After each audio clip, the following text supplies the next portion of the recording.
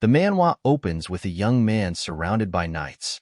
Reflecting on his father's words, he remembers, "Live for the clan." He understood that he should desire nothing and remain by his brother's side like a shadow. Exhausted from the battle, he kneels. A knight approaches, mocking him. What a priceless sight, a knight fighting off the continent's strongest commanders on his own. As expected of that man's brother. Very interesting indeed. The knight addresses the young man as Cyan glares at the figure before him, Boris, and silently curses him. Boris smiles at Cyan's failure. Cyan grips his dagger and demands, "Who made you do this? Was it the Emperor?" Boris, sensing Cyan's terrifying power, remarks, "That sickening black fog, just like the rumors said. You are an assassin from Mist. Mist is an organization that is like fog to our Knights of Light. I will report to the higher-ups that I got rid of an impure being affiliated with the heathens." Cyan challenges him, "Sure, go ahead. If you even have a mouth left to do that after this, I guarantee you won't even have a tooth remaining after I'm done with you." Boris warns, "If you intend to use your secret power, you better give up now. There is a 9th-star magic barrier cast here." He thinks to himself, "I need to get out of here somehow and reveal the culprit behind this with my brother." Cyan declares, "A barrier? I'll just tear it to bits." Suddenly, another voice speaks up, "That's enough, Cyan." A man clad in golden armor appears, surprising Cyan, who is lost in thought, recalling his father's words. "Live for the clan," his father always said. "Your brother, Ascal, is by extension the clan." Ascal vert's success is Cyan vert's success. Seeing his older brother's arrival, Cyan realizes that the culprit behind this was Ascal. As Ascal approaches Cyan's position, Cyan truly gives up. Ascal remarks, "You seem confused that I'm here." They exchange a look in the dire situation. Cyan questions, "What is the meaning of this?" His brother responds, "Cyan, you've carried out your duties well for the clan, for the people, and for me." Hearing that, Cyan truly doesn't want to believe it. Ascal continues, "Therefore, I'm just trying to take the burden off your shoulders." Cyan, puzzled, asks, "Did I do something wrong?" Ascal interrogates back, "Wrong? That ominous fog. You're nothing more than a murderer. I can't even call you human anymore." Hearing such offensive words from his own brother, Cyan remained silent and somber. Ascal yelled, "You fooled us long enough. Can you really say that you don't know your sins?" At that moment, Cyan inwardly questioned himself. "Murderer? My sins?" Now infuriated, Cyan exclaimed, "What the hell are you talking about? The succession fight within the Empire, the Demon King's army's raid, the war to unify the continent. I helped you achieve all that because serving you was my life." Cyan slammed his fist into the ground in anger. "But now you're abandoning me?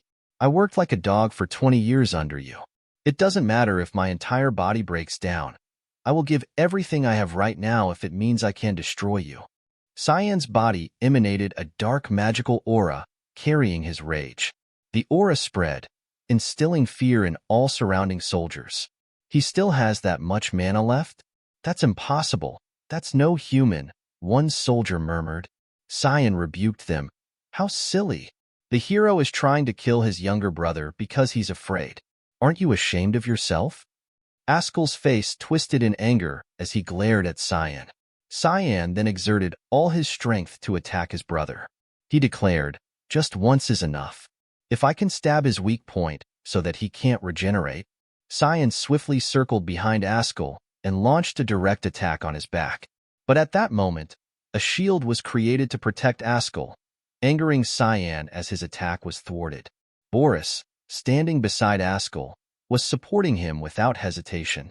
Ascal immediately pierced Cyan with his holy sword and said, "You poor bastard. I wanted to do you the favor of giving you a painless death since you are my brother, but you have shown your true colors. I knew what you were from the start, a demon. It's a good thing I never trusted you to begin with." Shocked by his brother's words, Ascal showed no mercy as he kicked Cyan off his sword and turned away, leaving Cyan to wait for death. Cyan lay on the cold ground, blood flowing from him. In that moment, he cursed, "Damn it! Is this my end?" What a foolish life I've led. Cyan's eyes gradually closed, but something compelled him. His body seemed to act on its own, charging straight towards Ascal with fury. With blank white eyes, he screamed for Ascal's death. Before the dagger could come close to touching Ascal, the holy sword struck him away. A surge of energy from the holy sword enveloped Cyan's body. But something strange happened. A figure was trying to call him, "Young Master." "Young Master Cyan." Cyan suddenly woke up, his body drenched in sweat. Before him stood a maid, a girl with an annoyed face, saying, "How long do you intend to sleep? Get it together. You need to get ready." Cyan stared at the maid calling herself Emily and asked, "Why are you here?" Something felt off to him. "It has been almost 20 years since I last saw her. She looks the same as the last time I saw her." The maid now looked at Cyan as if he were crazy. "What are you talking about? Are you still dreaming?" Cyan looked around and remarked, "This place. I remember it. It's the room I used to live in when I was younger. The furniture arrangement is the same too." He covered his face, realizing, "Wait, am I back to being a child?" Interrupting his thoughts, Emily called, "Young Master Cyan, you're stalling for time because you don't want to go for training, huh? Make up your mind and get going." Cyan didn't understand what Emily said and asked, "Training? What training?" After a while, he began to understand the issue. "Vert Clan Day. I'm certain I'm back in the duchy, in the past. Is this just like the thing where your life flashes before your eyes before death? I remember, 27 years ago, Foundation Year 985, March 1st. It was a year before I entered the academy. Every year, the duchy holds a duel training session. My father, Duke Vert, attends the event, making it a very big deal. My opponent is Cranford. He is the same age as me, my half-brother. His mother, Margaret Erzith, is the Duke's wife. Thanks to that, Krantz received a lot more attention despite the fact that we were both the youngest. I was a bastard son, and after being mocked in this fight, I became a laughing stock to everyone. This duel was the reason my father stopped paying any attention to me too." Cyan whispered to himself, "It's fine. I just need to win." The maid then whispered to him, "Why don't you just surrender instead?" Cyan sighed, "Ha, even a maid is looking down on me." He drew his sword and felt its weight. "It's just a rapier, but it's so heavy. My strength is the same as when I was this age. This sensation? It's definitely not a dream, nor is my life flashing before my eyes. I've never even heard of a magic spell that is capable of creating such strong illusions. Am I really back in the past?" Cyan wondered, standing opposite his half-brother. Krantz sneered, "You didn't run off, huh?" "Indifferent," Cyan pondered. "Then maybe I can change the future." The master of the house, also Cyan's father, signaled for the duel to commence. Krantz rushed forward, mocking, "Where are you looking, you idiot?" With a smug smile, he swung his sword towards Cyan.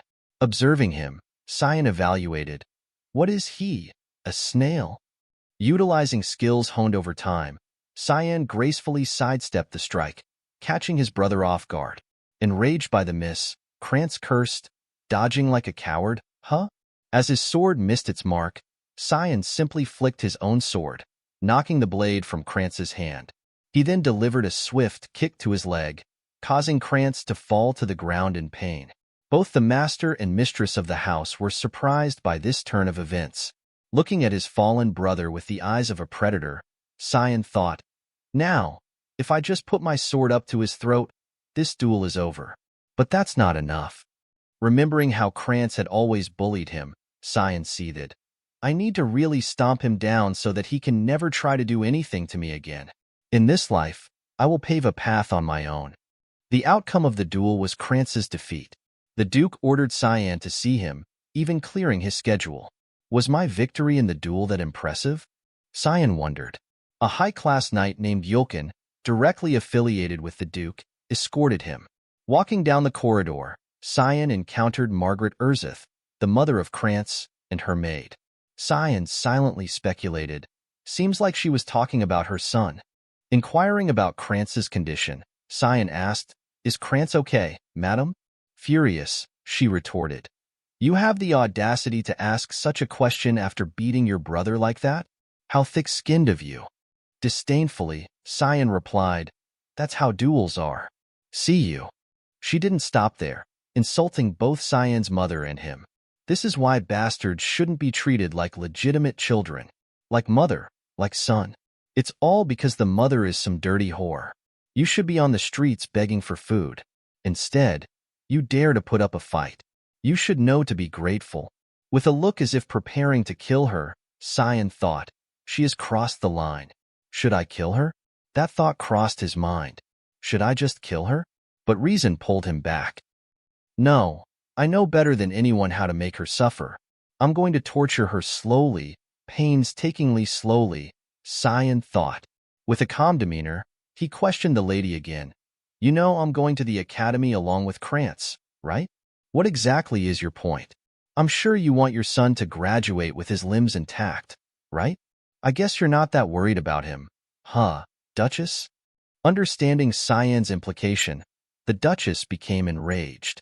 You vulgar piece of shit, how dare you?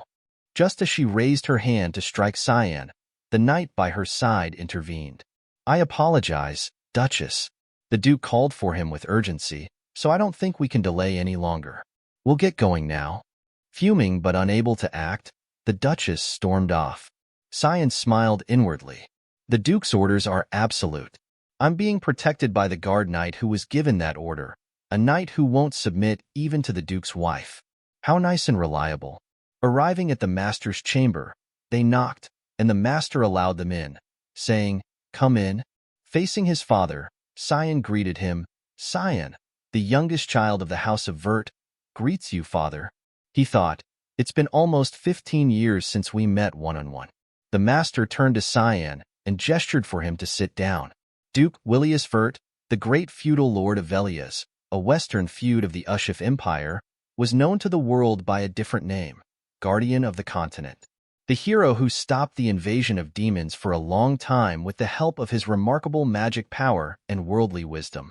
This man shouldered a responsibility no one compelled on him until his very death in battle against the invasion of the Demon King's army.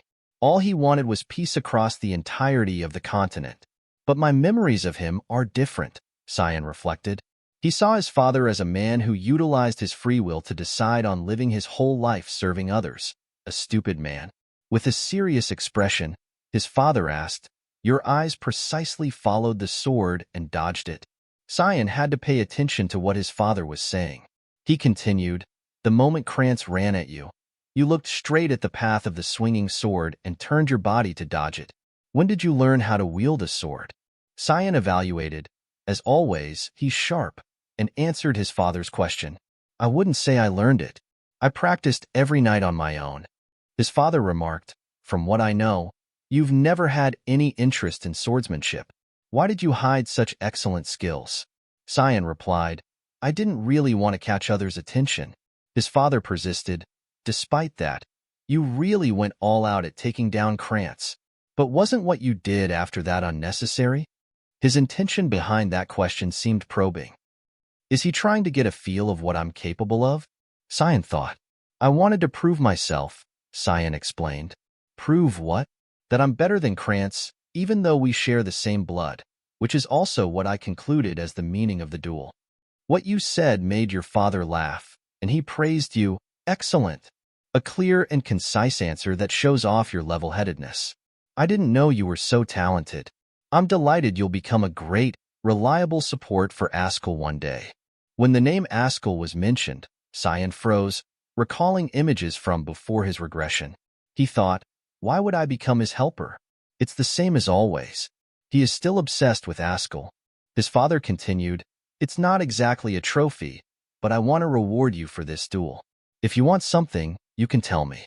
Cyan thought, Then I'll destroy everything that Ascal will try to do. He smirked with implied meaning and replied, What I want. Immediately after that, the scene shifted to Cyan's maid, who was frantically confirming, You said you want to enter the battlefront? Yeah, that's right. Nothing certain yet, though, Cyan responded. This is driving me crazy. Are you out of your mind? Do you have any idea what kind of place that is? she exclaimed. At this point, she imagined a scene of a horde of monstrous beasts and said, "It's swarming with wicked and terrifying demonic beasts all over the place." Velias, the western feud of the Ushif Empire, is the only place in the entire continent called a battlefront. Even in that, the Lemia Valley, which can be called the front line, is a ferocious battlefield where battles with demons have been going on for hundreds of years. Because of that, my father, who stubbornly opposed it from the start, gave me a condition: to become worthy of going to Lemia Valley within 1 month. I don't know on what basis he will decide my worth yet. I just have to raise my physical strength as much as possible in the time I've been given. I'm still weaker than my peers. At least I'm lucky enough to have the same combat sense as I had before regressing, and the little amount of magic I sense from within me. If I train this body to its full capability, I can definitely make good use of it. Cyan resolved, "Great, I'm going to start training right from today." Suddenly, at this moment, the door to the room burst open, and a voice called out, "Cyan." A woman with an angry face appeared, staring straight at him. Cyan recognized her as Alice. She rushed forward, grabbing Cyan by the collar and shaking him, scolding, "Are you crazy? I heard you asked Father to send you to the battlefront." He tried to calm her down, stuttering, "Hey Alice, let me go first. It looks like defeating Krantz got to your head." "This won't do," Alice demanded. "Come with me to the rooftop now." On the castle wall, Cyan faced Alice. "Now we start when we draw our swords," she said seriously. "I'll let you go to the battlefront if you can endure my attacks for 3 minutes, Alice stated firmly. Cyan asked in return, "Do you really have to go this far, Alice?"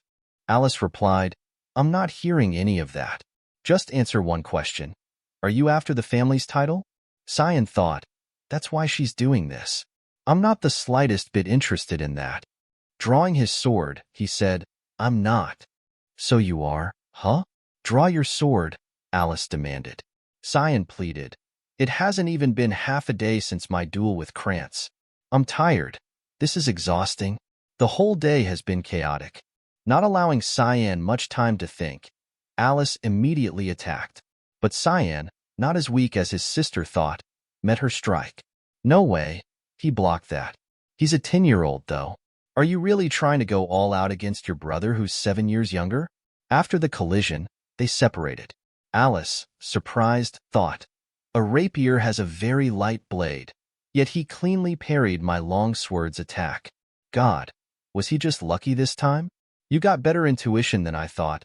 "Huh, my dear Cyan." Cyan said, "I'm screwed." Alice resumed her rapid and aggressive attacks against Cyan. As one of Alice's strikes came down from above, Cyan tried to defend himself. At that moment, he executed a technique to twist his sword, redirecting the attack towards Alice. Alice was very surprised, but it didn't stop her. Quickly, she knocked aside Cyan's sword and stepped back. Cyan also stepped back, thinking, "That could have been really bad. Had I not twisted my sword midway through, I would have killed her." Miss Swordsmanship skill, Thick Fog, mostly consists of skills meant to kill immediately. It's hard to fight without killing because my strength is lacking. How much is remaining of the 3 minutes? I'm compensating for my weak strength by imbuing the sword with my mana, but I'm almost at my limit. In anger, Alice began to chant a spell to enhance her sword's power. "Earth, wind, come to me and act as my sword." Cyan was surprised and afraid. 6-star magic?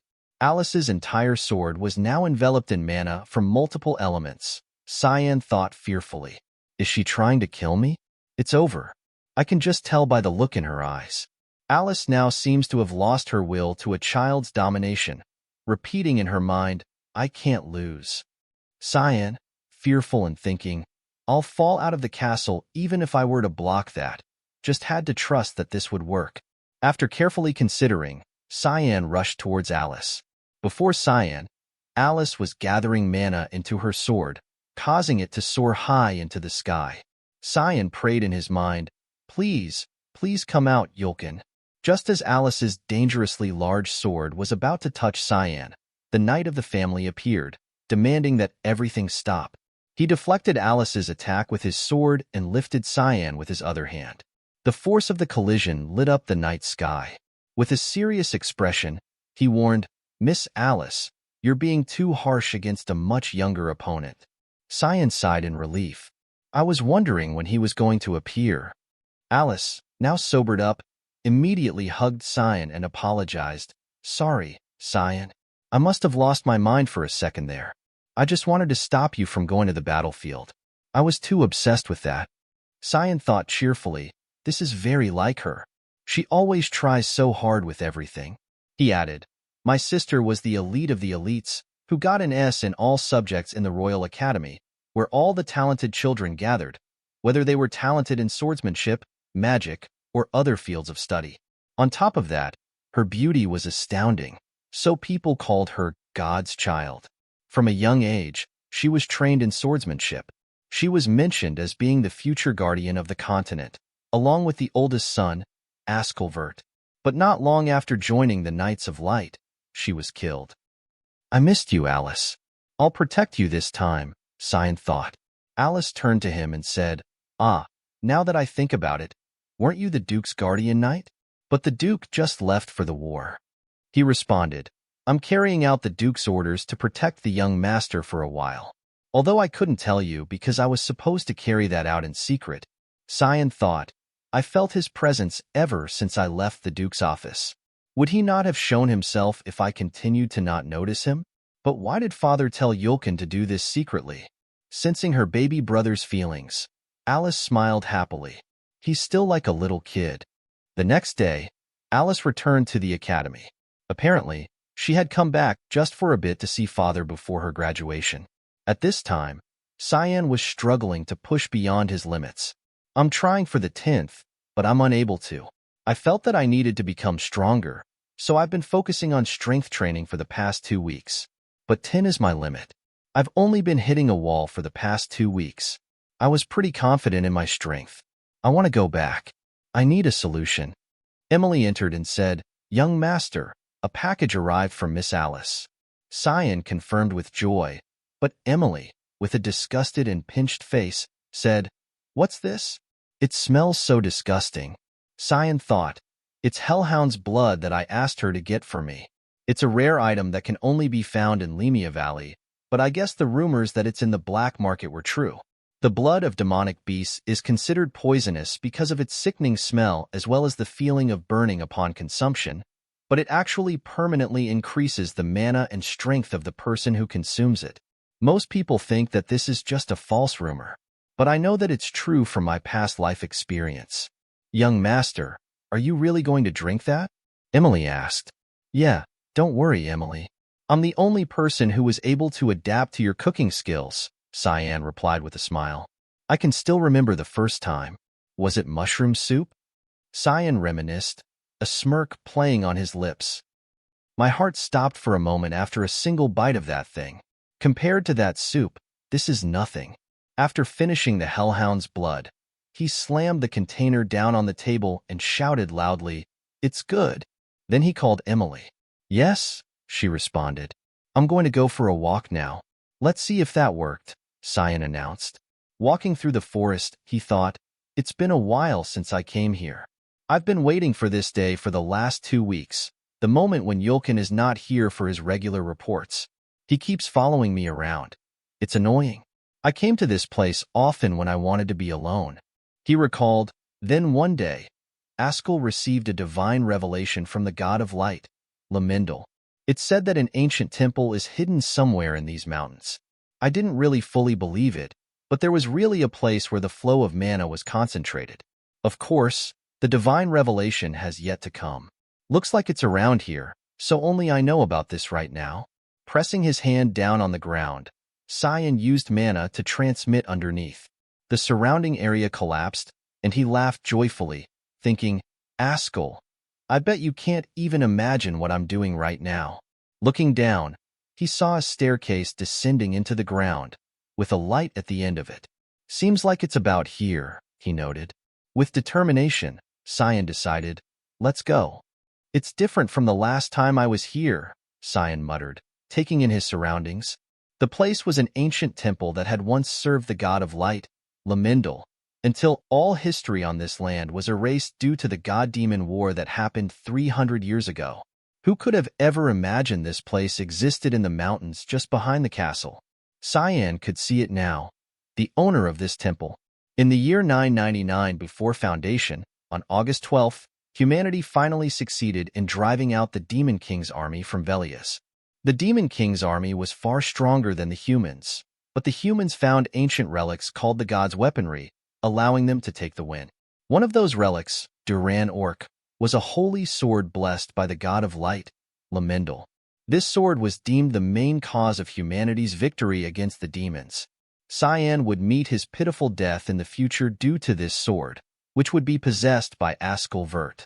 Perhaps Duran Orc had something to do with his regression. Reaching out, Cyan touched the holy sword, feeling nothing. As expected, nothing's happening. That ruined my mood. Holy sword, my ass. Let's just take care of business and then leave. Walking past the light, he noticed a shadow that felt rather otherworldly. Found it. At first glance, one might think it was the sword's shadow, but that was impossible. Where there was light, there must be darkness too. It was a pathway that led to another room hidden by the altar of light. From the darkness, a staircase appeared, leading down to a mysterious wooden door. Cyan began to open the door and stepped inside. In front of him was a bloody red sword. "It's nice to see you, my sword." Demonic sword Kiram. Holding it, his face showed joy as the magical power emanating from it caused the surroundings to change. "Good morning, Kiram. Are you still not awake yet?" A gruesome voice emerged from the sword. "Kikiki. Child, don't you have any fear? Don't you know what it means to have awoken me?" Cyan, with a blank face, responded, "I don't know. It means that this sword is now mine." The darkness grew larger and said, waking up a sleeping demonic sword, "It's too late to regret it now, child. Your body is now mine." The darkness swooped towards Cyan, but as it got closer, he only needed one hand to grab it. The darkness transformed into a woman. Cyan said with a crazed smile and eyes, "You weren't this rash before." The woman, now trying to escape, asked, "What are you? How can you touch me?" "I told you this sword is mine," Cyan replied.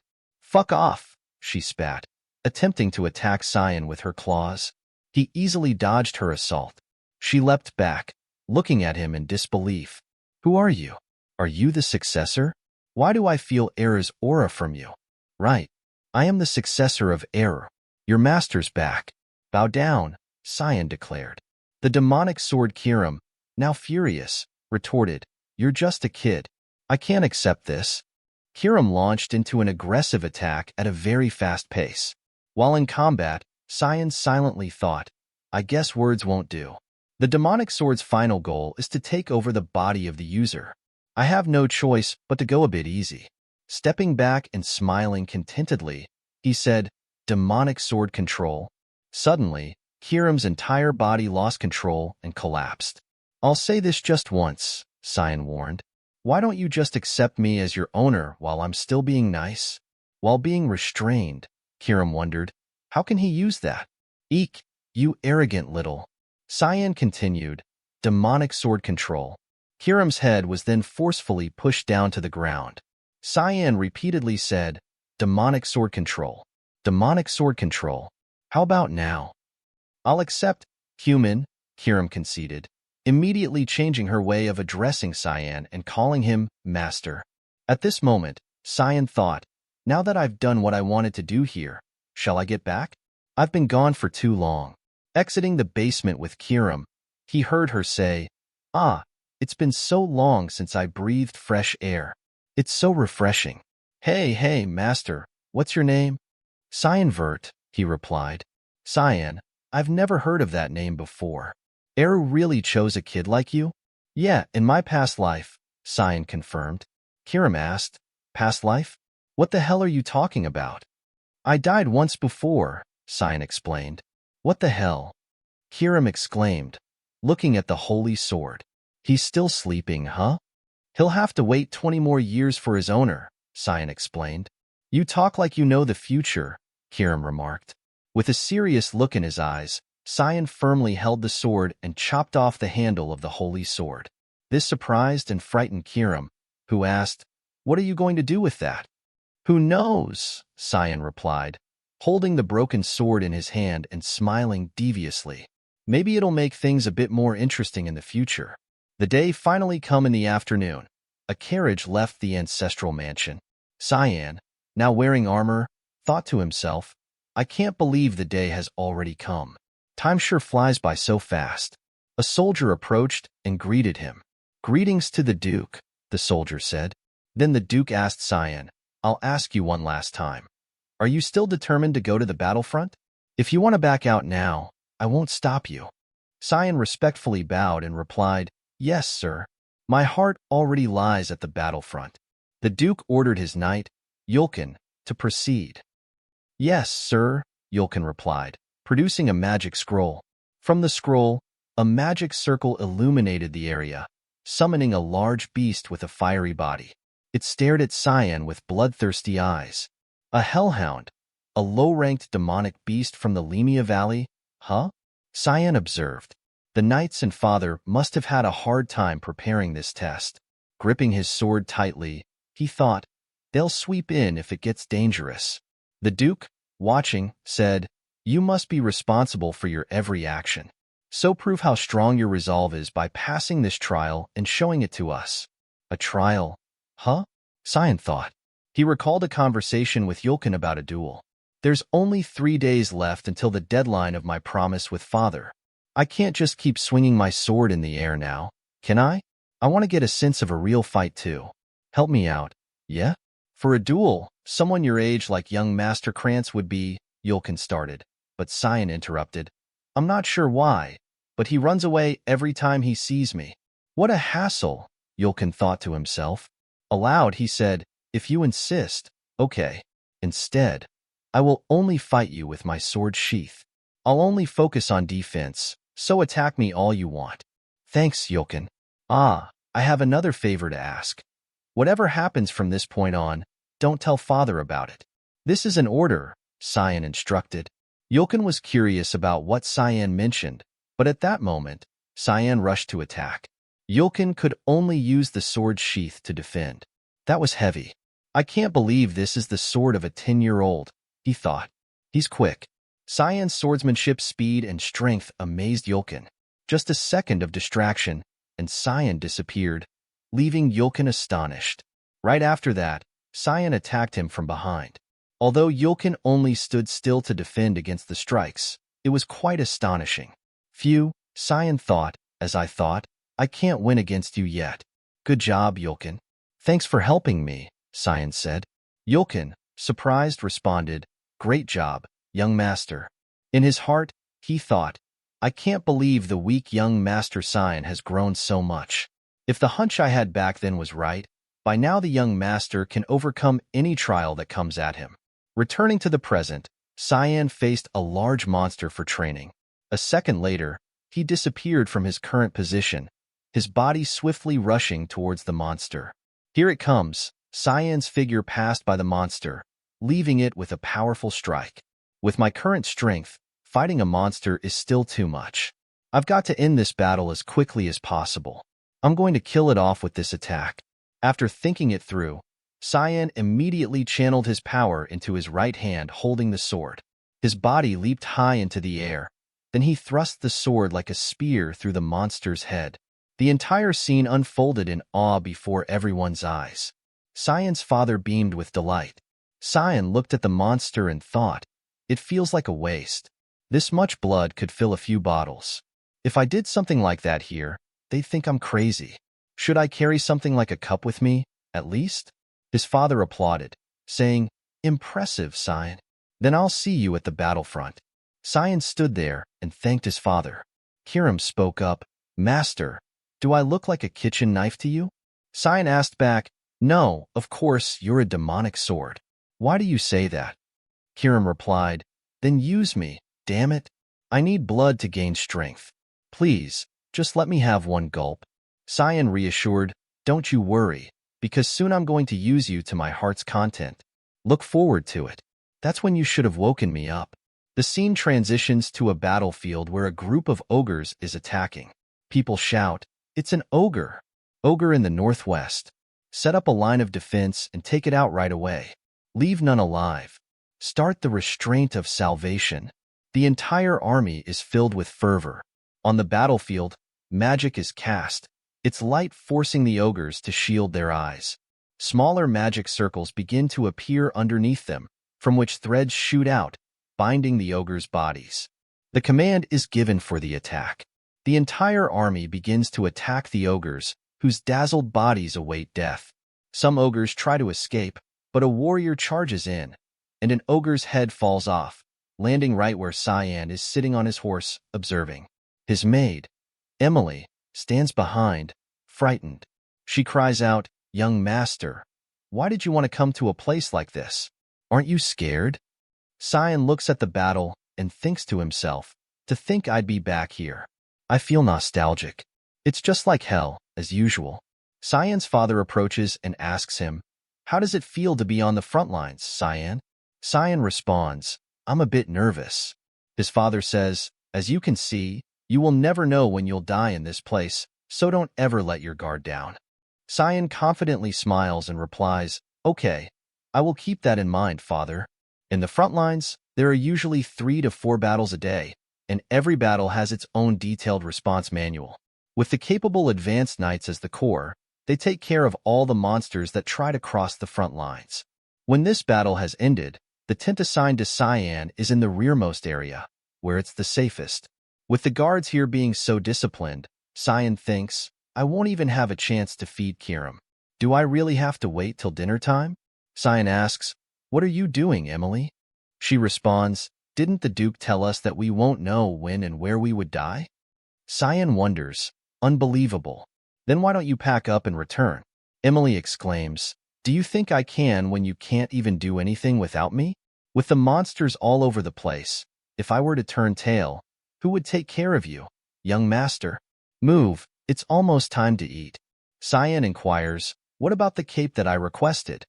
but receives no response. He angrily thinks, "Should I just chase her away?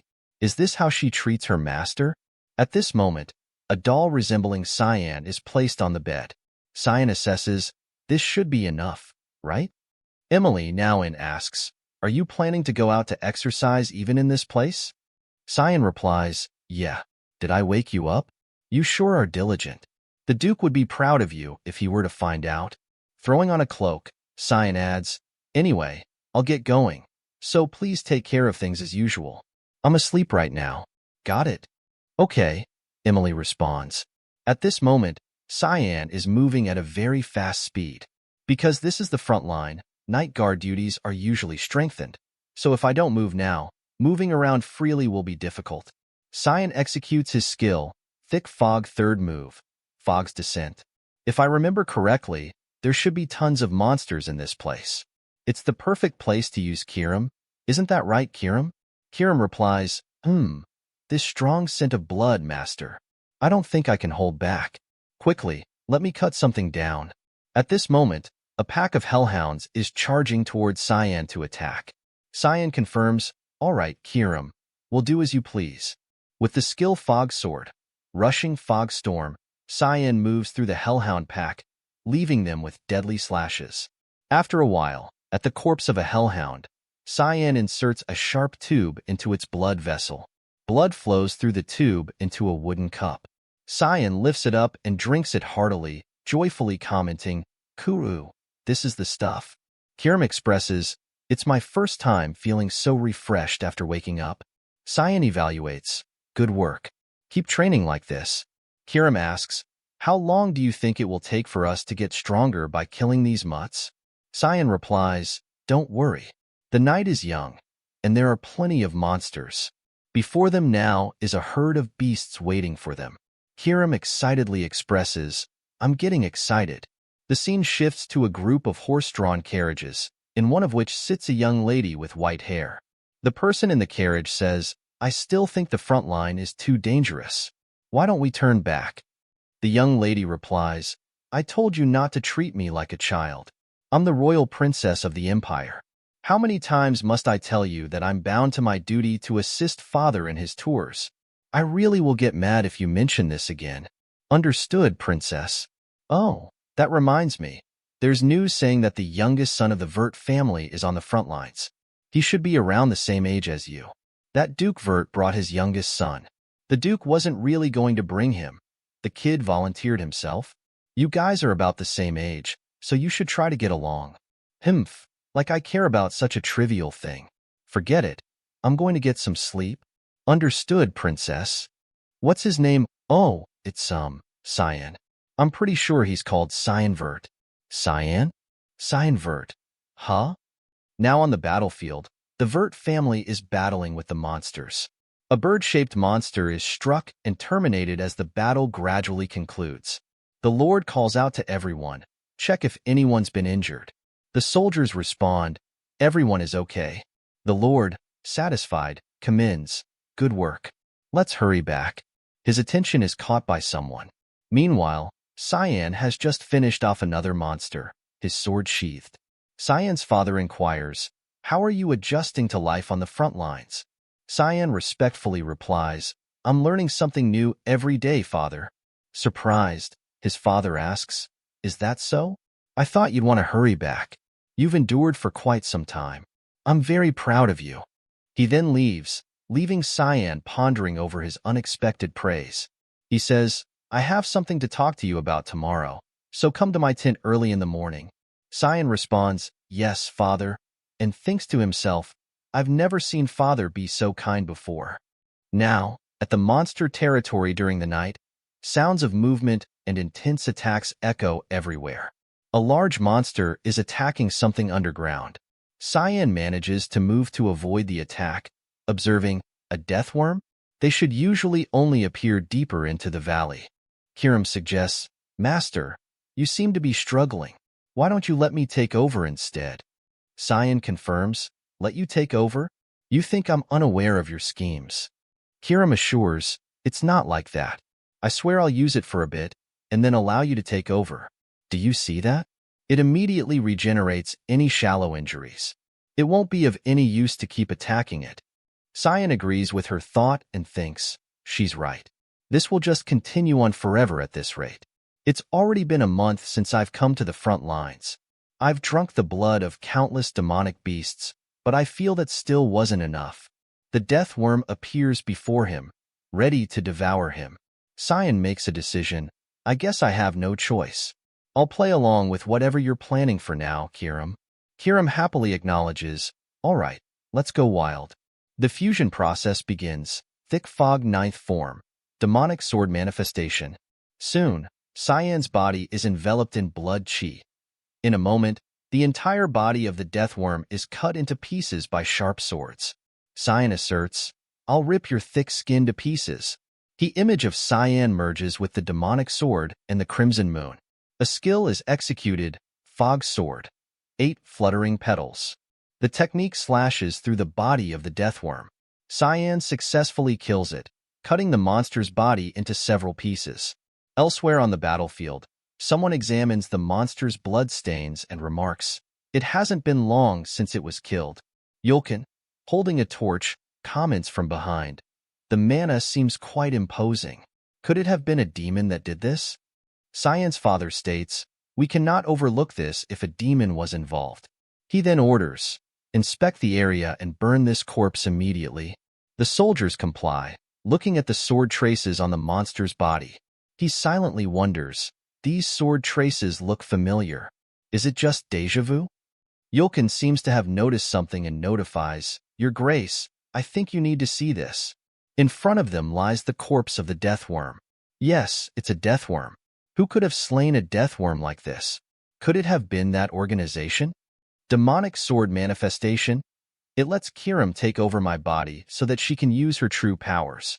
But she can completely take over me if I let my guard down. Now, at Cyan's location, he lies on the bed exhausted. Which is why me using her to take down just one monster is actually insane. Cyan groans, my entire body is sore. It's a good thing I drank all that demonic beast blood. Had it been a month ago, my body would have broken down. Kiram evaluates the situation. I get it now. It's just your outer appearance that's of a kid. You don't act or talk like one. The level at which you handle me is too proficient for a first-timer. You know the entire geography of the Lemia Valley too. Your sword techniques are that of mists, and it's as if you've trained it for 30 years at least. Plus, you said you've already died once. No, I'm certain now. You're a regressor, right? Cyan replies with a nonchalant, foolish expression. Doesn't it imply that if I say that I already died before? I thought I made it obvious enough. Kiram feels heavy with silence. She angrily retorts, how is it obvious when you haven't explained anything? Cyan casually replies, I'm too lazy for that. Kiram continues, anyway, killing someone like you must have been hard. If I were to guess, you were killed by the owner of Duran Dark. There are two possibilities. You were either killed in a duel or betrayed, and I feel it was definitely the latter. Cyan inquired, why do you think that? Kiram responded, you look at the holy sword like you stepped in shit. I'd be an idiot if I couldn't tell from that. So your goal must be revenge. Either way, just keep this in mind. If I catch you faltering or losing, I'm going to swallow you up. Cyan immediately punched Kiram, sending her flying with a disdainful expression. He said, know your place. I'm not an idiot. Kiram spun in silence. Cyan smiled, thinking to himself, she hasn't changed at all. She's the same as she was in my previous life.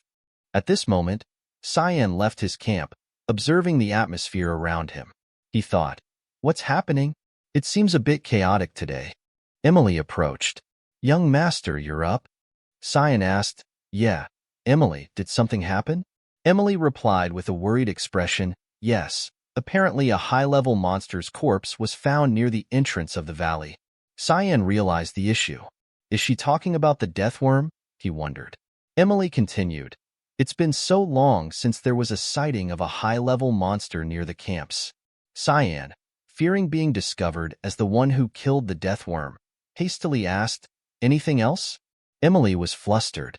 Cyan tried to inquire further. Was there any talk of anything else, like sightings of a suspicious person or something about me? The conversation was interrupted by the appearance of Yulkin.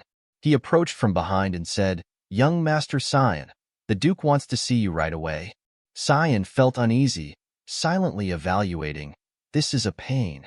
I couldn't take care of the corpses of the monsters because the soldiers suddenly appeared out of nowhere. My plan was to enjoy a quiet life before entering the academy. Shit. Now at his father's camp, Cyan bowed respectfully to him. I, the youngest son of the Verts, greet my father. He secretly thought, father would notice that it was me. Cyan's father responded with a serious tone and requested him to sit down. Cyan thought, if he asks me about yesterday's incident, what kind of excuse can I even make? At this point, Cyan's father asks, I'll be direct. What were you doing last night? Cyan responds anxiously, I went to bed early as I was tired. Upon receiving the answer, Cyan's father thinks, went to bed early, but those sword traces reminded me of Cyan's sword techniques. Was I overthinking it? Cyan pretends not to know and asks, why do you ask? His father doesn't respond, thinking, it's hard to believe that a child this young could have slain a deathworm. Cyan notices he's not answering and asks further, Father, is something bothering you? His father says, I'm sure you've heard about what happened near the camps last night. We'll have to look into it more, but it seems like the doing of a secret assassin organization, missed. Cyan feigns ignorance about it. His father continues, it's an organization that has existed since ancient times. We do not know their goals, but they have assassinated countless nobles under the excuse of purification. They're infamous for leaving behind a black fog wherever they are. But one day, they disappeared. They were last seen 300 years ago, but the corpse of the deathworm from last night was shrouded in black fog. Black fog is the trace left behind by Eru, the god of darkness, the very god worshipped by the mist and the source of their power. If my assumptions are correct, it was mist that slayed the deathworm and the other demonic beasts. Cyan then internally marvels, that's amazing. He was able to precisely pinpoint who the culprit was despite the organization having been last seen 3 centuries ago. His father advises, We can't guess the reason for their sudden appearance, but you should be careful nonetheless. I'll notify the Empire about this and investigate further. Cyan obediently responds, yes, father. Cyan also lightly thinks, I guess this means he's going to believe me. His father thinks, it makes no sense for Cyan to be involved with such an organization when he's this young. Then he says, that's enough for this conversation. Were you told who's visiting today? Cyan replies, I did hear that His Majesty will be visiting, but was that supposed to be today? His father smiles and says, yes, I wanted to ask you for a favor regarding that. Cyan curiously and anxiously asks again, but at this moment, a soldier's voice interrupts, announcing, here comes His Majesty the Emperor. Cyan's father is now outside, kneeling down, saying, I, the Lord of Velias, greet the Honorable Emperor. His Majesty the King appears on horseback, calling him Villiers. At this moment, the king dismounts and approaches Villiers, helping him up and saying, we're old friends. Don't be so polite. Though he has the king's permission, Villiers still feels some apprehension. Your Majesty, he says. The king's gaze now turns towards Cyan's position. Oh, is it that child? Cyan bows and replies, I greet the Honorable Emperor, His Majesty. I'm Cyan Vert, the youngest of the Verts.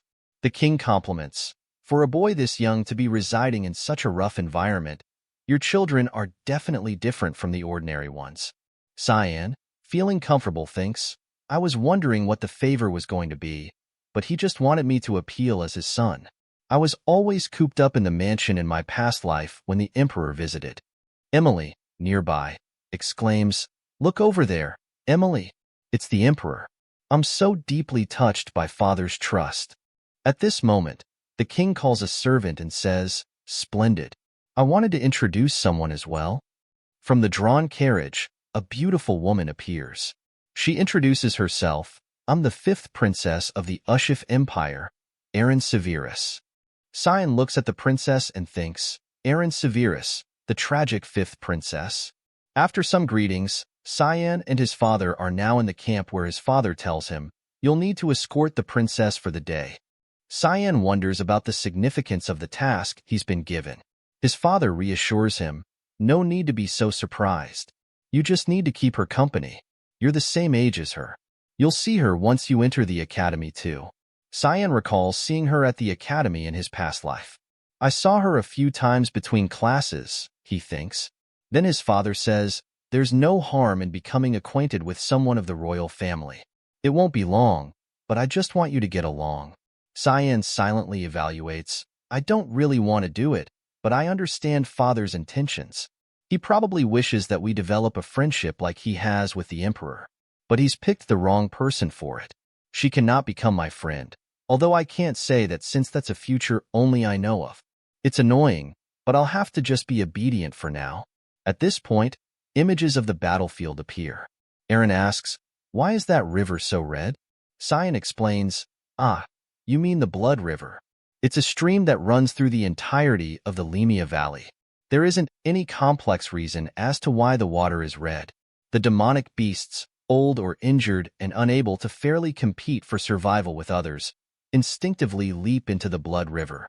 Their corpses and bodily fluids dissolve into the river, turning it red from mana-induced decomposition. Erin, alarmed, asks, so that's all demonic beasts' bodily fluids and corpses? Cyan replies, yes, they also drink and wash in it.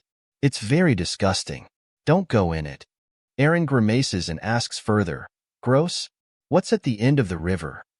Cyan responds, the demon realm. Erin questions, the demon realm? Where the demons live? Cyan, with a mischievous smile, answers, yes. If you keep following this river, you'll even meet the Demon King. He silently thinks that no sane person would do that, finding it amusing to tease her. At this moment, the sky signals with a flare. Erin curiously asks, what's that light? Cyan explains, that's the 3rd sentry post in the west. A yellow light signifies incoming demonic beasts. Erin, somewhat fearful, questions, there are demonic beasts here? Cyan's father orders, protect His Majesty. Guardian Knight Division troops will come with me to the 3rd sentry post in the west. The king, with a cheerful face, says, "Don't be like that, Villiers. Your Majesty, you think I'm here to go on a hike? I've been starting to get really bored anyway." Though hesitant, Villiers reluctantly complies. "All right, Your Majesty." The king proclaims, "We will join in the demonic beast raid. Focus on killing the demonic beasts until the raid is over." All the soldiers respond in unison, "Yes, Your Majesty." Cyan's father turns to him and says, "You join too, Cyan." Cyan quickly responds, "Yes, father." The princess incredulously asks, "You can fight the demonic beasts?" Cyan answers, "Yes, although I'm still just supporting from the back. You should get to the shelter." Aaron hastily demands, "Take me with you." Upon receiving the request, Cyan wonders, what the hell is this kid saying? The attendant beside her tries to stop her, but Aaron insists, "You said you're the same age as me, then I can come too." Cyan warns, "People die here. It's not a playground." Aaron persists, "I don't care. I'm going, and no one can stop me." Cyan, frustrated with Aaron's stubbornness, angrily calls his knight, Yulkin. Yulkin, with a terrifying demeanor, says from behind, "Yes, young master. I, Yulkin, will substitute the royal knights and escort Her Highness to safety in the camps." "Let's go, Your Highness." Aaron, somewhat scared but still defiant, exclaims, "Impudent! How dare you treat me, a princess, in such a manner?" Cyan, with a menacing look, leans close to Aaron's face and says, "Dozens of knights might die because of your stubbornness. A split-second decision can decide your fate of either dying or surviving in a war. Can you take responsibility for all those lives?" Hearing this, Aaron felt so scared that she almost burst into tears. Cyan walked away, leaving her behind with the knights and saying, "Go back if you're going to cry like a child, Your Highness." At this moment, Aaron could only stand and watch Cyan leave in silence. At the center of the battlefield, a monster resembling a giant snail was devouring the small soldiers. The soldiers teed each other on, "Do not fall back. Halt." Villiers appeared, brandishing his sword and shouting, "Get back into formation. Protect His Majesty and slay all the monsters. Do not spare even a single one of them." Upon hearing his command, all the soldiers charged into battle with unwavering determination. Dion Severus, the emperor of the Ushif Empire, had 2 wives. Diana Quazel was his first wife, but she is now dead. Cassandra Nepellus is his second wife and is considered the prominent judiciary of the empire. The former Empress Diana gave birth to the first and second princesses, while the current Empress Cassandra gave birth to the 3rd prince and 4th prince. However, Aaron Severus, the 5th princess, was a bastardized daughter born to a peasant mistress. People treated her as something like a scarecrow of a princess for her mixed blood, but she did not care about how others perceived her. She fulfilled her duty as a part of the royal family and devoted herself to her studies more than anyone. However, she was framed for treason by those who resented her, and she was kicked out of the royal family and the empire. Rumors spread that she died alone from a disease on an island, leading people to call her the tragic princess. She could have lived a happy life had she not been greedy. It would have been better for her to live without any ambition. After recounting the story, Kiram asked, "Isn't that what your father always told you in your past life?" Cyan, who was currently in a state of battle with monsters, replied, "It's different. That's what royal politics are like." At this moment, a giant snail was attacked by powerful lightning strikes, its body thoroughly cooked. Other giant snails suffered a similar fate. Cyan stood nearby, observing and evaluating. The Emperor Shur is skilled with his holy lightning skill. The king is slaughtering all the giant snails within his reach. Cyan stated, "Emperor Dion is known publicly for being an 8th star in magic rank. Had he not become an emperor, he probably would have been the Mage Association's head. I'm sure an intermediate rank demonic beast is no problem for him. I guess you could say that being an emperor is his hobby." After a period of fighting within the camp, the king and Cyan's father were sitting, enjoying wine. The king said, "It's been a while since I shared a drink with you, Villiers. Although I do feel quite lonesome that it's only me drinking." Villiers replied, I'm sorry. I do not allow myself to drink on the front lines.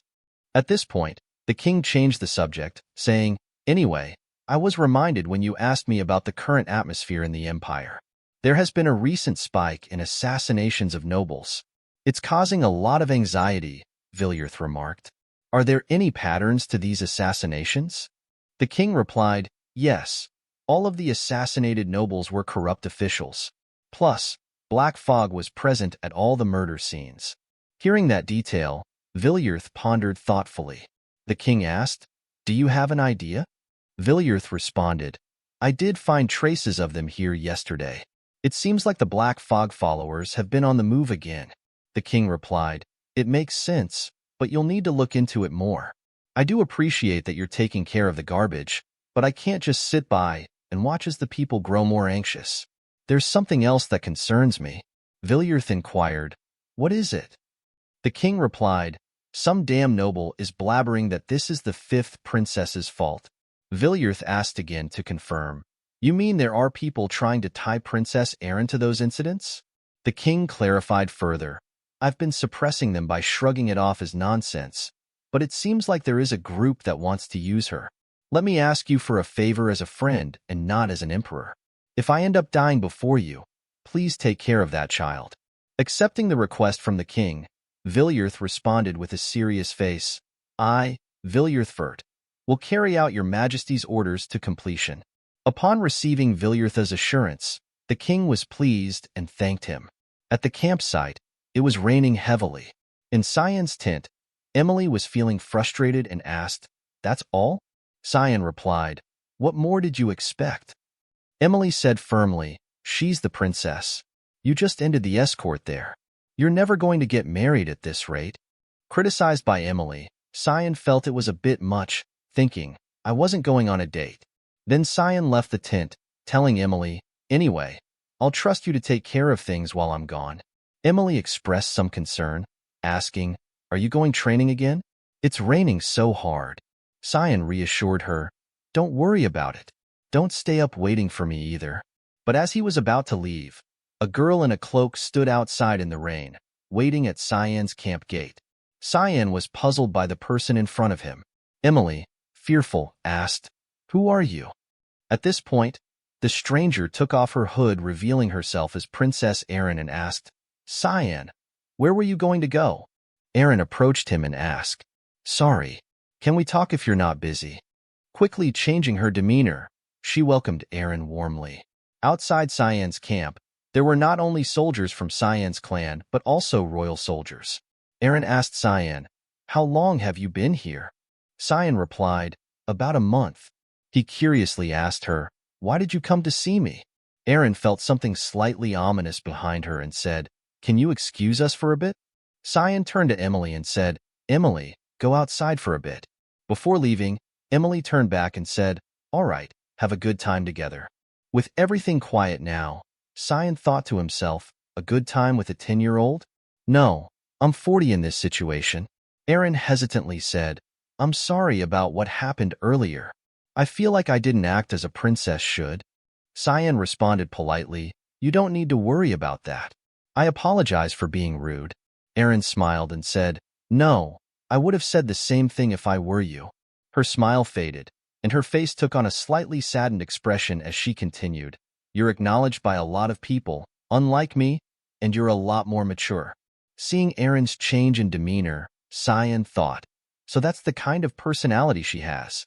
Erin then expressed her desire, Right, you're entering the academy too, right?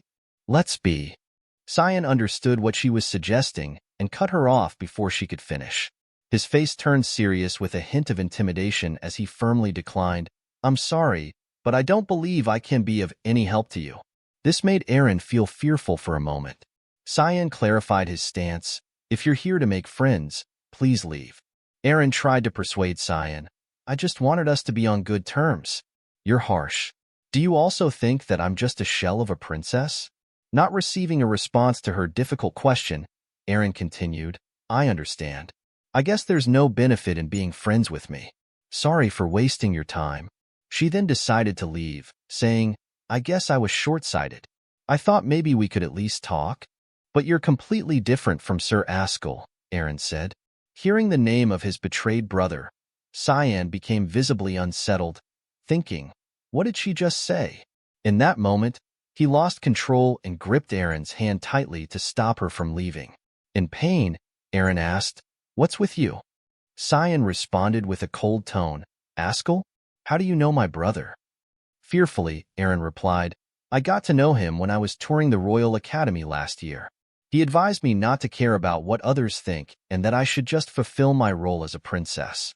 Hearing this, Cyan understood the issue at hand. He thought to himself, advised her, I know that demonic bastard's personality better than anyone. It all began as soon as she met him. The plan to bring down Princess Aaron. Cyan was furious, but still worriedly warned Aaron, let me warn you. But his words were cut short as their camp was suddenly shaken. Emily rushed in from outside, saying, young master, you have to run. At that moment, a giant log came crashing down onto Cyan's camp from above, so fast that no one could perceive its approach. The entire camp was smashed. Emily, luckily outside the attack range, escaped death. What appeared before them now was a huge monster holding a tree branch. People began to shout to each other, damn it, that's the young master's tent. Hurry, check if the young master is okay. Emily sat crouched on the ground, engulfed in fear, calling for her master. By now, the shock had reached Villiers' camp. The king and Villiers were worried, unsure of what was happening. A soldier entered to report. The king's face darkened as he asked, what did you just say? The soldier reported in detail. Advanced-rank demonic beasts ambushed the rear camps of the border regions. I believe the princess was there when it happened. The king urgently ordered, everyone in the imperial army, to the rear camps immediately. We need to secure the safety of the princess. The soldier acknowledged the order and replied, yes, your majesty. The king pondered. She was in the rear camps? Whom was she going to see? The scene shifted to the area under attack by the monsters. 2 ogres appeared. Cyan, lucky after the attack, was now hiding and assessing the situation. Deathworms and ogres too? They should only reside in the deeper regions of the valley. For them to be here in the rear camps, something must have changed. Is it because of me? He wondered. Emily cried, young master, I thought you were really dead. I'll never leave your sight again. Returning to the time of the attack, when the camp was attacked from above, Cyan managed to hold Aaron and dodge to the side, avoiding the fatal blow. He silently evaluated, back in my day, I even killed the Demon King, as if I died as some mere troll. Aaron worriedly asked, do you think the knights in the camps are okay? Emily replied, don't worry, your highness. The knights are really strong. Aaron hugged her face and cried, this wouldn't have happened if I didn't come here. The knights that came with me are... The knights behind her reassured her, we're okay, your highness. It's given that we would protect you as the knights of the empire. The remaining knight also smiled confidently and said, he's right, your highness. We'll protect you with our lives. Suddenly, Cyan's expression turned serious as he warned the knights, move. The knights didn't understand his meaning and were unaware of the imminent danger approaching from behind. In the next moment, the troll's large hand grasped one knight's body, and with a single grip, the knight was killed. Cyan stepped forward to protect Aaron and instructed her to step back. Seeing Cyan's appearance, the troll seemed to recognize something. Cyan immediately realized, I knew it. It's me that it wants. Upon identifying its target, the troll threw the knight's body aside. Cyan urgently told everyone, I'll distract the troll, so get away with the princess. Emily agreed without hesitation, not worrying about Cyan. She carried Aaron and said, what are you doing, Mr. Knight? Let's go. Cyan thought angrily. She was really eager to leave, huh? The troll raised both hands to attack Cyan, who prepared to counter. In the next moment, his sword cut through the troll's arm. After the attack, Cyan wondered, why are the advanced-ranked demonic beasts all attracted to me? I feel like they're smelling something on me. Kiram chuckled maliciously and said, you drank the blood of countless demonic beasts to become strong. That's why you reek of them. It'd be weird if they didn't come for you. Cyan asked urgently, you knew about this? Why are you telling me now? Kiram smirked and replied, Did you forget? What I want is your body. Before she could react, Cyan squeezed her from Kiram's body, and Kiram's sword appeared. Kiram complained, What are you doing? Please treat me better. Cyan demanded, Shut up. I don't care how many monsters come at me. After saying that, he rushed towards the troll. The troll threw a punch at him, but he dodged and approached its head, cutting it off. The troll's heavy body fell to the ground. Cyan said, Now that no one's watching, let's go sip on some advanced rank demonic beast blood. In front of him was a crowd of large monsters. Kiram excitedly said, Oh, it's going to be a feast. But then he noticed something and said, Wait, is that a large dragon with a purple body? A large dragon with a purple body appeared. Cyan exclaimed, A devil dragon. Its roar echoed around them. Kiram confirmed, No, it's still a baby. I guess it also smelled you.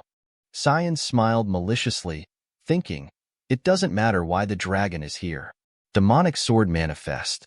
Cyan and Kiram's bodies merged. What matters is that I catch that thing. With a confident and intimidating face, he declared, You have to catch that dragon.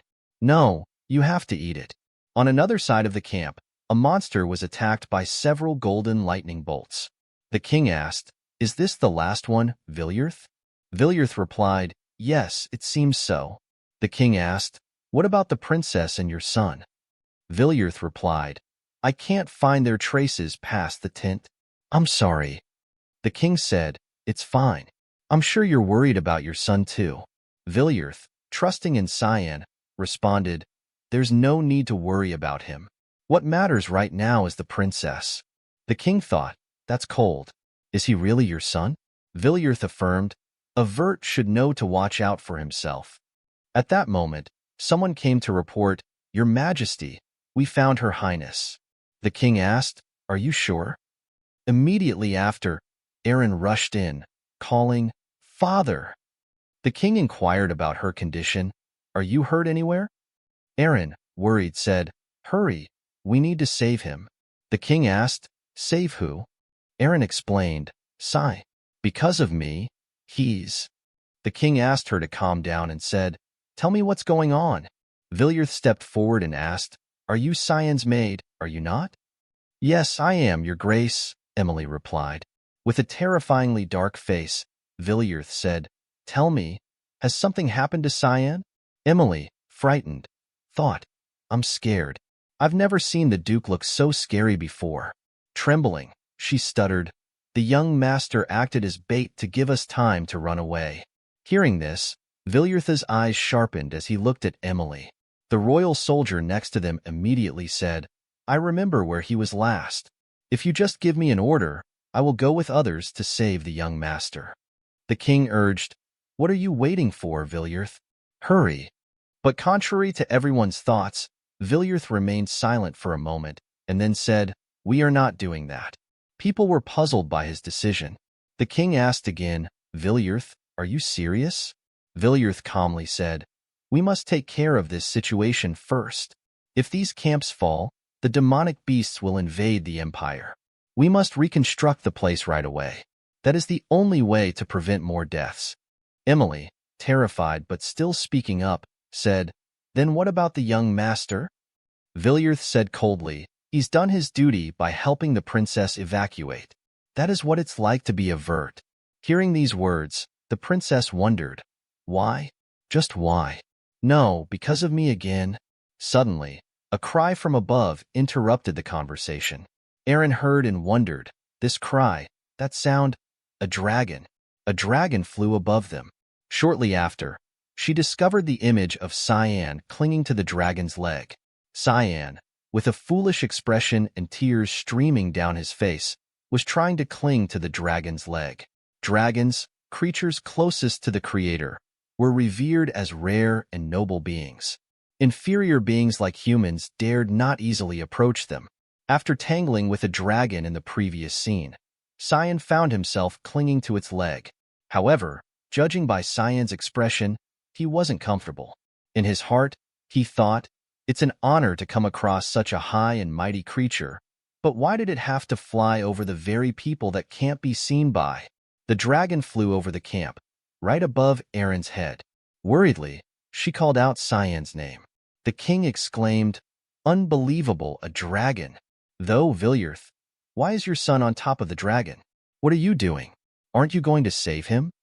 Villiers, with a worried expression, remained silent, contemplating what was happening to Cyan. Cyan, now atop the dragon, struggled to hold on and not fall off. He silently cursed, "Damn it all. I just wanted to drink its blood. I didn't expect this to happen." The scene shifted back shortly. With the appearance of the dragon, Cyan was excited and merged with Kiram to defeat it. "You have to catch that dragon." "No, you have to eat it," he declared. But facing Cyan were a horde of monsters attacking him. He expressed, "Screw off, you mongrels. I don't have any time to waste." Immediately, Cyan used his skill, Fog Sword rushing Fog Storm. Within seconds, his figure moved among hundreds of large monsters, cutting them into pieces. Then, he landed facing the dragon. Cyan remarked, "He's definitely not a fully grown dragon."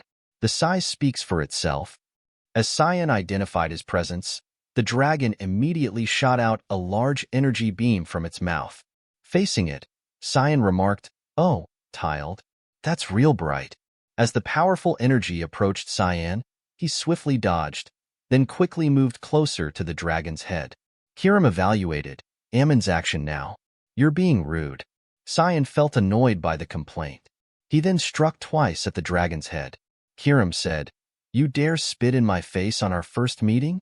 Well, you can take my sword to the face then." Cyan's strikes hit the dragon's face, leaving it wounded. The dragon roared in pain, creating a burst of air pressure that pushed Cyan far away. However, this only excited Cyan more as he saw his opponent worthy. He grinned excitedly. As the dragon's horn attacked, Cyan simply dodged aside. Then, he used his skill, Swordless Eighth Fluttering Petals. Cyan's body fluttered through the dragon's body, leaving it with many fatal strikes. The dragon fell from the sky to the ground, surrounded by swirling dust. Cyan, standing before the dragon, remarked, "Phew, I guess I can't take on a dragon just yet. My shoulders are sore. Well, time to wrap this up." The dragon stood up, its sharp eyes fixed on Cyan. Its body surged, creating a powerful gust of wind that made it difficult for Cyan to stand. Cyan prepared to attack, thinking, "I won't fall for the same trick twice." Suddenly, something surprised Cyan. The massive dragon now seemed to be fleeing, its tail tucked, running away. It seemed quite sensitive to being struck by Cyan. Cyan panicked. "That lizard. He's running away. I can't let you go. Stop right there." Without hesitation, Cyan soared into the sky, chasing after the dragon. And that's why we see the current scene. Cyan still tightly clutching the dragon's leg, thinking to himself, "I guess I used up all of my luck coming across this dragon." After that, Cyan made his decision. "Well then, how will I take care of this situation?" At this moment, Kiram appeared and asked, "What's wrong with you? Why aren't you doing anything?" Cyan responded irritably, "What do you mean? Can't you see all those people below us?" Kiram, angered, retorted, "So what if you unsheathed me? You've got to do something at least." Cyan replied, "You want me to use the demonic sword with all those people watching? I'll be burned at the stake immediately if they see that." Kiram complained, "Then what? Are you just going to stay on this dragon?" Cyan, feeling annoyed, replied, "I'm thinking right now." Meanwhile, on the ground, Villiers was concentrating on casting some kind of spell, with golden swords surrounding the magic circle. Cyan recognized the spell and thought, "That's advanced 8-star magic. He's going to use the secret sword of the heavens." Knowing that his son would get swept up into it too when the time came, Villiers cast the spell. Dozens of swords flew, attacking towards the dragon. Cyan cried out, "You're really living up to your title as the continent's guardian father." As the swords attacked, the dragon showed no fear, maneuvering and dodging all the swords flying towards it. Cyan expressed in joy, "Oh, that's right. Good dragon. Keep avoiding it like before." Finishing the sentence, a sword attacked from behind, the dragon's blind spot, aiming straight towards Cyan. This made Cyan worried, and he expressed, I don't think you'll dodge this one. Then the sword grazed the dragon's leg, causing Cyan to lose his grip and fall freely downwards. Damn it! I can't believe I missed the opportunity for such a special meal, Cyan lamented. Kirim angrily exclaimed, What are you doing? Fly. Are you going to kiss the ground? Cyan disagreed, saying, No, if I use a mist, still I'll be burned at the stake. Kirim shouted, Are you just going to let yourself die then? Cyan resigned to fate, saying, I don't know, till, to maybe I'll even stop thinking. Suddenly, Cyan had an idea. He joyfully exclaimed, Wait, I think there's a way. Kirim speculated, Master, you're not going to fall in there, are you? In that shit-infested water, Cyan replied with resignation, What other choice do I have? Then, Cyan fell down into the river below, known to be created from the blood of monsters. But that didn't matter because, after all, Cyan managed to save his life. In a distant place, someone sensed that something was happening. A devil dragon flying around here? What a rare sight, another demon behind him said. It's a young one. Seems like it got lost and got itself into trouble, the young demon boy responded.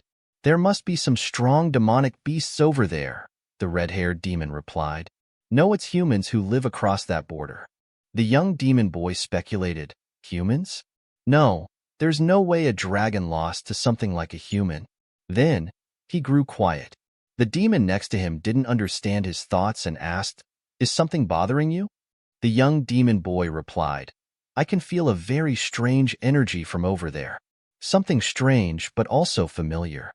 The red-haired demon suggested, If you're that concerned, you can go check it out. However, please refrain from killing everything you see just because you're bored. The young demon boy irritably said, All right, I won't cause any trouble. After saying that, he immediately created and flew towards Cyan's direction. At this point, at the position of the river of monsters, columns of bubbles of air rose from that position. Cyan emerged from below. He tried to crawl onto the nearby ground. Once ashore, he gasped for breath. Cyan grumpily complained about his life. Fuck my life. Cyan turned to the side and asked Kirim, You alive? Kirim, wet and angry, said, Don't even talk to me. I am trying to decide how I should kill you right now. Cyan reassured Kirim, We'll clean up once we go back. Don't be so mad. Kirim, clearly concerned, asked, Oh, so you're planning to go back? Get it together. This is the demon realm. Cyan tried to ease his worries, saying, Don't worry, there's no way we'd come across a higher demon here. Suddenly, a voice interrupted their conversation, exclaiming, I knew it. I knew something fun would be waiting for me here. The familiar voice sent a shock through them. I remember this voice, Cyan muttered, feeling its deep imprint in his memory. The young demon boy from earlier now stood in front of Cyan, his face fierce as he demanded, Are you a human? Cyan, taken aback by the sudden confrontation. The demon king Valkyrion, Cyan stated, recognizing the formidable figure before him. In the past, all who witnessed him agreed. Standing before me now is the embodiment of evil. Cyan, reacting swiftly, cursed under his breath. Damn it, Valkyrion. Why now? Valkyrion, with chilling patience, repeated his question. I asked if you're human. Aren't you going to answer me? In the next moment, Valkyrion's eyes changed, and he appeared behind Cyan with deadly intent. Do you want to fight me, kid? He asked in a deadly tone. Cyan, startled, swung his dagger behind him, but Valkyrion vanished and reappeared once more. Cyan seemed to reach his limit when a strand of Valkyrion's hair was cut off. Suddenly, Valkyrion's demeanor shifted dramatically. He chuckled and remarked, I did hear you're a kind with infinite potential. You dared to cut my hair. It might be true. Kirim then appeared, interrupting. Seems like the wrong time. But who is that? Cyan replied mentally to Kirim, the Demon King. Kirim, shocked, repeated, The Demon King? How the hell are you going to defeat him in the state you're in? It's impossible, Cyan responded. I can only try to run away. At this point, Cyan trembled, wondering, but could I survive against Valkyrion? Fortunately, Valkyrion had no intention of harming Cyan. He reassured him, "Hey, relax. What am I going to do against a little kid like you? You can calm down. Look, I'm really not going to do anything to you. We can talk with me lying down if you're so scared. Even if I'm an asshole, I won't fight kids." Cyan found this strange and wondered aloud. What? Why is he suddenly lying down? Valkyrion chuckled and asked again, "Are you human?" Cyan confirmed that he was. Valkyrion continued, "How did you get here?" Cyan replied, "Through the current of the water." Valkyrion mused, "So it's your first time in the demon realm. Your aura is a bit strange, you know? Who are you?" Cyan nervously denied any familiarity, sweating as he replied, "Just a normal human." Valkyrion smirked mischievously. "A normal human, but it feels like you know me." Cyan's mind raced. "We've never met before," he insisted. Valkyrion remained relaxed on the ground, saying, "I guess that's true. I've never seen a human before either. When could you have seen me?" Cyan pondered silently. Why is he so relaxed? Is he really the same Demon King I know? Valkyrion responded, "I felt a strange energy while making my rounds." Cyan wondered aloud. "Making your rounds?" Valkyrion confirmed, "Yes, as the Demon King, it's my duty to watch over the lands I rule." Suddenly, Valkyrion stopped and asked Cyan again, "Kid, what did I just say?" Cyan answered, "That it's given for you to watch over the lands you rule as the Demon King." Valkyrion chuckled. "Aren't you shocked? I'm the Demon King. I knew it. You do know me from somewhere. What kind of kid in the world would react like you did? Has your mom never threatened you by saying that the Demon King will take you away if you're not a good boy?" Cyan doubted himself, questioning, "There's no way he's the same Demon King. If things go like in my past life, the demon's invasion should start soon. But this guy doesn't seem like someone who would do that. If this is his true self, then what triggered him to change?" Cyan gathered his courage and asked, "If you're really the Demon King, what is it that you wish to accomplish?" Valkyrion laughed in response, asking the Demon King such a question. "You're quite bold." "Nothing much. I just want my people to live good lives and eat well. Though if anyone dares to get in the way, I will kill them all. That is my duty as the Demon King." At this point, Cyan started to feel fearful. He thought, "It was just for a moment, but I definitely felt it. The true monstrosity of Valkyrion that I knew in my past life. It's repressed right now, but some incident must have removed the chains on that side of him. I need to prevent that incident from happening." Cyan gathered his resolve and said, "Demon King, do you want to make a deal? Something will happen to you soon, something that threatens the people you rule over." Valkyrion, with an angry expression, asked, "What are you talking about? You're not making any sense." Cyan replied seriously, "I don't know exactly what the incident is, but I am certain that it will trigger a great war between humans and demons." Valkyrion, intrigued yet skeptical, asked, "You mean I'm going to want to take your lands?" Cyan responded calmly, "That's why I want to negotiate with you. Promise me that you won't start a war, no matter what happens." Valkyrion considered this for a moment, then said with a hint of amusement, You're making no sense. All right, let's say that I don't start a war. What are you going to give me in return?" Cyan met Valkyrion's gaze firmly and replied, "I'll help you, no matter what happens. I'll do my best to support you." Valkyrion leaned in close, his expression serious. You know something." Then he smiled and asked, "Your name?" Cyan answered firmly, "Cyan Vert." Valkyrion nodded. "All right, Cyan Vert. I promise you, as the owner of the demon realm, that I will not invade your land no matter what happens." With that, Valkyrion's wings appeared, and he flew into the sky. Looking down at Cyan, he added, "But you better take responsibility for your own promise too. A deal is a deal after all." With Valkyrion gone, after some time, soldiers from the clan appeared, searching for Cyan. The inspection team found him conveniently lying there, and he was able to return safely. This earned him the nickname, the boy who survived the Devil Dragon. They returned to an abbey on the borders of Velius, currently used as a military hospital. When Cyan woke up, he found Aaron beside him. Although he missed the moment before, Aaron said something to Cyan and asked again to confirm. In Cyan's mind, he thought, I thought things were resolved smoothly. Aaron's face flushed, and she hesitantly said, Will you? She seemed to intend to say something like, Will you marry me?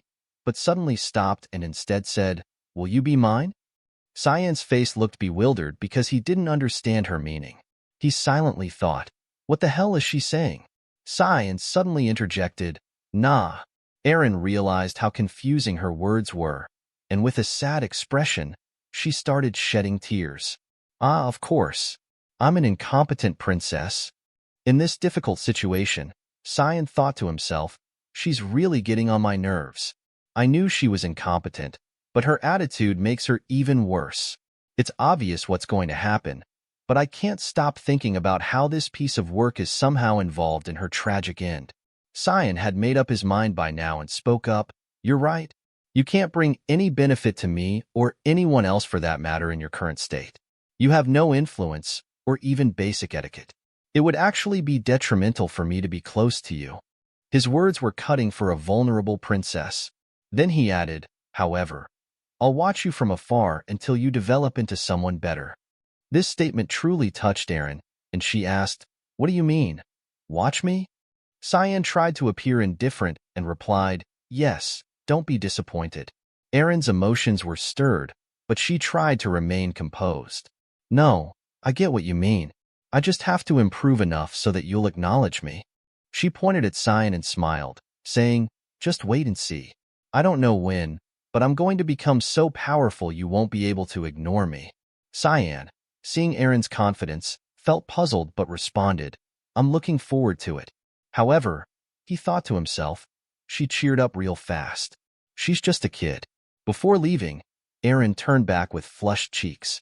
Ah, one more thing, she said. Thanks for being alive, really. Cyan, dumbfounded, surely couldn't understand her at this point. The scene shifts to another location, the outskirts of the rear camp, deep within the forest. A cloaked man moves through the snow until he reaches a tree stump. He looks around cautiously to ensure no one is watching. Once satisfied, he takes out a brightly colored cube. Holding the cube, he smiles joyfully and mutters, Not much left now. Suddenly, a voice startles him. So it was you, Reynold Crimson. As soon as the voice speaks, his body freezes. He cannot move. My body won't move. It's as if some invisible chains are tying me down. The person behind him is Cyan. Cyan smirked faintly. A small dimension box. I guess its commercialization has yet to happen. An artifact imbued with a dimensional realm and enough mana to allow infinite storage. He stepped closer to the man, who remained stiff and unable to move, showing signs of anger. It was the masterpiece of the Garum Kingdom's Mage Association, wasn't it? Cyan inquired calmly. I've been keeping an eye on it for a whole year because I felt someone in the Empire was smuggling them. With a deft motion, Cyan took the cubic block from the man's hand. So that's how you've been doing it. I'll be taking this. The man, powerless, could do nothing as Cyan continued. Cyan read out the man's personal information. Reynold Crimson, a 7-star mage knight from the Garum Kingdom. The man was astonished to hear his own details. Meanwhile, Cyan removed his hood, revealing his identity. The man was shocked to realize it was Cyanvert standing before him and wondered why Cyan was here. Cyan emptied the contents of the cubic block, revealing body parts of monsters. I assume you extracted the blood of demonic beast corpses and smuggled them over in supply carriages allowed across the border. There's a spy helping you in the supply department, too. Upon hearing the accusations, the man immediately denied everything. What are you talking about? I don't know anything about that. Cyan remained calm. You don't need to play dumb. Their blood is already being sold on the black market. The man recalled supplying hellhound blood to Alice, suspecting her betrayal. Regardless, he couldn't let Cyan leave. Meanwhile, Cyan examined the monster parts and remarked, aside from freshness, this thing's too big to eat. The man attempted to use magic and wondered how Cyan had managed to capture him. Gradually regaining control, he smiled crazily and broke free from Cyan's control. With a triumphant declaration, the man cast a spell called Breath Fire. directing magical flames towards Cyan with the intent to end his life. "The consequence of letting your guard down is death, kid," he sneered. Cyan realized the attack at the last moment, unable to evade in time. The magical flames engulfed him, and he thought, "Shit, I thought I was dead." The rumors about his opponent were true. The flames from the magic spread around. With calm composure, the man spoke, "Ha, I lost the precious dimension box. I never expected this kind of thing to happen in the midst of transport." But suddenly, his hand was severed. Before he could comprehend it, his hand had detached from his body, and he cried out in pain. Surrounding him was a haze of blood, and he wondered, What's this black fog?" At that moment, the protagonist reappeared, causing him to panic. He thought the protagonist had died. Immediately, the protagonist rushed forward and gripped his neck tightly, pressing him against a tree. The protagonist, now furious, emitted a menacing aura and began interrogating him. "Tell me about the smuggling route and the spy, or suffer a death so tragic that even Satan would pray for you," the protagonist said with a terrifying face. The scene then shifted to a bustling area where people were trading goods fervently. This place was Veliaz's western border trading post. At this moment, two men greeted each other and brought out their goods for inspection, 2 boxes this time. "We'll be able to take a bit more this time. I wonder how much is in this box," one of them said as they opened the next crate. However, what they found inside terrified them both. The smuggler's monstrous body parts, dealt with by the protagonist. His head was still in the box, surrounded by blood. The protagonist stood above, observing.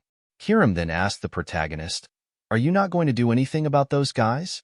The protagonist replied, "Yeah, I assume the warning was enough. Garam Kingdom's 7-star mage knight, Reynold Crimson. He's been smuggling the blood of demonic beasts from the front lines behind the Ushif Empire's back. The items he smuggled were taken to the Garam Kingdom's Mage Association." The Garam Kingdom's Mage Association, the protagonist continued, is a place where all mages insanely obsessed with magic gather. They study the origin and foundation of magic, as well as the art of creating new magic. They aspire to surpass the limits of humanity. Currently, they're making useful artifacts like the Dimension Box, but in the future, they'll do all kinds of insane stuff with the demonic beast blood. "I need to put a stop to it now." The protagonist left, and Kiram teased him. "Are you changing class from assassin to problem solver?" Annoyed, the protagonist requested Kiram to shut up. Kiram suggested, "I thought you were going to live for yourself. Isn't this a really selfless thing to do?" The protagonist replied firmly, "I just don't want any more people using the demonic beast blood." The scene shifted to a residence in the Ushif Empire. Ascal, the protagonist's older brother, stood by the window, reading some letters. In the letter's content, there was a mention of Cyan. Ascal wondered aloud. Cyan went to the front lines with father? An attendant on the bed, upon hearing the name Cyan, asked curiously, "Cyanvert? Ah, that half-brother of yours." Ascal responded with irritation, "Yes, he's been getting on my nerves. I'll have to go see him." At Cyan's camp, Emily finished packing their belongings neatly and expressed joy. "Finally, we're out of the front lines. I'm so excited. I bet the academy will be incomparable to this gloomy place." Cyan, however, lamented, "Yes, it's the beginning of hell for me." He explained that the academy wasn't what Emily expected. It was a place filled with politics, envy, jealousy, and prioritized networking over education. Still excited, Emily shared, "I heard there are lots of handsome instructors. I'm so excited." Cyan, curious, asked why she was so enthusiastic. Emily continued cheerfully, "Is romance finally coming into my life?" Cyan wondered, "Is she really coming to the academy for me?" After some time traveling from the battlefield back home, Cyan stepped down from the horse carriage and admired the surroundings. Suddenly, he encountered his half-brother again, but strangely, Krantz looked terrified upon seeing Cyan. As Cyan attempted a normal greeting, Krantz ran off in fear, leaving Cyan puzzled. Kiram then asked, "Who was that?" Cyan replied, "Krantz, my half-brother. Don't mind him." Kiram laughed and speculated, "I feel like you're the opposite of your family members." Cyan denied, Not really. I'm not that far off from Alice. In his mind, he thought, the real opposite is someone else. As Cyan entered the family hall, he was surprised to find the servants lined up respectfully, welcoming him back. Cyan wondered why they were suddenly polite, thinking, they never even glanced at me before. But now they're being all polite, as if father or that bastard is here. Much had changed over the past year. I guess it's the reward for my hard work, Cyan mused. As Cyan approached the door to his room, he felt a sinister aura emanating from within. Silently acknowledging, I recognize this aura. The aura that makes me shudder. Cyan opened the door and affirmed to himself, yes, beyond this door is that bastard. Behind the door stood the detestable face of Ascal, grinning disgustingly. It's been a while, Cyan, Ascal greeted casually. Cyan was shocked to encounter his brother in his own room. Reminding himself to stay calm, seeing Cyan's troubled expression, Ascal immediately asked, do you not remember me? I guess that would make sense. The last time I saw you was before I went into the academy. At that moment, Cyan didn't hear anything Ascal said. His face resembled that of a demon, his mind consumed by unrest. He had only one thought. As it is, I can't calm down. Right now, I'm going to kill. As soon as Cyan drew his demonic sword, Kiram appeared, attempting to restrain him. She stood beside him like a shadow, saying, get it together. If you don't want to die, there's no fun in killing him right now. Cyan was infuriated, but he managed to restrain himself. He bowed before Ascal and said, I greet my older brother. Ascal asked again, so, you do remember me? Cyan replied, how could I forget my own older brother's face? Ascal then patted Cyan's head and said, that makes me happy. Though this angered him, Cyan forced himself to remain calm. Ascal smiled and remarked, I was worried that you would have forgotten me. I'm glad you haven't. I heard that your swordsmanship has improved. You'll soon be able to help me on the battlefield. Cyan, with a serious expression, tried to control his response. Yes, I too. I'm looking forward to that very much. This made Ascal slightly doubtful of Cyan's expression. Then Ascal said, I'm glad I came here just to see you today. In Cyan's mind, he thought, he's the kind of guy to not even spare a glance at those he deems useless. Knowing that he's here for a reason is helping me calm down. Weirdly enough. Cyan then forced a strange smile and said, I missed you too. Meanwhile, in the corridor, Emily struggled with 2 suitcases, looking displeased. She complained, he doesn't even have any baggage. Couldn't he have helped me? As she reached the door to her room, she dropped the suitcases and expressed, I'm wiped. Then angrily, she opened the door and scolded, young master, how could you? However, upon seeing Ascal's presence, she fell silent and stunned. Ascal appeared friendly and smiled, saying, I heard you were close to Cyan. If you are comfortable with him, feel free to do your work. Don't mind me. After that, Ascal left. Cyan and Emily bowed to bid him farewell. Emily breathed a sigh of relief and said, oh yes, young master. I was so nervous. Then she displayed an angry expression towards Cyan's direction and said, young master, you should have told me in advance if the first young master was here. Feeling uncomfortable, Cyan spoke to Emily sharply, Emily, can you leave me alone for a bit? Emily, unaware of his mood, was about to say more but stopped when she met Cyan's intimidating gaze. He repeated, don't make me repeat myself. Emily found it difficult to comprehend. It was the first time she had seen Cyan in such an angry state. Cyan, feeling overwhelmed, rushed to the bathroom, vomiting out everything. His mood seemed somewhat better afterwards. Cyan then asked Kiram, why did you stop me? Kiram replied, shouldn't you be thanking me? Cyan retorted, it was a good chance for you to take over my body as well. With a wicked smile, Kiram replied, don't be mistaken. I just want your rage to grow. That way, you'll be more delicious. Understanding Kiram's intent, Cyan laughed and responded, all right, now that's like you. The scene shifted to Ascal's location. He summoned his servant, who promptly reported, I've tracked down the second young lady as you ordered. Ascal inquired, and where is she? The servant responded, she's in the north, In the territory of the White Elves, Farina. Ascal remarked. Farina. They're known for abhorring outsiders. She sure is skilled with others. Let me know if it looks like she's going to come back. The servant acknowledged the order, saying, Yes, young master. Then the servant curiously asked, Did something good happen? Ascal questioned, Why do you think that? The servant observed, You seem much brighter than usual. Was the meeting with your younger brother amusing? Ascal laughed and replied, Amusing, I guess you could put it that way. However, his demeanor quickly turned more ominous as he added, But you're wrong. I'm in a terrible mood right now. The servant immediately apologized.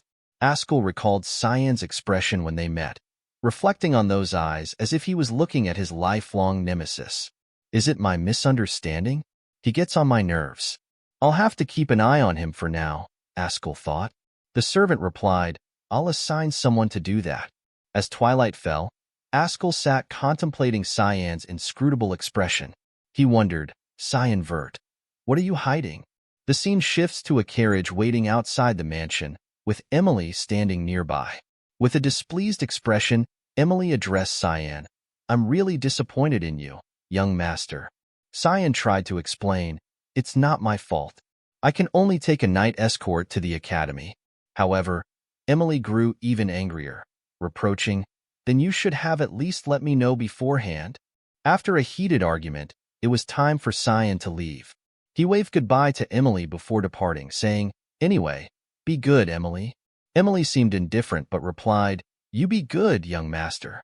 With a mischievous expression, Cyan chuckled and signaled for the carriage to depart. Huh? You're really just leaving? Emily asked one last time, her eyes welling up with tears. She urged, Don't feel down even if you get bullied. As the carriage departed, Emily stood behind, gesturing for Cyan to take care of himself. Cyan felt a bit embarrassed but acknowledged, That's very like her to say.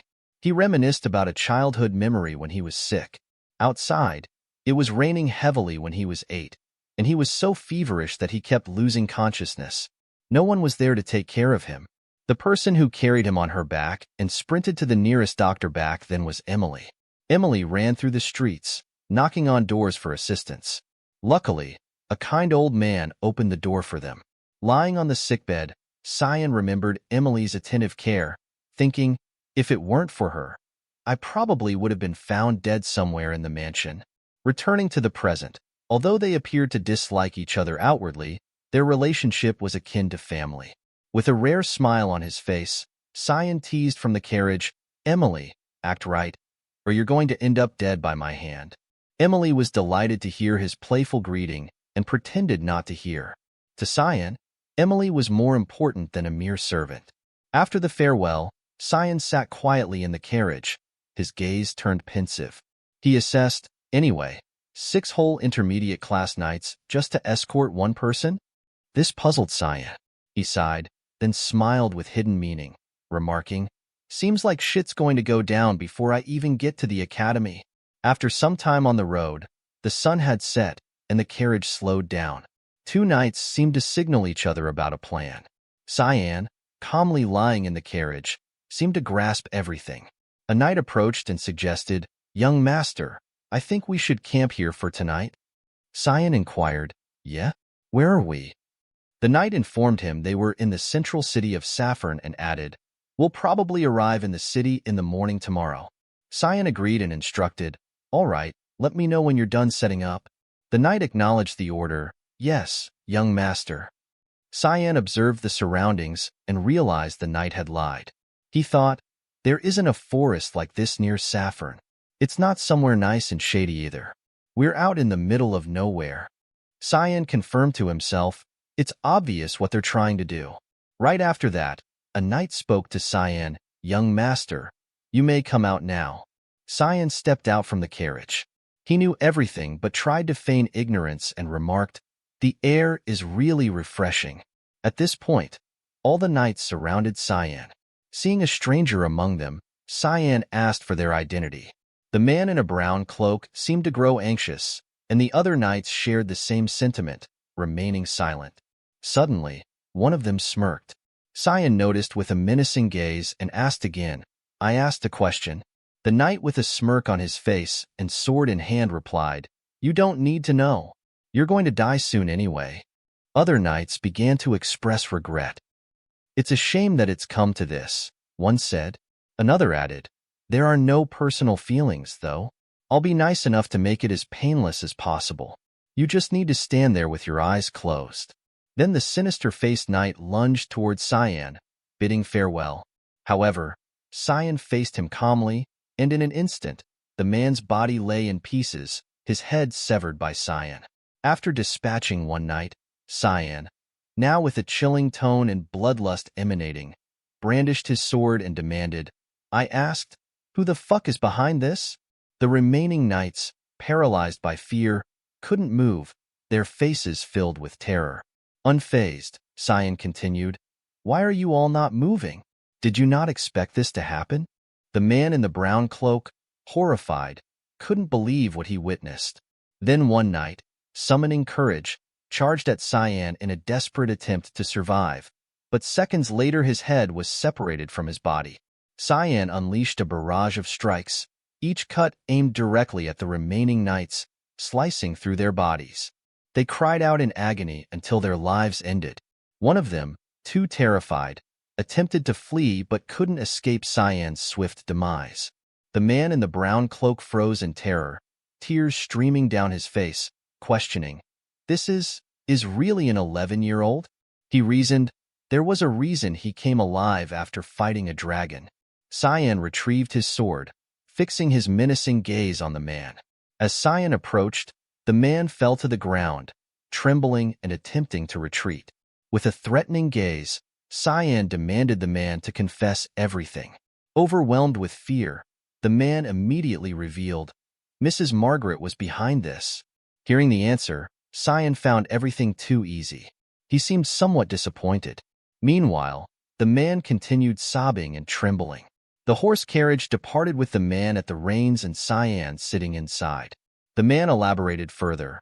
"From what I heard, young Master Krantz asked Mrs. Margaret for a favor. We were all assuming that this mission was because of that." Cyan was surprised by the revelation, thinking, it was Krantz. All he could do when he saw me was book it. I'll teach him a good lesson when I see him again. Then the man, trembling, asked, "What's going to happen to me now? Are you going to kill me?" Cyan replied, "You don't look that sad about it." The man expressed, "We were the ones that tried to kill you first. I have no right to resent you if you kill me." Cyan disregarded it and instructed, "Just drive. There's a difference between being useless and having no value in being alive." He added, "You're good at driving the carriage." The man was surprised and thanked Cyan. As they approached a majestic city, Cyan announced, "We're here. Central City, Saffron." The scene shifts to a room where a vase lies shattered on the floor, and a startled woman's voice is heard questioning, "What the hell do you mean?"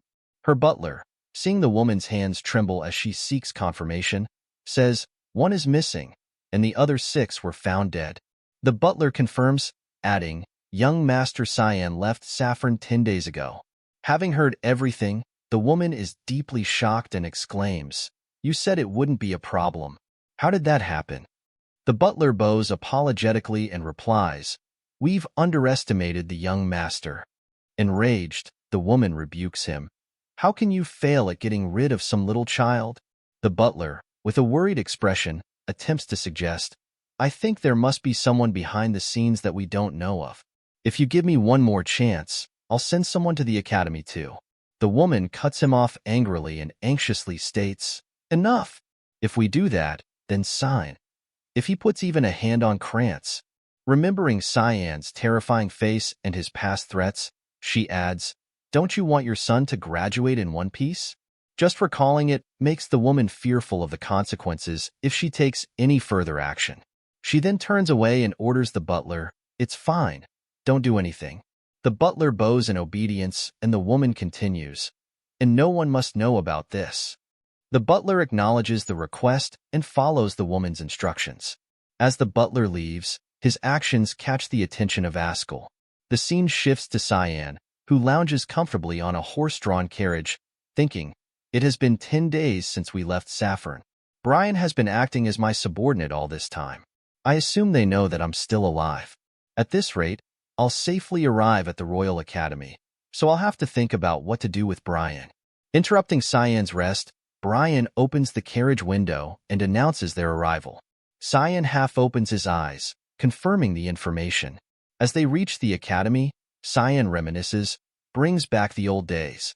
I can't really call them good memories, but this academy changed me in many ways. Cyan stands before the academy's reception desk, presenting his family crest and introducing himself as Cyan Vert of the Duke Vert family. The staff, upon hearing Cyan's family name, express surprise. The woman attempts to regain composure and welcomes Cyan with a smile. Yes, of course. You're registered. She then instructs Cyan, you just need to go to the assigned dormitory and wait. The woman at the reception desk continues, you'll need to attend the entrance ceremony and the elemental test in 2 days. Cyan is surprised to learn he's been assigned a private room and wonders if he's misunderstanding something. The woman remains silent, handing Cyan a tray with his belongings, including a key to his designated room and a letter. Cyan, still incredulous, tries to confirm with the woman, are you sure you haven't made a mistake? Cyan and Brian move to their assigned room. Brian, overwhelmed, drops all the luggage abruptly with a shocked expression, staring wide-eyed and speechless. As Cyan enters the room, he observes the luxurious surroundings and quietly evaluates, the Royal Hall? No one in my family has ever been assigned to the Royal Hall. Someone has to be behind this. Cyan turns to Brian to confirm the information and asks, is that all the luggage there was? Brian, still in shock, responds firmly, yes, that's all you had. Cyan then reaches into his coat, intending to retrieve something, and says, since I made it to the academy and all the luggage is here, your role is done? Brian, terrified by Cyan's words, breaks into a cold sweat and begs Cyan for mercy. However, Cyan surprises him by tossing a bag of gold coins. Brian, bewildered, tries to understand the situation. Cyan turns away towards the window, waving his hand and says, for all your work, it should be enough to help you start a new life wherever you go. You might end up dead, so don't go back to Velius. Although I won't stop you. Hearing this, Brian's expression becomes solemn, and he stands frozen for a moment. Then, suddenly, Brian kneels on one knee and declares, I, Brian Kendrick, an official knight of Velius, would like permission to serve you my entire life. Cyan, with a puzzled, naive expression, asks, you're a knight? I thought you were a coachman. Brian responds hesitantly, yes, although I'm the lowest of the low, so I was on stuff like coachman duty. Brian then adds, my father always used to tell me that if I meet someone I can trust and serve all my life, I should ask to serve him without hesitation. Hearing Cyan's unsatisfied tone, Brian doesn't fully grasp what Cyan is referring to. Cyan, now emanating a formidable aura, looks at Brian and asks, how do you know that I won't stab you in the back in the future? Despite being fearful, Brian firmly replies, even if you were to, it doesn't matter. Upon receiving Brian's steadfast answer, Cyan pats him on the shoulder, acknowledging his loyalty, and says, don't ever think about betraying me. Cyan then leaves, stating, I don't want to go to the entrance ceremony. Let's just go to the elemental test. Brian responds, yes, young master, and watches Cyan leave, still puzzled by everything. Meanwhile, in the Royal Academy Dean's office, Kundal Quazel evaluated the student intake for the year. It seems like we have quite a few talented students at the elemental test this year, he mused. Based on the results of the previous assessment, notable individuals include Princess Erin Severus with a 2-star mana control ability, B-rank physical ability, and 52% purity in the light attribute. Seth Chaharkin follows with a 3-star mana control ability, A-ranked physical ability, and 71% purity in the sand attribute. The Royal Academy Dean stroked his beard, holding the evaluation report. These children are surprising enough. However, when it came to this Cyan character, the Dean was puzzled by Cyan's stats, a mana control ability of only 1 star, S-ranked physical abilities, and a dark attribute with a purity level of 92%. The woman in front of him, named Sarika Nigrathi, an academy instructor, expressed, Even Alicevert, who was titled God's Child, had only 88% in the water element by the time she graduated. The dean evaluated. Interesting. Even the child who was praised for possessing top-notch talents could not match up to her younger brother. Nigrathi agreed, expressing concern. The Cyan character's attribute is darkness. His talents might rot, considering his element. The dean asked, "Were you aware that Cyanvert was assigned to the Royal Hall?" Sarika Nigrathi replied, "Yes, I heard from the other instructors." The Academy dean explained further, "It was the Emperor's orders." This surprised Nigrathi greatly. The dean added, "Apparently, Cyan saved the young princess from the monsters on the front lines. He's even considering marrying the two. The fifth princess, who was considered a failure, marrying into the Verts, who have never failed to raise extremely talented individuals. What kind of consequences do you think that would have?" Nigrathi speculated. The conflicts over the succession will be heightened, and the Empire might split up over the issue, perhaps leading to a civil war. The Academy dean reminded her, "Don't overthink it. All we can do is watch anyway.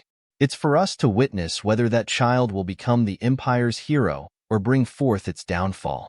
Meanwhile, after the examination, Cyan moved along the corridor, thinking about his test results, particularly his attribute purity score of darkness, which was a very high 92%. This led him to speculate, "I think I was in the 80s in my past life.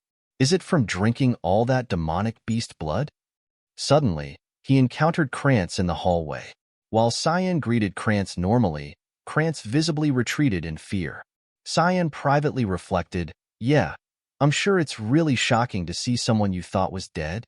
Alongside Krantz was another tall figure who didn't seem friendly at all. This person asked Krantz, "Is this the kid you treat like your slave?" Krantz, now fearful of the question from his companion, stuttered in response, Yeah, this is Cyan." The young man, with a mocking smile, looked at Cyan and insulted him. "I heard you don't even know who your mom is."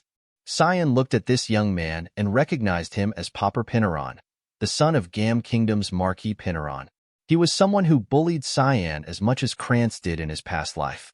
Cyan's eyes quickly changed as he thought about those memories. With a wicked smile, Cyan declared, "How lucky of me to meet him now." Popper, still oblivious to the looming threat, urged Krantz, "Move. Someone like him needs a good beating." Krantz, afraid, responded, Popper, wait." Popper, unaware of the danger before him, commented on Cyan, What's with his eyes?" Krantz tried to avoid a confrontation with Cyan and suggested, "Hey, why don't we just go to the cafeteria?" But things took a turn for the worse. Cyan suddenly rushed forward, kicking Popper straight into the wall, causing it to crack behind him. Krantz, with a shocked expression, called out the name of his friend, Popper. After receiving Cyan's kick, Popper now lay unconscious on the floor. Cyan then turned to Krantz, his brother, and said, "Why don't we have a chat, Krantz?" Krantz, terrified, could only stammer apologies. Cyan, with a terrifying expression, approached Krantz, placing a hand on his shoulder, causing Krantz to sweat and nearly cry. Cyan leaned in close to Krantz's ear and whispered, "I don't care what you do behind my back because I'm lenient, but if I ever see you again, you will be graduating in a wheelchair." Krantz, petrified by the threat, was rendered speechless, trembling in fear.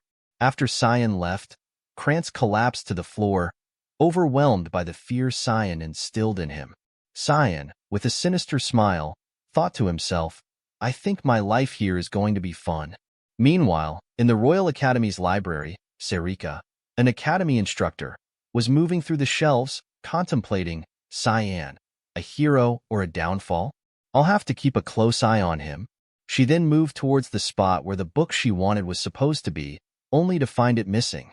She wondered about the disappearance of the book when suddenly Cyan appeared behind her and asked, "Are you looking for this?" Startled by Cyan's presence, Sarika tried to remain calm and forced a smile, saying, "How did a student get in here? Students aren't allowed in here." In her mind, Sarika was alarmed. I couldn't detect his presence. She then tried to pretend she didn't know Cyan and asked, "You're Mr. Cyan, am I correct? Can you give that to me? I really need it for my research." Cyan responded with a friendly face. This? Of course. Cyan handed Sarika something resembling a letter instead of the book she was looking for. Sarika was about to thank Cyan when suddenly a sharp weapon attacked Cyan from Sarika's direction, catching him off guard. Fortunately, what was cut off was the book, not Cyan's body. Cyan now said, "Is that not what you were looking for, Instructor Sarika?" Cyan changed his tone and said again, "No, the assassin organization's Hall Master of Mist, Sarika Nigrathi?" Now revealed, her true self with a cold gaze. Sarika held the letter hidden within the book and asked Cyan, "What the hell? How do you know that?" Cyan then recounted, "In my past life, I thought Instructor Sarika's first impression was very ordinary. She was very friendly. She inquired about the situation at the academy and was very interested, often conversing with me. She expects growth from someone who's being bullied by his own brother." It sounded like a joke. At that moment, Sarika said to Cyan, "I'm actually very interested in you." This caught Cyan by surprise. Sarika acknowledged Cyan's abilities and said, "It's rare to see someone with 84% in the dark element." Cyan, with a self-conscious face, responded, "But I was told that it's not a special element." Sarika continued to encourage and uplift Cyan, stating, "That's because humanity doesn't know much about it. I actually think that your growth potential is infinite." In Cyan's mind, a thought emerged. I was swept up in confusion. Maybe this person can help me. However, at the current moment, Cyan realized it was my misunderstanding. I was being deceived. I must not fall for that innocent-looking face. Being an instructor here is her cover job. She's actually an assassin. She's the hall master of the assassin organization, Mist, and she's hiding out in the academy where all the royals and nobles of the continent come to learn. Sarika, now composed, suggested, "I'll hear you out in my lab. Come with me." Sarika's demeanor surprised Cyan, revealing a foolish expression. In Cyan's mind, he thought, she didn't really react as dramatically as I had expected. At this point, both of them were in Sarika's lab, surrounded by numerous peculiar items. Cyan looked around and assessed, this place hasn't changed. Cyan, now composed, casually sipped his tea, then smiled brightly and said, "You put poison in the tea." In Cyan's mind, he evaluated, I knew things were going too smoothly. Sarika responded with a cheerful smile, saying, "It's not a very severe poison. Don't worry, it'll only melt your organs." Cyan confidently thought, "But this won't work on me. I'm someone who has consumed countless demonic beasts' blood and Emily's food." Cyan then changed his demeanor, revealing a serious expression fitting the current situation, and said, "Maybe use something a bit stronger next time." Sarika, no longer attempting friendliness, said, "Then shall we talk?" She asked Cyan, "How do you know who I am? Plus, you knew that I received my orders in that specific unpopular book in the library. You were aware of the exact location too. Are you perhaps trying to tell me that you're also a part of Mist?" Cyan calmly responded with a question, "What more proof do you need?" Hearing this, Sarika became somewhat uncomfortable and exclaimed, "Huh, you got a big head because of your elemental test, huh?" Cyan didn't answer Sarika's question but recounted to her, before setting off to Chatran, "I was asked by everyone if just one escort knight will do, and a coachman at that." Cyan continued his line of questioning, because nobles have been murdered left and right recently. Then, Cyan asked Sarika, "When did the Purification project begin?" Sarika feigned ignorance and asked back, "The Purification project?" With hostility emanating from her, she confirmed, "I'm not sure what you're talking about." Cyan, also displaying strength, admitted his own hostility and replied, "I'm referring to the assassinations, of course." Sarika, now with a threatening tone, said, "You might regret what you just said." Unfazed, Cyan confronted Sarika, "Are you threatening a student right now?" Sarika didn't stop the conversation. She flipped the table they were sitting at to obstruct Cyan's view. With a serious expression, Cyan prepared to defend himself and asked, "So that's how you're going to respond?" Then he punched directly into the table, breaking it in half.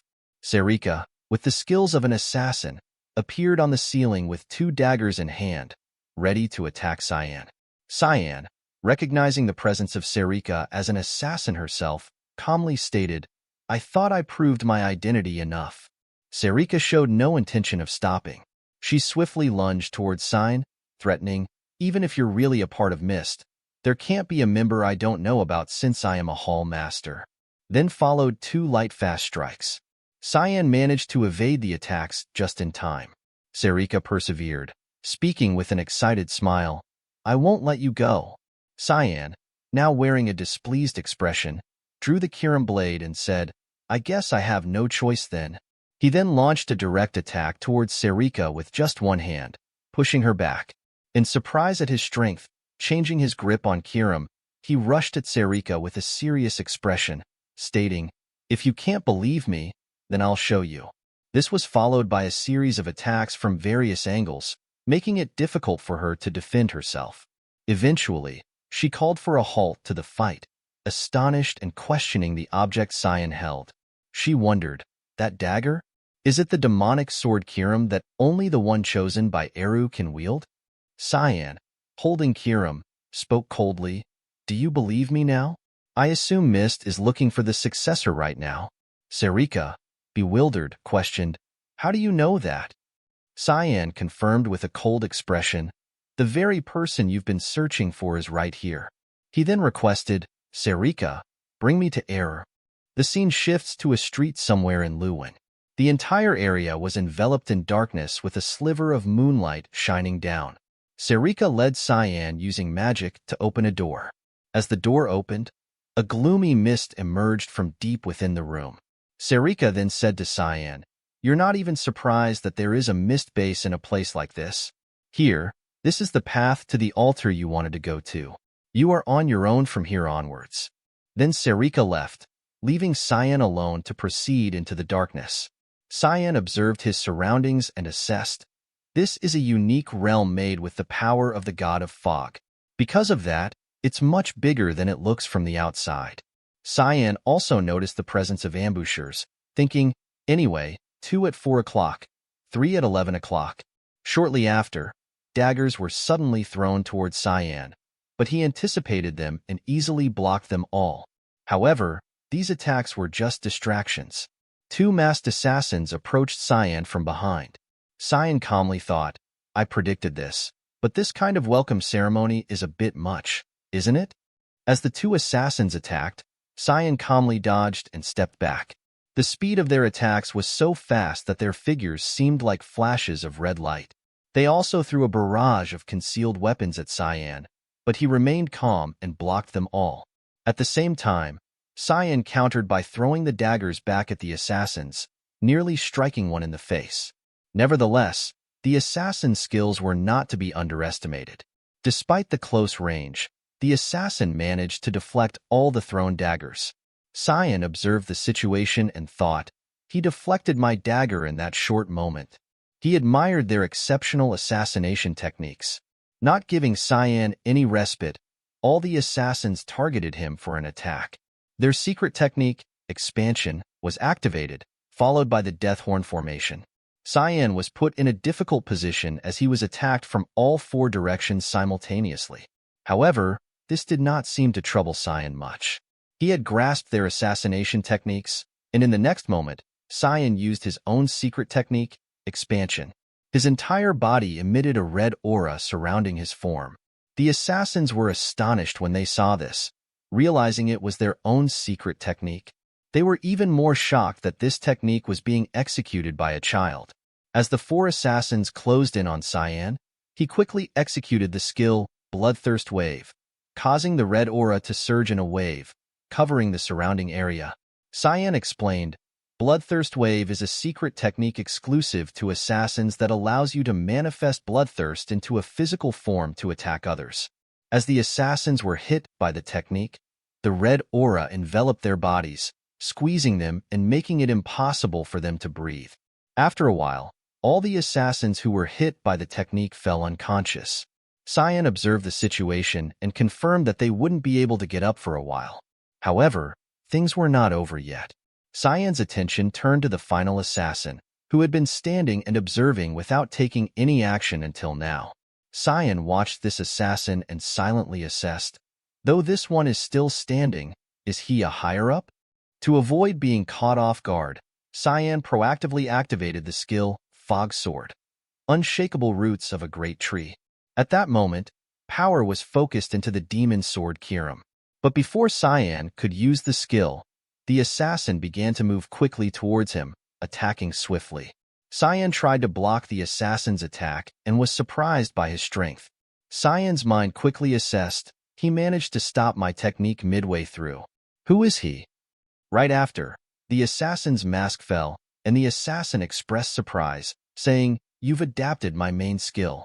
The assassin then told Cyan, "I can't hold back any longer, Cyanvert." However, when the mask was removed, the assassin facing Cyan was none other than Sarika. Cyan was stunned and surprised by the situation when he realized it was Hall Master Sarika. At that moment, Sarika gave a deranged smile and blushed red as she obsessively demanded, "Show me your true powers, Cyanvert." Immediately, Cyan used the skill Thick Fog 8th Form Assault. As the name suggests, the skill created 8 slashes in 1 second, attacking Sarika directly. This forced Sarika to be pushed back, and the skill inadvertently cut the hair tie binding Sarika's hair, revealing her smooth and beautiful hair. Sarika, with a look of delight, remarked, "You're proficient with the thick fog and the fog sword too. You're making me even more interested." She then demanded, "Show me your true potential, Cyan." However, before she could finish her sentence, Cyan had already run away. Observing the current situation, Sarika immediately activated the skill called Zeal for Combat. Meanwhile, Cyan was hurrying away from Sarika's reach, his mind filled with worry as he assessed, that is what drives Sarika. A hall master who's drunk with such desire will want to fight until one of us dies. Only those who have experienced this would know the fear on Cyan's face as he started to show apprehension. Meanwhile, Sarika, using the skill to move through walls, quickly approached with a terrifying, lustful gaze like a demon hunting its prey. Her face blushing in a mad smile, she spoke in a terrifying voice, "Come back here, Cyanvert, isn't this what you wanted too?" Then Sarika used the skill Fog Sword, rushing fog storm, creating slashes that blocked all of Cyan's escape routes. Cyan tried to defend himself but was pushed back, thinking, "I'm not as perverted as you though." At this moment, Sarika said to Cyan, "This is a realm created by Eru. The outside won't detect your energy at all, so you don't need to worry about that." Upon hearing that, Cyan decided, "All right, I can use all the techniques I want in a place like this. I could probably end up killing her, but oh well." The next second, Cyan's entire body changed. A red aura surrounded him, and his eyes turned red, indicating that he had merged with Kirim. Suddenly, Cyan exhibited strange behavior. His whole body suddenly froze, and then he fell face-first onto the ground, unconscious, to Sarika's surprise. She didn't understand what was happening to him. Suddenly, Kirim's voice echoed, "I knew it. You can rest." Then a dark energy gathered and formed Kirim's body. Sarika, still uncertain about the identity of the woman before her, was taken aback. Kirim spoke with a threatening tone, "I didn't want to intervene. You know me, right?" Sarika recognized her and knelt down to show respect, saying, "Yes, demonic sword Kirim." Kirim, now visibly angry, questioned Sarika, "So what's the situation? You're supposed to worship Eru, yet you're attacking my master." Sarika attempted to explain, "I was just verifying if he truly is who he claims to be, whether he really is the successor or not." Kirim was not satisfied with Sarika's response and unleashed a fearsome power, stating, "You could have just called for your god instead. Then, can I take this as a direct challenge against me?" Sarika did not respond directly but offered an awkward smile and reminded Kirim, "I think we should focus on the successor first." Kirim was puzzled, but when she looked down, she saw Cyan lying in a pool of blood. Alarmed, she exclaimed, "What? Why are you dying?" Sarika explained, "You manifested into your whole form, but that is a very inefficient way of doing it. It eats away at the owner's life force." Hearing this, Kirim became furious and, without mercy, grabbed Cyan by the collar and lifted him up, chastising him. "Hey, This is nothing. What was the point of drinking all that beast blood then? Sarika intervened, saying, But I, Hall Master Sarika Nigrathi of Mist, do not reject any fights. Plus, if you're the opponent, I can't turn it down. Kiram was disturbed by Sarika's fighting enthusiasm and thought to herself, what the hell's wrong with her? I'm scared. At this moment, Cyan began to regain consciousness and demanded Kiram release him. After Kiram let him go, she asked how Cyan was feeling. Cyan, looking exhausted with dark circles under his eyes, questioned Kiram, Why did you suddenly manifest? Kiram responded with a mischievous smile, Just stay behind me. I have to teach that wench a lesson. Sarika, delighted, prepared for battle and said, It'd be an honor, Kiram. Kiram, feeling disrespected, responded, Don't be crying and begging for my forgiveness later then. Sarika, unfazed, provoked her further, I'd love it if you could push me to that point. Suddenly, a whispering voice in Sarika's ear said, That's enough. Sarika recognized it was Era's voice.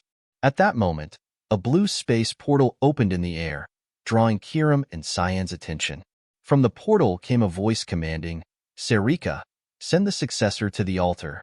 Sarika respectfully obeyed and replied, Yes, Eru. Cyan watched the scene with a sense of relief and quietly affirmed, Finally, I get to meet Eru, the god of darkness. Inside Cyan's mind, memories from the past resurface. People say the god of black fog is evil. They say the god of black fog kills without hesitation and justifies it as if it was an act done out of consideration. He says in response, It is what they desired.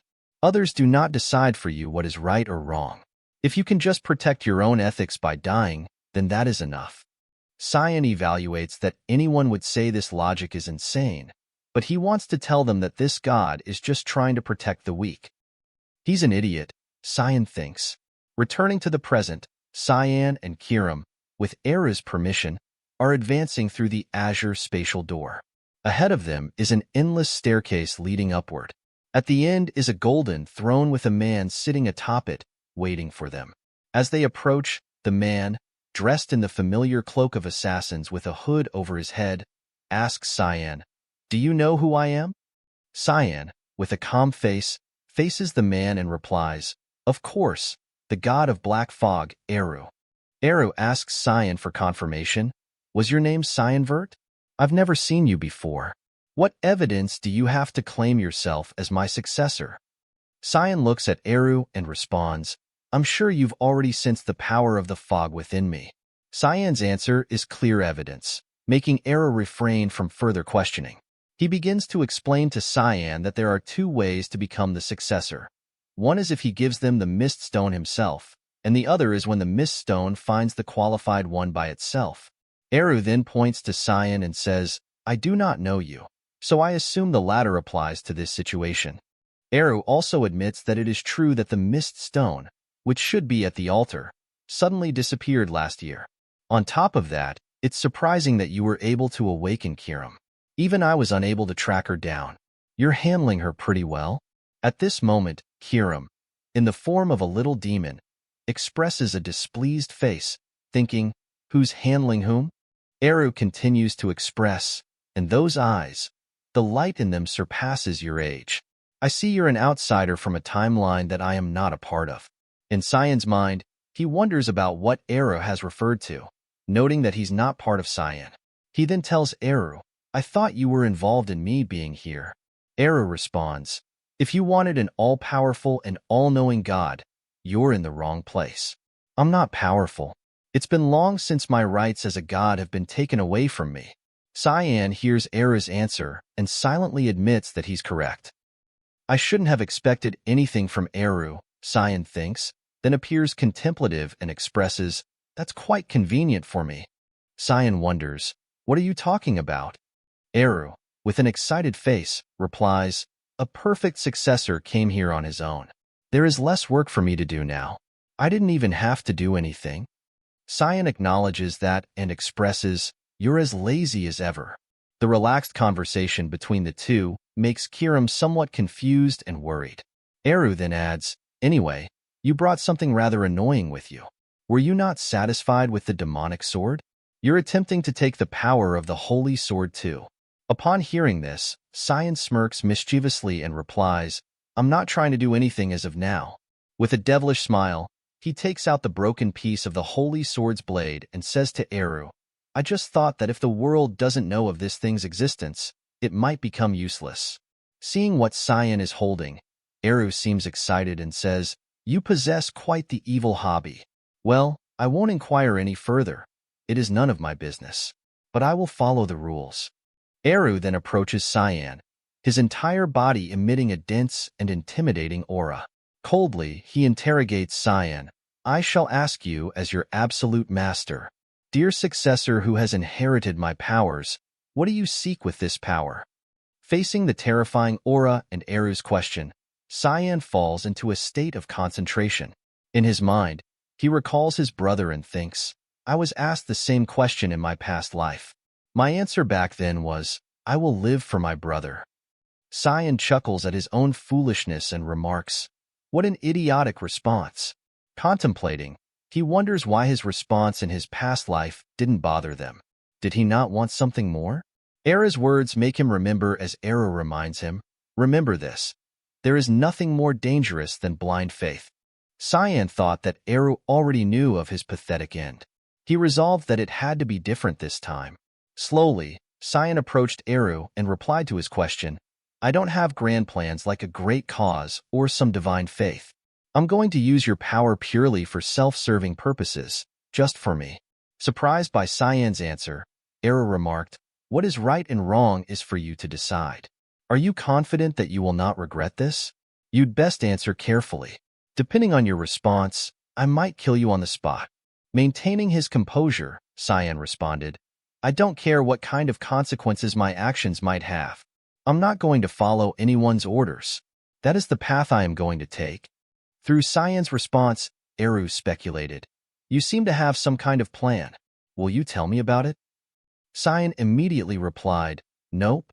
Eru then said to him, It doesn't matter as long as you will purify my name. Well, I won't ask any more questions. You're quite boring. Suddenly, Kiram rushed forward using her demon-like body to attack Eru. Eru simply dodged and said, Then I shall now converse with my daughter. Kiram, feeling exposed, grew angry and charged at Eru. However, Era held her back and said, You've changed quite a bit. Do you like your owner that much? You're so obedient. Confused and angered, Kiram asked, What the hell are you talking about? With an adorable expression, Era replied, I'm very happy to see you like this. This only made Kiram more uncomfortable, and she shouted, Get away from me. Stop. I'm trying to be nice to you since I don't have anything to give to your owner. Ugh, crazy bastard. Owner, do something? Cyan, witnessing this, dryly remarked, Wow, what a wholesome father-daughter relationship. Kiram then grew even more uncomfortable with Cyan's comment. At that moment, Era's beak-like mouth almost touched Kiram. Suddenly, magical circles appeared, leaving Kiram bewildered. The energy from the magic circles helped her return to her original form, further confusing her. Cyan, witnessing this, wondered, It's not using up my mana either. Did Eru use his own power to do that? Angered, Kiram grabbed Eru by the collar and demanded, What have you done to me? Unperturbed, Eru replied, Nothing much. I just gave you some of my life force. He then asked her, Why? Do you not want it? Implying that Kiram would need a physical body to serve Cyan's desires. Hearing this, Kiram flew into a rage, screaming at her father and accusing him of being foolish for thinking about such indecent matters. Cyan, standing by, observed the interaction between the two and concluded that Eru and Kiram were indeed like father and daughter. The next day, in the student dormitory, Cyan was in a state of confusion. Brian, concerned, asked him, Young master, what is going on? Cyan responded calmly with a smile, I don't know either. Just let it be. Brian, feeling uneasy, disagreed. He whispered to Cyan, But young master, I don't think this is something I can just let be. In front of them were Kiram and Sarika, looking at each other with affectionate eyes, though their way of affection seemed different from others. Kiram was visibly annoyed by Sarika's presence, but still tried to put on a smile and said, "Oh my, an instructor coming to see your students so early in the morning? Don't you think that others will start talking about how special your relationship is?" Sarika, not one to back down, retorted, "Of course, it's all to guide him onto the right path. This is a perfectly normal relationship." Kiram glared angrily at Sarika, her eyes like threatening bullets. "Shouldn't a hall master be a bit more careful?" Sarika replied sharply, "What does it matter to you what I do? Mind your own business." The scene of the two women conversing resembled a mythical battle of wits. Their story continued as Kiram declared, "Owner only needs me. You need to stay away from him." Sarika, equally defiant, asserted, "He's my disciple." Cyan, standing amidst their conversation, wore a troubled expression. Unsure of how to resolve the situation, he stood up and announced, "I'm going on a walk." Brian, fearful, pleaded with Cyan, "Young master, don't leave me with them." As the verbal duel between the two women continued, Brian sweated nervously, afraid of being caught in the crossfire. Outside the city, sunlight illuminated the towering buildings. People bustled about, engaging in commerce and conversation. Cyan chose a high vantage point for himself, sitting alone, admiring the city's beauty and feeling a sense of contentment. Suddenly, the smell of blood wafted in from a distance. With Cyan's keen senses, he detected it in some alley where a student was being surrounded and attacked by others. He was kicked to the ground, crashing into a nearby barrel. The blow was so strong that he coughed up blood, clutching his aching body. 3 other students stood by, laughing and taunting. One suggested, "Hey, let's try that." Another eagerly agreed, "Damn, you're so right. Let's do it right now." Immediately, he conjured an energy sphere, advancing towards the bullied student. He then forcibly opened the student's mouth and said, "I brought you a little snack. Your friend made it just for you. You're going to eat it, right?" As he spoke, he attempted to launch the energy sphere towards the bullied student, grinning with sadistic pleasure. The bullied student, terrified, closed his eyes tightly, trying to escape. Suddenly, a commanding voice demanded that the bully stop his cruel actions. It was Erin. She sternly questioned the violent student, "Doing something so cruel to a fellow student. Aren't you embarrassed to call yourself a noble?" The violent student, interrupted and angered, retorted, "I happen to be Barrett Louis Smill, the oldest son of the Garum Kingdom's Duke Louis Smill household." He then asked for her identity. Erin, standing tall with crossed arms, introduced herself proudly, "I'm the princess of the Ushif Empire, Erin Severus." When Barrett learned she was a princess, he showed no hesitation and instead greeted her with a condescending tone. "Ah, I was wondering who you were, but you're just the 5th princess of the Ushif Empire." He then stood up, leaning in towards Erin with a disdainful expression, and expressed, "It's an honor to meet you." Erin, feeling uncomfortable, replied, "I don't feel like shaking your hand." She then demanded, "Barrett, you better explain this situation."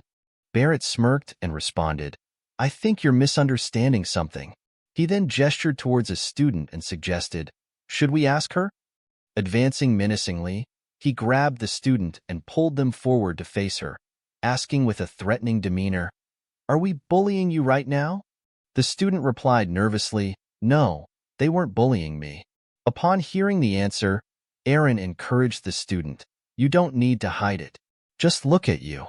The student, avoiding Erin's gaze, said, "It's fine. Please, just leave. We're just playing around." Barrett, pleased with the response, taunted Erin, "You heard that, right? I'm starting to be displeased." Erin, aware of the situation, firmly stated, "Whatever. I'm going to take her with me." Disrespecting Erin, Barrett immediately grabbed her arm tightly and threatened, "You didn't understand?" Puzzled, Erin questioned, "What is the meaning of this?" Barrett growled, "Didn't you hear Leximus asking you to leave?"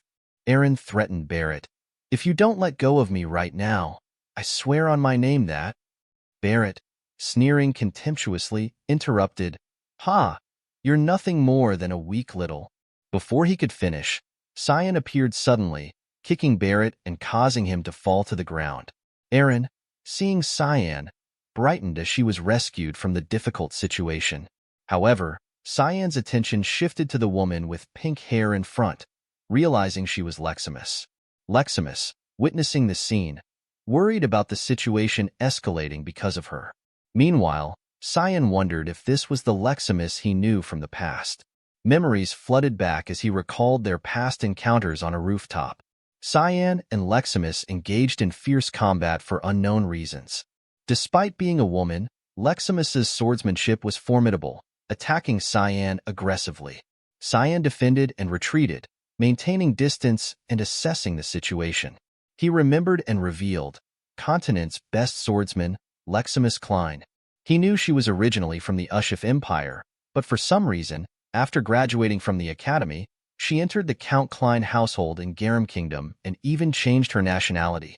The battle between them continued with blue and red sword slashes cutting through the air. Leximus executed a sword strike from below, slicing the ground vertically. Cyan attempted to evade by leaping high but was surprised when Leximus immediately leapt above him, swinging her sword in an arc from above. It seemed Leximus struck Cyan, but to her surprise, it was just his cloak.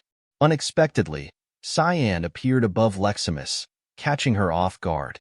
Before she could react, Cyan dove down, stabbing Kiram's blade straight into Leximus's back, successfully pinning her to the ground.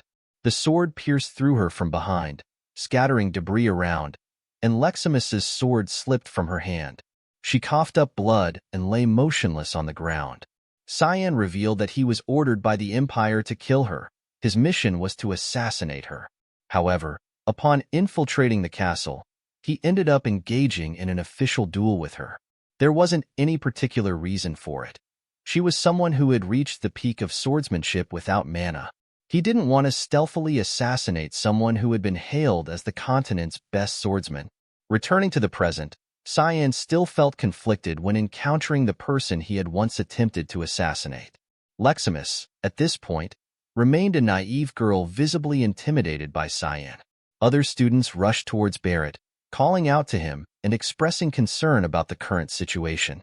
Barrett, with an annoyed tone, rebuked the nosy bystanders attempting to stand up and grumbled, "Why are there so many nosy bastards today?" He then confronted Cyan with a sharp look and asked, "Are you Cyanvert? I have heard about you. You came back from the front lines, huh? Did you want to join our little game?" Cyan, considering Barrett's proposition as merely a ridiculous game, voiced his opinion that the misuse of mana marble could lead to the destruction of mana within the body. Then Cyan glanced at Barrett's group and said, "A game where you force-feed someone a mana marble," and declared, "I'll join." Immediately after, Cyan unleashed a shadowy version of the Renin, a purple monosphere appearing in his hand. Moments later, Cyan's Renin transformed into a large ball, growing large and engulfing the area above them, leaving Barrett horrified and speechless. Cyan's gaze then turned menacing as he questioned Barrett, "What are you doing?"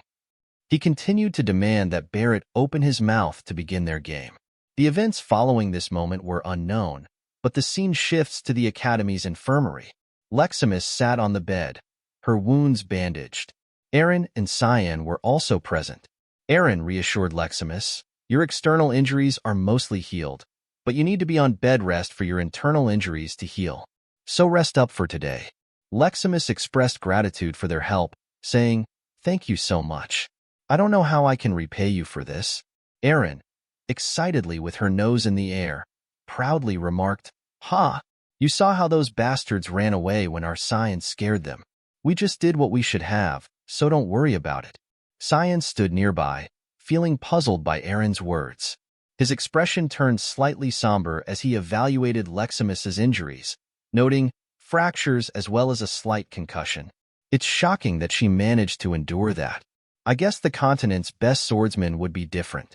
Suddenly, Leximus hesitantly asked, "Do you perhaps know me? I feel like you've been looking at me." Cyan, puzzled by her question, responded coldly, "I thought I knew you, but I don't. Sorry if it was unpleasant." Leximus, embarrassed, lowered her head and said, "It's nothing." Their conversation left Leximus puzzled. but she brushed it off and asked, "Where's your dorm? What if those bastards come to bully you again to retaliate or something?" Leximus, with a saddened expression, replied, "Commoner Hall." Upon hearing this, Aaron confirmed, "Commoner Hall? You're a peasant?" Leximus admitted, "Yes, I was enrolled especially thanks to Instructor Velton. He promised me financial support during my school career, but he suddenly got fired." Cyan confirmed the situation, saying, "So, in other words, no one's here to support you." Leximus acknowledged that Cyan was right. Cyan continued, "You might have to leave the academy then." Aaron, feeling sorry, exclaimed, "Oh no, you poor thing." Cyan then suggested, "Why don't you just take her as your person, princess? Learn swordsmanship from her while you're at it too." Hearing Cyan speak all this time, Aaron naively pointed to Leximus and asked Cyan with confusion, "What are you talking about?" "Leximus is a boy." Cyan, puzzled, corrected Aaron, saying, "She's a girl." Aaron, upon hearing the answer, stood frozen, as she didn't realize Leximus was a woman. Leximus, now flustered, explained, "I didn't mean to deceive you, Your Highness. It's just having short hair and boy clothes are more comfortable, so a lot of people mistake me for a boy." Aaron apologized, "No, I'm sorry. I didn't even realize." Even Cyan knew. In her heart, Aaron told herself, "I guess I failed as a woman." Leximus, flustered, denied, "No, no, I should be the one apologizing." Aaron then returned to the main topic and asked Leximus, "Anyway, what do you think?" "I think Cyan's idea is pretty good. You won't be bullied by bad people if you come under me." Leximus wondered why Aaron would help her. Aaron laughed awkwardly and responded, "Well, I don't really like being alone." However, the real reason Aaron believed was she couldn't just do nothing either since she is the princess. Leximus immediately thanked Aaron, expressing, "I'll make sure to become someone you can be proud of." "Thank you so much." Aaron then turned to Cyan and said, "You don't need to thank me." It was all Cyan. However, Cyan was no longer there, having left without them noticing. Outside the medical building, Cyan stepped out and thought to himself, "I did enough. I'm sure Princess Aaron will take care of the rest." But I see the reason Leximus abandoned the Ushif Empire.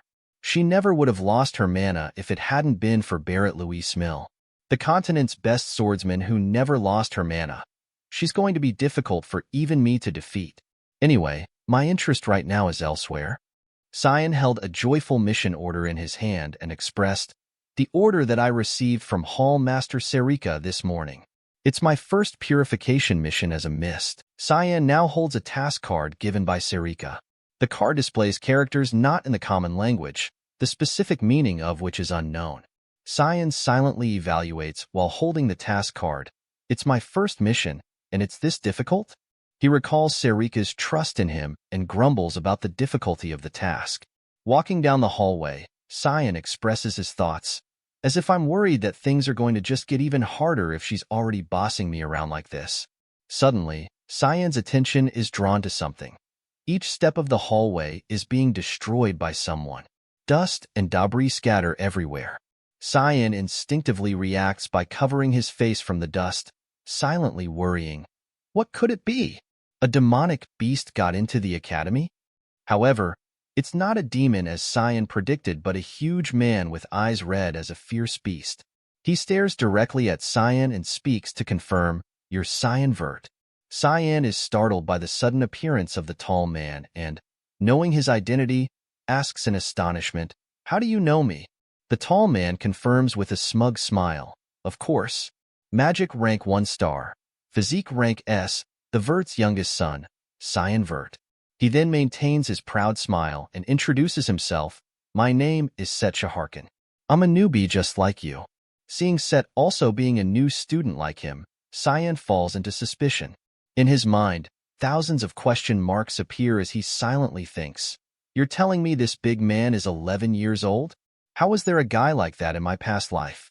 Not making Cyan wait, Set immediately flexes his muscles confidently and lets Cyan know, "I've already heard lots about you.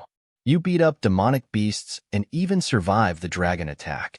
Then he grins happily and adds, "Plus, you received rank S for your physique." Even I didn't get an S. Set then suggests to Cyan, let's fight now. Facing Set, Cyan recalls memories of him and silently evaluates. I remember now that mark on his chest. It symbolizes Spania. So the rumor that the Prince of the Sand got into the academy was true after all. Spania is a country in the middle of the desert, situated east of the continent. Because of the powerful military led by the first prince, who was a genius in both magic and combat, even the Ushif Empire had difficulty when they tried to conquer the nation. Spania, a powerful nation with a formidable military, fell to ruins because of the sudden death of its sole successor. The cause of death was ruled as sickness. He had focused too much on growing his muscles and neglected his health. Cyan reflects, to think I'd come across him here. Meanwhile, Set maintains a fierce expression, demanding Cyan to decide right now. Cyan continues pondering, I didn't meet him like this in my past life. This is annoying, but if my memory serves me right, he's... Cyan then raises his head and asks, right now? Set confirms, yes, you and I, right now. Let's decide who's the best. I won't accept a no. I'm sure you want to do this too. In response to Set's threats, Cyan shows no fear and retorts, no. Set, surprised at being rebuffed, exclaims, how come? Cyan immediately points in Set's direction and admonishes him, unpermitted duels are not allowed in the academy. We have to put in an official request in the administration office. Upon hearing this, Set quickly changes his attitude and yields, asking, where is the administration office? Cyan then points to his right and says, the third floor of the main building. Set, happy with the direction, promptly runs towards the main hall, reminding Cyan, I'll be fast. Wait for me. Watching Set's large figure running off, Cyan cynically thinks to himself, another rumor about his brain being made of muscles was true after all. He's going in the opposite direction. I don't know if you can actually request for duels, but I assume I won't see him for a while. I'll focus on the Purification project for now. Meanwhile, in the city, specifically at the slave market, a man with a scar over his eye and carrying a sword approaches another man from behind, addressing him as Sir Zickerman. He informs Zickerman, whose full name is Zickerman Albus, that the preparations are complete. Zickerman turns to his subordinate, staring intently at him, and through clenched teeth urges him to stop wasting time and deliver to the customers, one of whom is among the 3 wealthiest people on the continent. Despite his public image as a philanthropist, Zickerman runs a slave market and even sells crossbreeds.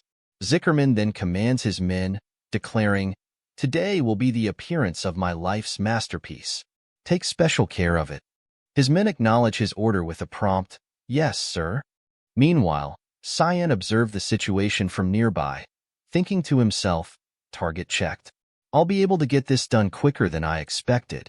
Suddenly, Kiram interrupted, sensing a very complex energy. Puzzled, Cyan asked, what? What do you mean? Though Kiram didn't know what it was, she indicated, your target, he's hiding something strange. At that moment, near the cages, Zickerman stood laughing maliciously to himself, saying, you finally calmed down. Sleep well, my money back. Suddenly, a red mist appeared nearby, catching his attention. He turned back, questioning, smoke? However, in the next moment, a red light flashed, passing through him and the others. Immediately, one of his men was killed without any reaction. Overwhelmed by fear, Zickerman instinctively fell to the ground. His remaining guard, panicked, shouted, who is it? Zickerman, trembling in fear, ordered his guard, what are you doing? Catch him. Do your pay's worth. The guard, though frightened, tried to remain calm, urging the unknown assailant not to hide anymore and to reveal themselves. Cyan followed the man's order, unsheathing the Kiram sword and swiftly advancing toward the man. Just before the man could react, Cyan attacked, causing him to drop his sword. Moving at incredible speed, Cyan made 2 cuts behind the man's knees, causing him to collapse. In the blink of an eye, Cyan appeared behind the man, grabbed him by the hair, and pressed the sword to his neck. The man, shocked and defenseless, attempted to understand what was happening, but Cyan swiftly ended his life by cutting his throat with the sword. Witnessing this, Zickerman Albus was horrified, sweating and staring at Cyan. He angrily demanded, "Where have all the others gone?" Cyan calmly replied, "You'll find out soon. I'll send you to them." He then gestured to the slain guards, commenting, "You sure employed a whole ton of people. Wasn't worth it, really." Trembling with fear at such threats, Zickerman involuntarily recoiled. He tried to ascertain what Cyan wanted. "What do you want? Money? I have all the money in the world." Cyan said nothing, immediately drawing his sword and severing the arm of the man who was begging for mercy. The man cried out in pain as Cyan slowly approached him, still clutching his bleeding stump. Cyan then began reciting the sentence for him. Zickerman Albus, guilty of all kinds of inhumane experiments and crossbreeding with different races, and even managing the illegal slave market, which is banned by law. Cyan's eyes now filled with anger as he questioned, "Your death is deserved. No giving you 1 minute to repent." Cyan continued, "After that, all your pain will vanish." Zickerman, enraged by Cyan's judgment, clenched his teeth to suppress the pain and argued, "That just means you're going to kill me." Cyan, observing him writhing in agony, muttered, "Yeah, I didn't even think you were going to be remorseful." Then he declared, "1 minute's up. You can just die painfully." Zickerman, terrified, begged for his life. But as he uttered his plea, numerous sword strikes from Cyan's 8th assassination technique, Wild Strike, relentlessly attacked him, causing him to scream in agony, ending his life. After finishing him off, Cyan confirmed, "That's it for Purification." He then decided to look around before leaving, heading towards a prison room and asking Kiram, "Over here?" Kiram confirmed, "Yeah, I can feel a combination of 2 different energies." Cyan swiftly cut through the iron bars of the prison room and looked inside, seeing an immobile girl. He exclaimed in surprise, "A girl? Judging by her lack of movement, isn't she dead already?" However, his demeanor quickly changed back to normal as he asked Kiram, "It's just a human, nothing special." But Kiram disagreed, pointing out, "No, look at what she's holding." Kiram confirmed it was a dragon egg. Cyan took the egg and meanwhile, in the academy in his dorm, he carefully placed the dragon egg on a cushion, noting its light purple hue and radiant glow. Brian, seeing the dragon egg before him, couldn't believe it and asked Cyan, "Where did you get this?"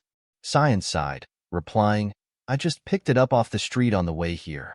Brian, even more shocked by his answer, exclaimed, "Who picks something like this off the street?" Cyan, with an unchanged expression, said, "I'm serious. I was just on a walk and found it," as he looked at the dragon egg again. Brian wondered, "A dragon egg?" Cyan thought, he was going to sell something this dangerous. Was he going to deliver it to someone?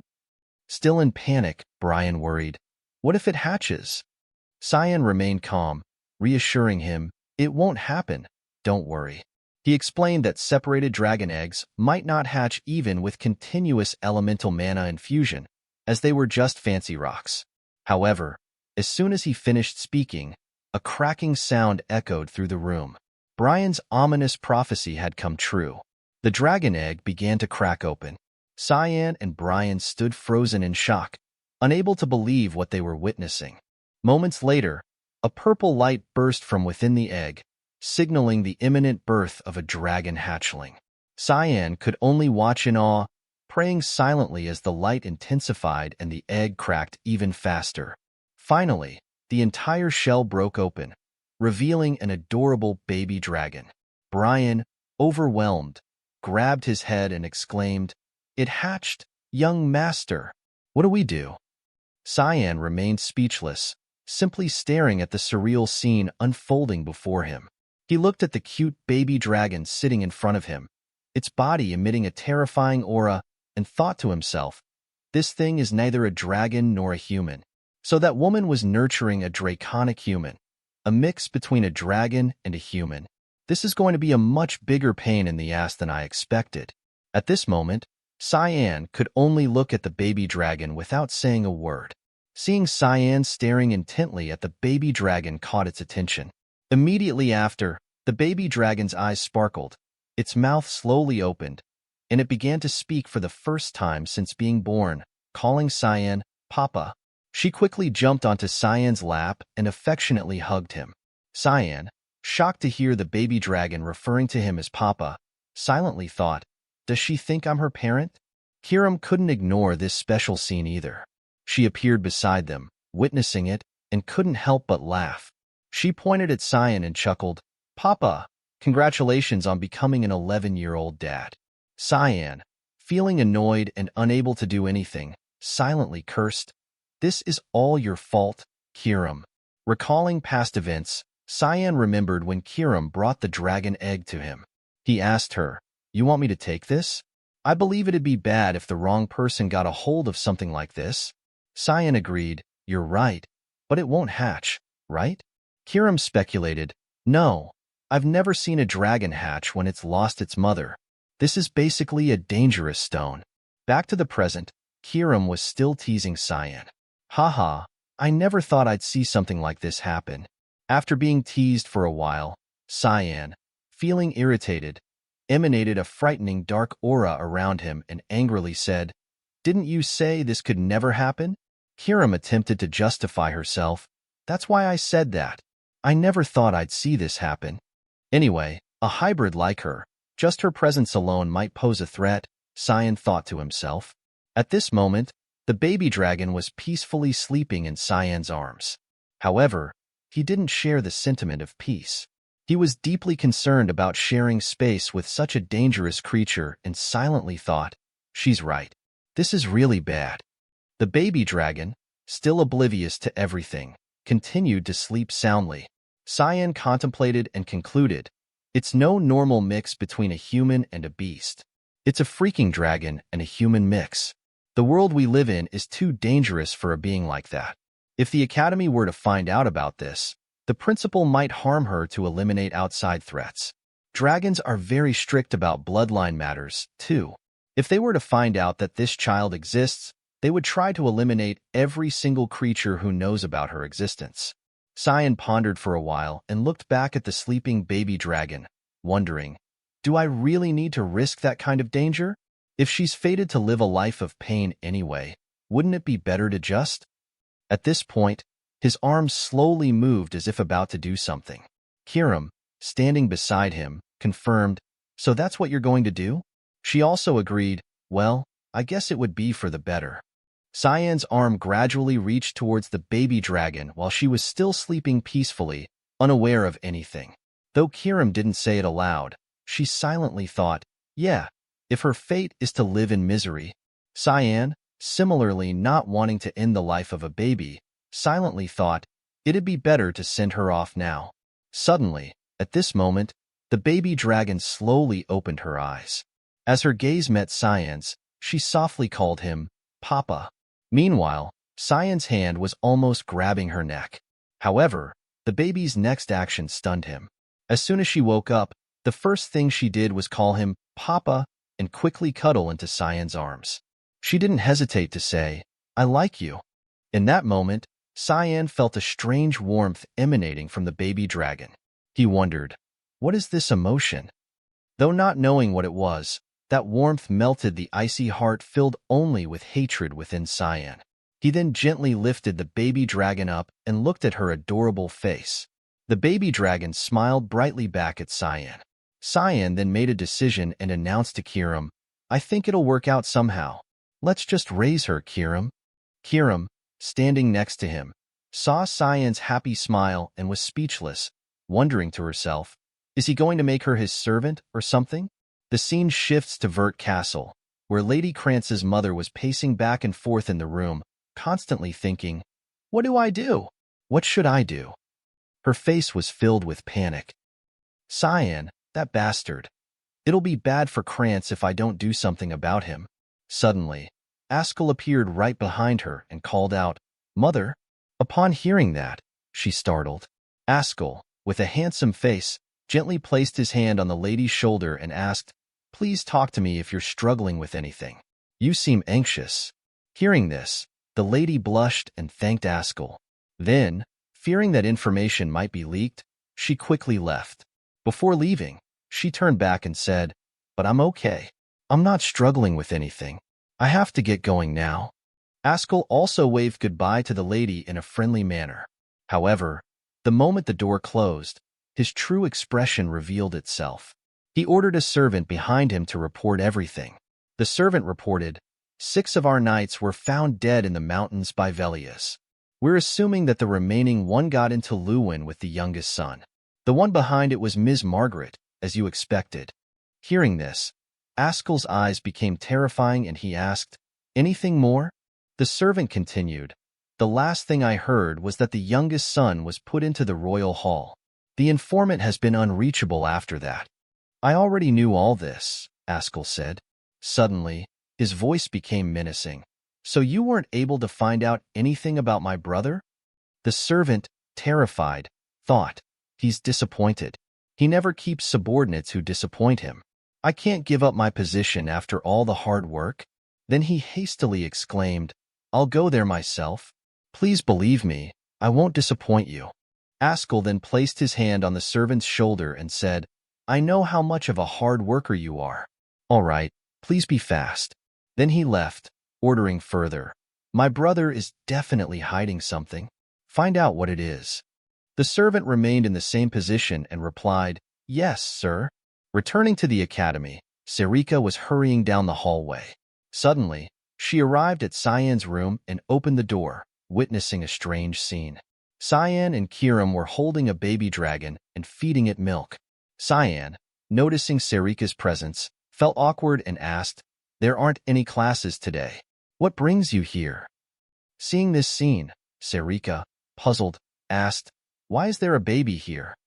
Meanwhile, the baby dragon, behaving like a normal child, chirped excitedly. Upon hearing Sarika's question, Cyan sighed and replied, It's a long story. Just tell me why you're here. Sarika adjusted her glasses, appearing serious, and said, Well, I can hear about this later. There is a more urgent issue at hand. You've caused quite the trouble. Hearing this, Cyan appeared worried, not knowing what it was about. Sarika then produced a sparring approval form, a duel request. What were you thinking? Staying on the down low was the least you could do. Sarika then angrily scolded Cyan, Are you insane? Have you gone crazy for attention? Even the principal is going to be there. Cyan, now noticing the duel request, realized, he really found a way to do this. So he did find the office for it. Kiram, still holding the baby dragon, curiously asked, What's the big deal? It's just a couple of 11-year-olds fighting. Cyan, silently fearful, thought, That 11-year-old is no ordinary 11-year-old. Then he asked Sarika, So when's the duel? Sarika replied, In 2 hours. When the time for the duel arrived, Cyan was now in the arena, accompanied by Set's madness. Set kept laughing joyfully at the prospect of battling Cyan. Cyan, feeling uncomfortable, thought, This is way earlier than I thought. Set, with a wicked smile, turned to Cyan and said, I've been waiting for this moment, Cyan Vert. I'm sure you feel the same way. Cyan, upon hearing this, just made a dismissive sound with a confident expression. Set slowly drew his sword and said, I wanted a duel of combat, but apparently, the only options here are swordsmanship and magic. He then politely asked Cyan, Are you going to use magic? Cyan didn't make it difficult for him and replied, If you're not going to use it, I won't either. Set, seeing everything had been settled, enthusiastically said, Good, I like you. Immediately after his words, he disappeared. Not literally, but due to his incredible speed. He closed in on Cyan in an instant, his eyes ablaze with bloodlust. Set prepared to strike from behind Cyan with his sword, confidently declaring, Then let's see how good you are. In such a dangerous situation, Cyan remained calm and thought, He's pretty fast despite his body size. His sword has a lot of weight in it too. Without hesitation, he prepared to face Set's attack. Cyan drew his own sword to block Set's attack, realizing, But this kind of wavy attack is very easy to deflect.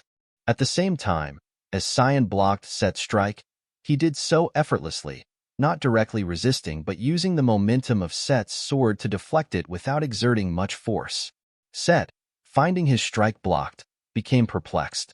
Cyan then skillfully employed counter techniques while remarking, For an opponent like him, what you need isn't strength but acuity and preciseness.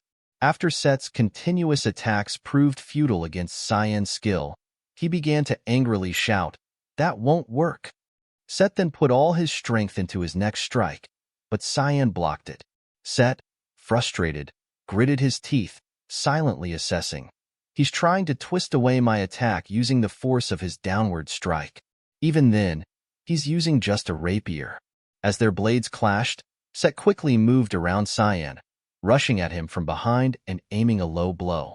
Faced with this dangerous attack, Cyan remained composed. Suddenly, Cyan sheathed his sword, anticipating Set's intention to change his attack strategy. Realizing that instead of using his sword, Set was going to kick, the surprise was on Set as Cyan had already deduced this. Cyan quickly lowered himself to evade the kick, then shifted his body weight, using both hands to catch Set's leg. Taking advantage of Set's single-legged stance and the momentum of his kick, Cyan used his own right leg to forcefully kick Set's remaining leg from behind, successfully lifting Set into the air. Cyan then threw Set's body forward in an arc motion. As Set found himself about to kiss the arena floor, he panicked, only managing to think, does he have eyes on the back of his head or something? In the moment when he was about to kiss the ground, Seth suddenly braced his hands against the floor. However, the force of the slam was so strong that the ground cracked from the impact of Seth's hands. He managed to avoid a close call with the ground, sweating profusely. Then, using his hands as a pivot, he spun and kicked, trying to break free from Cyan's grip. Cyan let go of his leg, smiling in amusement and thinking to himself, he managed to counterattack in that short time. He's quite nimble for someone his size. The students watching the match were astounded. One student exclaimed in disbelief, "What was that just now? Is he even human?" Seth sat up panting heavily and then unexpectedly let out a mocking chuckle, followed by a hearty laugh. Despite being overpowered by Cyan, he was incredibly exhilarated. I lose in swordsmanship, Cyan vert. But as a battle enthusiast, he was not ready to admit defeat so easily. He stood up, flexing his muscles, and his magical energy surged with an impressive aura. Now I have to win no matter what it takes. I'm going to give everything I have into this fight. Cyan slung his sword over his shoulder, looking at Seth with a faint smile. Bring it on, my friend. Cyan seemed indifferent, thinking to himself, what a tiring dude. Seth stomped his right foot on the arena floor to gain momentum, shattering the ground beneath him. He loudly reminded, "You give it your all too, then." He unleashed his magical power, causing his sleeves to tear apart. The arena floor around him cracked and shattered severely due to the force of his magical energy. He looked at Cyan with eyes shining brightly, laughing maniacally. His magical power raging around him, he shouted, "Cyan vert." The principal, watching from above, stroked his beard thoughtfully. Are they going to fight with magic now? What a bunch of bold children. They aren't using both magic and swordsmanship simultaneously. Miss Sarika, sitting next to him, commented, "Seems like Cyan won the sword fight." The principal nodded in agreement. Indeed he did. He thought to himself, Seth Chaharkin's physique rank was A, Cyan Virtus. It's quite an obvious result when you consider just the ranks. However, being fit is only the basic requirement to be able to manifest higher dimensions of spells. Seth is a 3-star Mona rank. That's the highest out of all the enrolled students. What will you do now, Cyan? Sarika, sitting beside the principal, was exuding an ominous aura. As an assassin, she hated being noticed by many people and seemed very displeased that Cyan had joined the fight. She cursed silently in her mind, "Cyan, you're just begging for people to pay attention to you, huh?" Back to the match, a giant sand hand emerged from the arena floor, reinforced with debris to increase its hardness and damage. This was one of Seth's skills, Death Fist. The sand hand was directly controlled by him. Seth stood still, throwing a punch towards Cyan, his body bulging with muscles. Cyan remained motionless, watching Seth move without reacting, just pondering, we're fighting with magic now. The sand fist controlled by Seth slammed into the spot where Cyan was standing, shattering the arena floor and creating a large hole. However, Cyan easily leapt aside, dodging the punch effortlessly. As soon as Cyan's feet touched the ground, Seth launched his next attack to prevent Cyan from evading. Controlling the sand fist, he shouted, "I won't let you escape this one." Despite his words, even after several more punches, Cyan dodged them all easily. Frustrated, Seth concentrated his magical power into his left hand and unleashed his skill, Desert Tooth. This skill caused sand columns to erupt from the arena floor. Cyan, while running, suddenly faced a sand column blocking his way. More sand columns appeared around him, forming a trap. Cyan was quite surprised by this. His expression turned serious as he lowered his stance and looked at Seth, thinking Seth's mana rank was assessed as 3-star. The sand columns aimed at Cyan and struck directly, causing a huge explosion. Sand and debris flew everywhere, severely damaging the arena floor. Although Seth thought this move would trap Cyan, Cyan easily dodged it despite being surrounded. Standing aside, Cyan recalled the technique Seth had used and concluded, but considering this attack, he should be able to use even 4-star magic. The instructors who were maintaining the barrier might be having a hard time. Seth was panting heavily from exhaustion, his mana depleting. Despite repeatedly attacking, he continued to provoke Cyan. "How long do you intend to run around and avoid my attacks like a little rat?" Cyan responded nonchalantly, "Then should I have just taken the attacks head-on?" Seth, angry and gritting his teeth, shouted, "A warrior wouldn't have dodged them, you little kid." Cyan, even more confused, replied, "You're a kid too." Being rebuffed, Seth felt incredibly humiliated and furious. He concentrated his mana into his right arm, streams of mana swirling around it like a storm. Once enough mana was gathered, he unleashed his ultimate move, Sandstorm, aimed directly at Cyan, and shouted, "Shut up, Cyan." The headmaster, observing, was slightly surprised by Seth's mana level and chuckled in amusement. Meanwhile, Miss Sarika was shocked, exclaiming, "Wait, I thought Seth's mana rank was 3-star. That's a 4-star spell."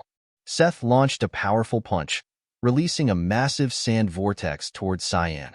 The vortex grew larger as it advanced.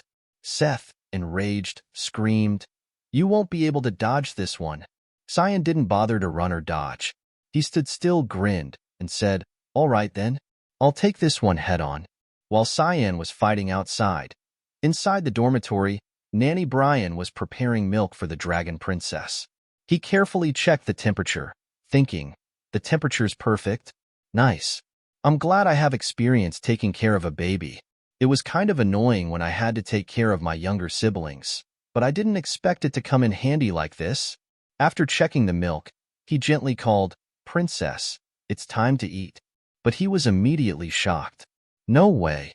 You already grew up that much?" The dragon baby that hatched the other day had already grown significantly, able to stand and walk. Her hair had also grown longer. She stood there looking bewildered. Back to the match, the spectators couldn't see anything because Seth's sandstorm had obscured the entire arena. Moreover, the storm's destructive power was immense, causing cracks to appear on the barrier's surface. The instructors maintaining the barrier were struggling, as Cyan predicted. Everyone was shouting, "The protective barrier is on the verge of breaking down. Reinforce it." An instructor, pouring all his mana into strengthening the barrier, couldn't help but exclaim, How are just 2 students this strong? What's the dean doing? Can't he see how serious this is?" Miss Sarika, anxious, jumped up and said, "Dean, we need to stop the duel right now." Contrary to everyone's tense reactions, the headmaster calmly replied, "Hold on, wait a bit." With his keen eye as a high-ranking mage, he immediately sensed something happening. Within the sandstorm at that moment, Cyan was using his shadow magic skill called Secret Technique, Expansion Void Sphere. He created a sphere of dark mana in his palm. Miss Sarika began to recognize the technique Cyan was using. She was both surprised and astonished, and in her mind, she didn't want Cyan to reveal this move to the outside world. Cyan's void sphere gradually grew larger, absorbing all of Seth's sandstorm. The dark energy it emitted was incredibly intense, like a black hole devouring everything. As the sandstorm weakened, The headmaster stroked his beard in amusement. Cyan surprises me again and again in this fight. Haha. However, Sarika felt differently. She wondered inwardly, why would you use that here? The void sphere continued to grow until it had absorbed the entire sandstorm. Finally, Cyan retracted the sphere into his hand. Seth stood to the side, panting heavily and looking bewildered, not understanding what had just happened. Where did my sandstorm go? The students watching were equally astonished. The spell suddenly disappeared. Was that black sphere also magic? I've never heard of magic like that. Who is he really? Cyan stood there nonchalantly, dark magic still swirling around him. He casually asked Seth, "Do you want to keep fighting?" Seth was utterly confused. How could he neutralize my skill so easily? How did he do that? Suddenly, Seth collapsed to his knees and admitted, "No, I lost. I can't believe it. I lost in both swordsmanship and magic. I'm depressed." Seeing Seth so disheartened, Cyan felt a bit guilty. I kind of feel bad. Did I beat him too one-sidedly? Suddenly, Seth punched the floor and shouted, "Good. Very good. I was tired of fighting weaklings anyway. I'm motivated to train more in the coming days. I don't know when it will be, but let's fight again." He then extended his hand and smiled at Cyan. "You'll accept the challenge then too, right?" Cyan looked Seth straight in the eyes and responded decisively, "No need. Thanks." Returning to the dormitory, Cyan had to carry the little dragon who had grown surprisingly fast. I knew that a dragon's growth spurt is faster than humans, but she looks like she's about 6 years old now. The little dragon now had her hair neatly tied up and was dressed in well-fitting clothes. Seeing Cyan return, she ran happily and called out, "Welcome back, Papa." Cyan was still in a daze, thinking, even a dragon-human hybrid grows this fast. She might look my age soon. Brian scratched his head awkwardly and said, "She keeps growing so fast." Cyan nodded in agreement. It's going to get harder to raise her in secret with how fast she's growing. The demonic sword Kiram was sound asleep, oblivious to everything. Suddenly, a familiar voice came from outside the door. It was Sarika. She stood leaning against the door, adjusting her glasses, and said, "Eventually, you won't be able to hide her anymore. I can help hide the demonic sword, but I can't help you hide a draconic human, especially if you go wild like you did today. What the hell were you thinking?" She frowned, her face tense, teeth grinding in frustration. Kiram, still half asleep, murmured, "Huh, I feel like someone's talking about me." Sarika, noticing how quickly the little dragon had grown, was equally astonished. "She's growing scarily fast. I didn't see her for just a bit, and she's already this big. It's up to you how you deal with something you picked up during a mission, but something like this is going to be hard to handle." Cyan replied, "Brian is in charge of taking care of her. There's a barrier set up in the dorm too, so Kiram and this kid's presences should be concealed." Brian, puzzled, asked, "I have to take care of a child?" Sarika handed Cyan a dark red letter and said, "Well, that's as long as you don't create trouble." Cyan glanced at the letter, a hint of disappointment on his face. "This is rather disappointing for a reward for winning the duel." Sarika stepped outside and warned, "You be careful for a while. Nothing good will come out of getting too much attention." Brian curiously asked, "Young master, what is that?" Cyan sighed, "Ah, a warning letter." Brian was confused. "A warning letter?" Cyan nodded. "Yeah, it's telling us we're going to be kicked out for misbehaving." Brian was shocked and yelled out, "What? Are we going to be kicked out?" Seeing Brian's reaction, the baby dragon also worriedly chimed in, "What do we do, Papa? Are we going to be living off the streets?" Seeing the adorable face of the baby dragon, Cyan couldn't help but be amazed. "Where did you learn to say that kind of thing? Do you even know what that means?" "Hold on, she's growing way too fast." He then proceeded to pat the baby dragon's head reassuringly, saying, "Not yet. You don't need to worry about anything." Brian was extremely worried, asking, "Are you sure it'll be all right if we go back to Velius?" "Aye." Cyan quickly reassured him, "Don't worry about it. I'm going to issue a complaint." Cyan noticed a detail in the expulsion notice. "The dean sent this to me himself. It wasn't from the administration office. That must mean that the dean wishes to talk to me. Remembering the previous encounter with the headmaster in their past life, Cyan recalled when the headmaster had asked, "You want to enter the Knights of Light? Have you finally decided to live for the sake of your brother?" Cyan, being young and naive at the time, had nodded without hesitation, but the headmaster seemed to know more and gave advice to Cyan, implying it wasn't a fitting path for him. Cyan's eyes became tense, mixed with a hint of anger.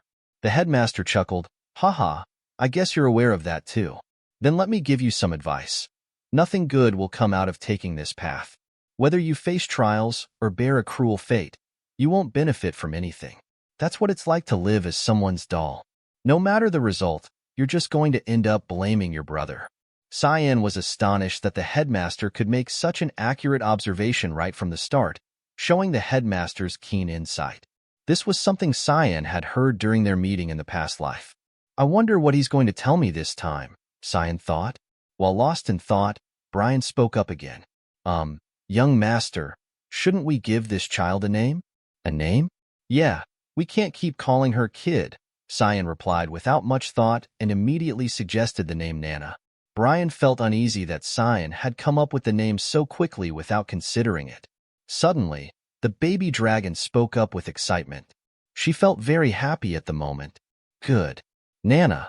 It's still Nana spelled backwards. I want to be Nana Vert like Dad's name," she exclaimed happily, running around Cyan. Cyan, however, didn't understand how the little one knew his full name. Brian felt worried for Nana's future. It's over for her. She's going to be bullied by the other kids. The scene shifted to the Royal Academy Dean's office. The headmaster, Kundal Quazel, was currently working on documents while contemplating Cyan Vert. I knew that he had a lot of potential, but to absorb a 4-star spell using a 1-star black sphere? He's scarily talented, but it didn't seem like it took him that much effort. "I want to know your limits, Cyan Vert. Now, let's learn a little about the identity of the headmaster." The headmaster's name is Kundal Quazel. He's taught the current emperor, Dion Severus, and is also the father of the last empress, Diana Quazel. Quazel, one of the few 9-star mages on the continent, has been focusing solely on the education of students at the academy after the death of Diana Quazel. Outside the hallway, Cyan approached the headmaster's office, pondering, "There is one thing I want to know about him. I had always thought that he was a pacifist, but in this life, he suddenly intervened in the royal succession fight." As Cyan walked, he suddenly felt a magical disturbance in the hallway. Cyan lightly tapped, and a boundary immediately appeared, created by powerful magic. Moreover, the energy composition was very pure and solid. Cyan smiled with interest. His personality hasn't changed, though. It seems he knew that I was coming and still put up a 9-star area restriction barrier. All right, if this is a test, I'll take it. The principal in the room at that moment also felt the fluctuation of the barrier, guessing that Cyan had arrived. He was eager to see how Cyan would overcome it. "Now, what will you do?" "Only a great mage can destroy such a barrier," he thought. It would take at least half an hour for Cyan to get through. But suddenly, Cyan appeared from the window right behind the principal's desk.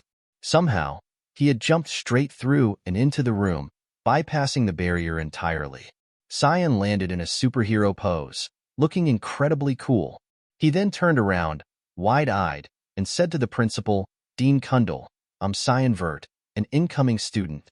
I came to express my disagreement with the complaint." The principal was still in shock. He ignored the barrier and came through the window. "I lost this one," he thought. The principal slowly asked, "Your disagreement?" Cyan nodded and replied, "Yes. It said that the letter came from you, but after seeing that barrier outside, I became certain of one thing. The warning letter was just an excuse to test my talent, wasn't it?" The principal stopped pretending and answered, "Right? It was rather aggressive, but you successfully proved your talents. But I will not take back the warning. You can try to persuade me otherwise." Cyan felt quite indignant but couldn't do anything about it. He said, "Then can I ask you one thing?" The dean said, "Yes, go on." Cyan asked, "Do you want the expansion of the empire, or do you want honor for your family?" The principal was quite surprised by Cyan's question. After a brief moment of thought, the principal replied, That's quite a bold question. Neither is my concern. Cyan continued, is that so? Then, after the death of Emperor Dion, if the third or fourth prince were to try and take the throne instead of the first prince, you won't take sides. The principal's anger was palpable, his magic power surging and showing signs of bursting out. He replied in a growling voice, "You're not just bold. You're too arrogant to say those things." Cyan, unafraid, thought to himself, I was a doll for Ascal. I don't think you're any different from my past self. In his past life, during the throne succession fight, Kundal had a large influence in making the first prince, Lunel Severus, the emperor. Lunel was a cruel and vicious man. He killed all of his siblings. When Kundal was against this, Lunel framed Kundal as a traitor of the empire and sentenced him to death. Kundal had worked to brighten the future of someone else, but ended up being betrayed by this very person.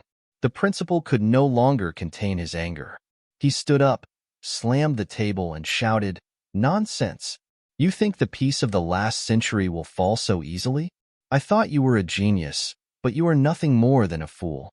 Cyan calmly continued, "The mother of the first prince and second princess died from an illness, and the third and fourth princes are fair matches for the first prince too. The Nepellus household, that Empress Cassandra comes from, is very well known for being greedy for power. That household will do anything to keep their position of power. In my opinion, the empire's peace is already on a thin line. And the day that peace falls, this academy will be over for." The principal was extremely astonished, his eyes widening in horror. Is this really the thought process of an 11-year-old? He knows every detail of the current political climate. The principal then lowered his voice and asked, "What are you telling me this for?" Cyan leisurely replied, "I want to make a deal with you. I will help you for the peace of your family and the academy too. In return, withdraw the warning letter you gave me." Suddenly, a voice laughed, accompanied by a beam of light shining down from the ceiling, leaving Cyan bewildered. "What power do you have to help me?" At this moment, the principal had drawn a 69-ring magic circle with a finger. It was so large it covered the entire ceiling. "Let your arrogance crush you." The principal flicked his finger down, casting the spelled chains of judgment. Immediately, numerous magic chains from the circle surged out and bound Cyan's limbs and body. Moreover, the pressure from these chains was immense, forcing Cyan to crouch down. Despite this, Cyan was not panicked but instead smiled excitedly, thinking to himself, "Do you want to fight, Dean? No matter what you do, you won't be able to escape my chain tower, a 9-star spell." Stroking his beard leisurely, he added sarcastically, "I must have overestimated your skills." Cyan didn't bother to argue. He just smiled slightly. "Then let me prove myself." At these words, the principal was taken aback by the magic Cyan used. The void sphere technique enveloped Cyan's body in a dark mist as if he had disappeared into the night. The chains gradually became shrouded in smoke as the black mist seeped through their gaps, slowly engulfing them. The black sphere gradually increased in size, enveloping the chains completely. Even the principal had to step back, covering his face in astonishment, thinking, "This is absurd.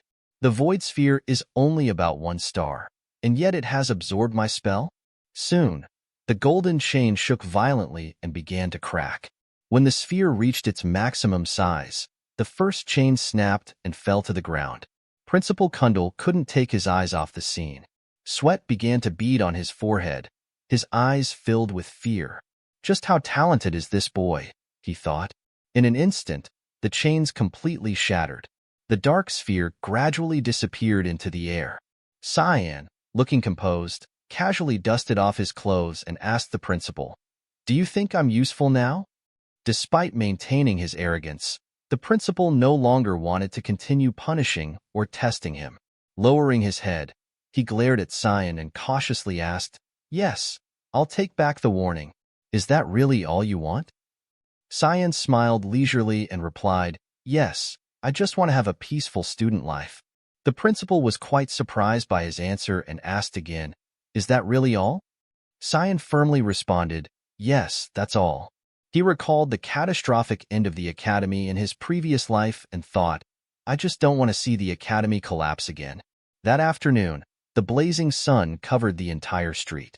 Brian received an order from Cyan to buy a bunch of stuff for children.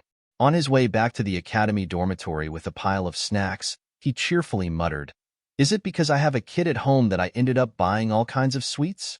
He was immersed in happiness, like a true babysitter, walking and laughing joyfully. Thinking about Nana enjoying the food made him suddenly feel even better. However, a sudden bad feeling made him stop and look ahead. Brian realized he was alone on this road. The surroundings were deserted, even though it was still a busy time of day.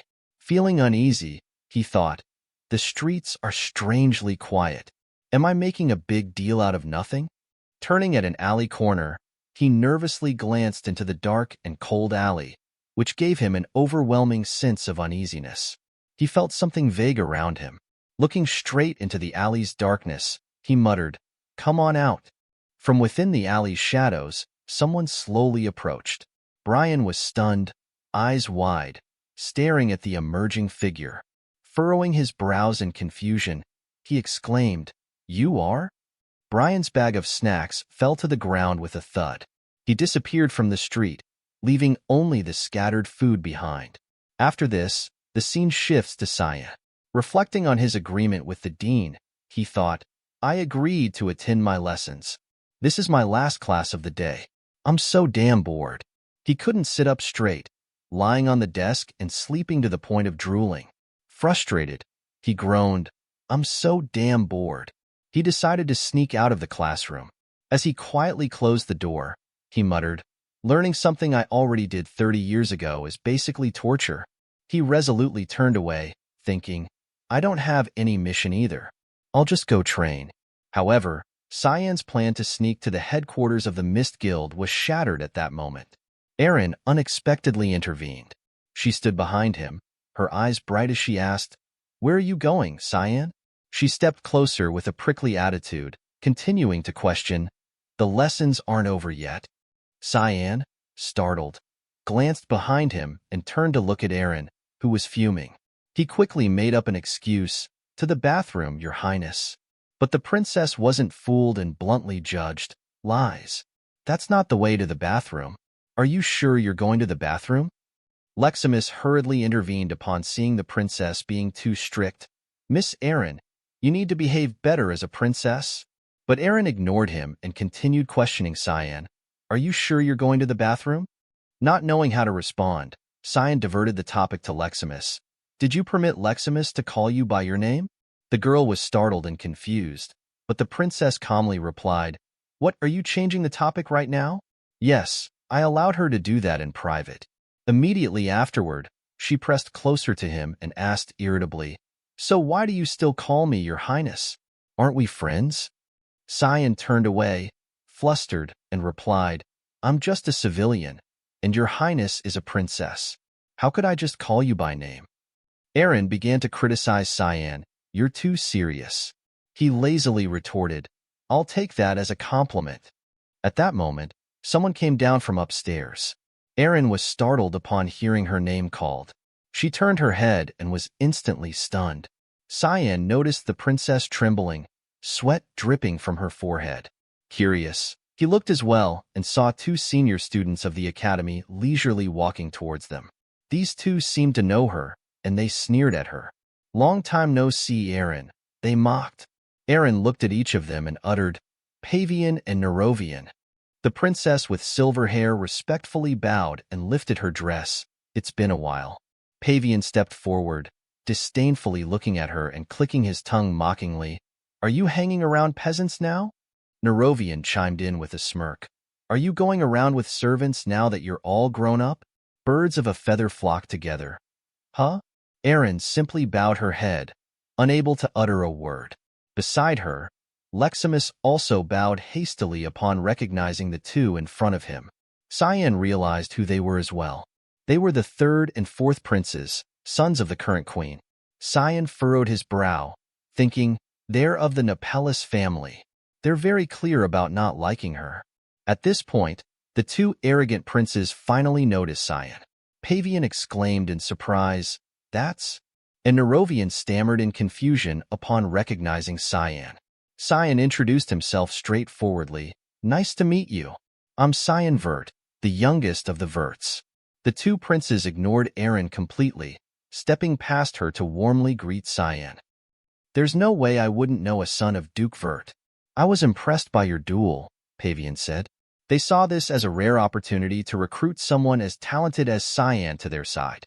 Shamelessly extending an invitation, Pavian said, I'll make sure to invite you if there's a party.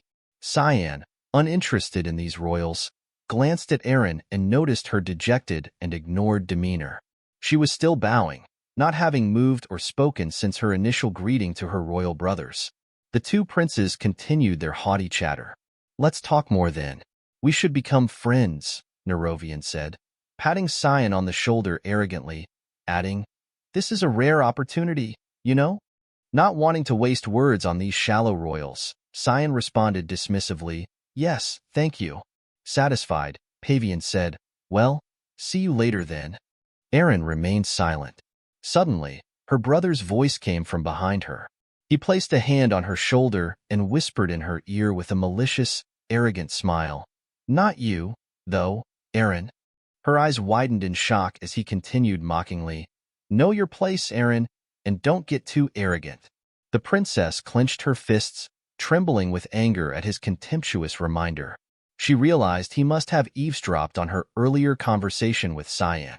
He didn't hesitate to humiliate her further, sneering disdainfully, You need to be more self-aware. Beside him, Pavian merely frowned at Aaron, looking at her as if she were something worthless. They turned their backs and walked away, leaving Aaron engulfed in terrible emotions. Lexus couldn't believe her eyes and exclaimed as she watched the two princes leave. Are they the princes? What's wrong with them? Aaron, still with her head bowed, replied coldly, They're still family. The saying is that blood is thicker than water. Cyan suddenly interjected, I'm not sure about that. To me, it looks like you're worse off than strangers. Aaron jerked her head up to look at him, her eyes filled with confusion and sadness.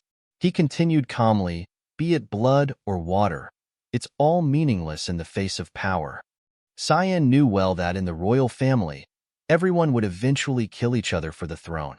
He looked coldly at the backs of the arrogant princes and reminded her, Therefore, if they're treating you like that, it just means they're wary of you. The young princess was stunned, staring at him.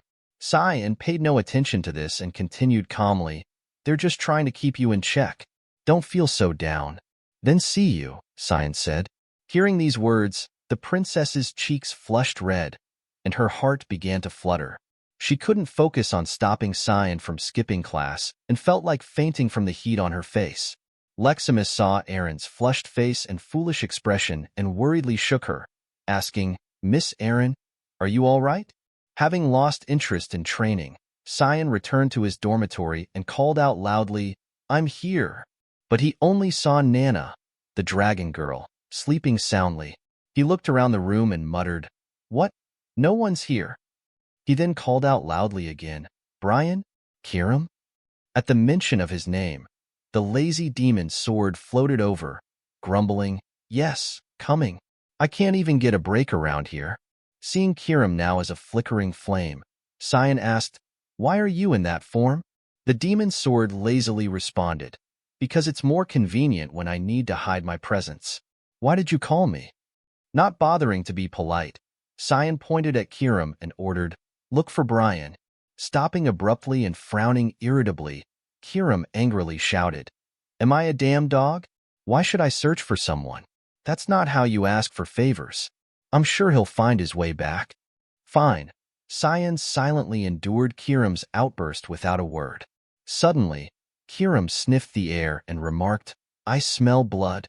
Cyan was startled and looked at Kiram in extreme confusion. At that moment, Brian was being shoved and jostled in a small alley by a group of thugs led by a smug nobleman from the academy. The noble sneered, This is why you should have listened to us while we were still being nice. The person in question was none other than Barrett, the arrogant noble who had bullied Lexus before being scared off by Cyan. Now, he was venting his anger on Brian to avenge that humiliation. He smirked and looked at Brian, who was coughing up blood on the ground, and mocked. "I thought you were the only guardian knight, but you're just garbage." Barrett looked at Brian, helplessly lying motionless at his feet, and arrogantly declared, "I'm going to cut you into pieces and send those pieces to your owner as a gift." Seething with anger, he snarled, "This is all because your owner wanted to act up in my face." He then laughed maniacally. "It makes me want to throw up just thinking about it." Brian struggled to cough and groaned. His small resistance infuriated Barrett, who snarled, "What did you say?" Brian bluntly retorted, "As if you're going to do it." "Haha, what a joke." Barrett frowned and glared at Brian. Despite being beaten and disfigured by Barrett's men, Brian, a knight who wouldn't surrender, mocked him with a half-smile. His attitude only made Barrett angrier. Grinding his teeth, Barrett grinned maliciously, his eyes glinting with a wild, vicious light. "You insane bastard. Did you lose your mind from the beating?" He leisurely directed his thugs to draw their swords and surround Brian. Indifferently, he replied, "I only feel sorry for you guys." Finally, his shout echoed through the space, "Kill him." Just as a mercenary was about to draw his sword, Cyan appeared on the roof of a nearby house and coldly asked, "What are you guys doing?" Just hearing Cyan's voice made Barrett's hair stand on end. He jumped, startled by Cyan's sudden appearance, and cold sweat poured down his body. Cyan stood clenching his fist, a faint dark mist appearing under his feet. He growled, "So it was your doing, Barrett Luzamil?" Brian recognized Cyan and opened his eyes, groaning weakly, "Young master?" Cyan looked at his subordinate, muttering, "You're a mess. Sounds like your vocal cords are hurt too." Though initially startled upon seeing Cyan, Barrett remained confident he could defeat him, relying solely on his hired mercenaries. He glanced up at Cyan with a sneer, "Haha, you came crawling to the tiger's den. Great, I'll first start with carving out your organs then." Cyan smirked with excitement. "That's exciting." Immediately, he gripped his demon sword Kiram tightly and descended into the thick fog. Using his 8th form assault, he aimed straight for the mercenaries' throats below. Kiram's blade flickered with a crimson glow, akin to the color of blood. The mercenaries didn't even see Cyan's attacks coming. They fell in the blink of an eye, scattered in all directions. All that remained visible were Cyan's brightly glowing swords. Barrett panicked and retreated to a corner, covering his face in horror and staring helplessly at the unbelievable scene before him. He thought to himself, "He defeated my mercenaries in a flash. Can we not win against him?" He remembered the day Cyan had terrified him with a gigantic monosphere, causing Barrett to scream in fear deep inside. What the hell? How is he this strong? With the mercenaries dealt with, Cyan raised his glowing red-eyed demon sword, pointing it directly at Barrett. Trembling, Barrett watched as Cyan charged towards him. Despite his fear, Barrett desperately gathered mana, shouting madly, "Damn it! I'll kill you, Cyan Vert."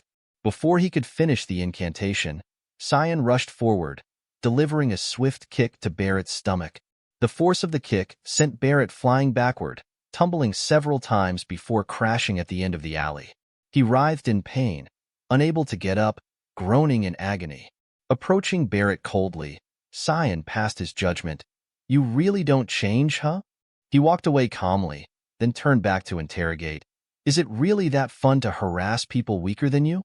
Despite being at a disadvantage, Barrett managed to sneer and scoff at Cyan. "What do my hobbies have to do with you? Are you going to kill me for it?" Barrett Louis Mill, the oldest son of the Louis Mill household, which can be considered the real authority figure in the Garum Kingdom, was pretty well known for his problematic behaviors in my past life too. Physically assaulting others was the least of the terrible things he did. He also burned small animals alive for his entertainment. One day, he committed an act that really crossed the line. He murdered a fellow female classmate. His excuse was that she was practicing magic. In the end, there was an order from Mist to purify him. When I infiltrated the mansion where he was staying after his expulsion, I saw the countless corpses of the servants that had been stored in the basement. After torturing him, I was going to kill him in the most painful way I knew. Then he smiled at me, telling me to just kill him instead of dragging things out. That face is still vivid in my head. He said that he was fine dying because he had all the fun that he wanted to have. His smile at that moment was so terrifying that it made others' blood boil. His eyes showed nothing but a perverse indifference, devoid of any humanity. Only recalling that scene stirred up a rage within Cyan. He glanced at Barrett with disgust, thinking silently, now that I think about it, killing him like that probably wasn't the punishment he deserved. As he said, he already had all his fun before dying. He recalled the actions he had taken with Lexus. Just death is nowhere near enough to make up for the number of lives he had taken. Thinking about this was enough to stoke the fury within Cyan. The price he had to pay for completely ruining others' lives was still too little. Cyan suddenly grabbed Barrett's mouth and forced him to open it. He swung his arm, conjuring a small monosphere in his hand. Barrett immediately realized Cyan intended to force him to swallow the monosphere to deplete his mana completely. He was horrified but unable to move his soaked body, nor could he escape Cyan's grip. He screamed in fear, "Don't do that!" But Cyan coldly asked, "What did you say you were going to do to me?" As the monosphere was brought closer, Barrett only became more panicked. He wildly shouted, "You think you can avoid the consequences of doing something like this to me? I'm a Luis Mill, the most powerful family in the Garam Kingdom." Hearing this, Cyan sneered, "You sure talk a lot." He then forcefully shoved the monosphere into Barrett's throat, pressing it firmly to prevent him from spitting it out. He forced him to swallow it and said coldly, "It's fine if you don't like me. You can even detest me." Barrett thrashed wildly, trying to escape and resist swallowing the monosphere. But Cyan pressed harder on his mouth. He continued, "I don't give a shit what you say behind my back, but you shouldn't have put your dirty hands on my subordinate. You garbage excuse for a human being." Cyan smirked, a malicious glint in his eyes, as he forced Barrett to swallow the monosphere. Barrett writhed in agony from the excruciating pain tearing through his mouth due to the effects of the monosphere. He cried out in pain, the light of the gem seeming to engulf and burn him from within. Above, a figure concealed in a tattered cloak silently observed. Ascal's subordinate, now panic-stricken, watched from a distance, thinking anxiously, "I had no idea he was hiding such powers. I need to notify young Master Ascal right away." He also worriedly frowned, fearing this might interfere with his plans. Unexpectedly, an arm reached out from behind him. Sarika, in the Assassin Guild's fog cloak, grabbed his mouth, pressed a dagger to his throat, and whispered, "So it was you, the little obsessive stalker who's been following my disciple everywhere recently." After dealing with Barrett, Cyan turned back and walked towards Brian. By now, Brian could sit up, leaning against a corner. He held his injuries, looking despondently at Cyan with a swollen face, unable to meet Cyan's gaze. He whispered, "I apologize, young master. I never thought they would attack me in such a large group." Cyan looked at him and realized he looked so ugly. He then bluntly asked, "Are you sure you're my subordinate? Why were you engaging in a fight where you were going to lose?" Brian bowed his head, murmuring, "Young master." Cyan looked coldly at his swollen and disfigured face, asking, "Is this the loyalty you swore to me?" Cyan then sat down in front of Brian, chin resting on his hand, teasingly asking, "Why didn't you just run away? I kind of get what you meant to do, but are you stupid?" He then looked seriously into his eyes, reminding him, "I don't need a loyal subordinate who dies. Don't do stupid things. It's annoying."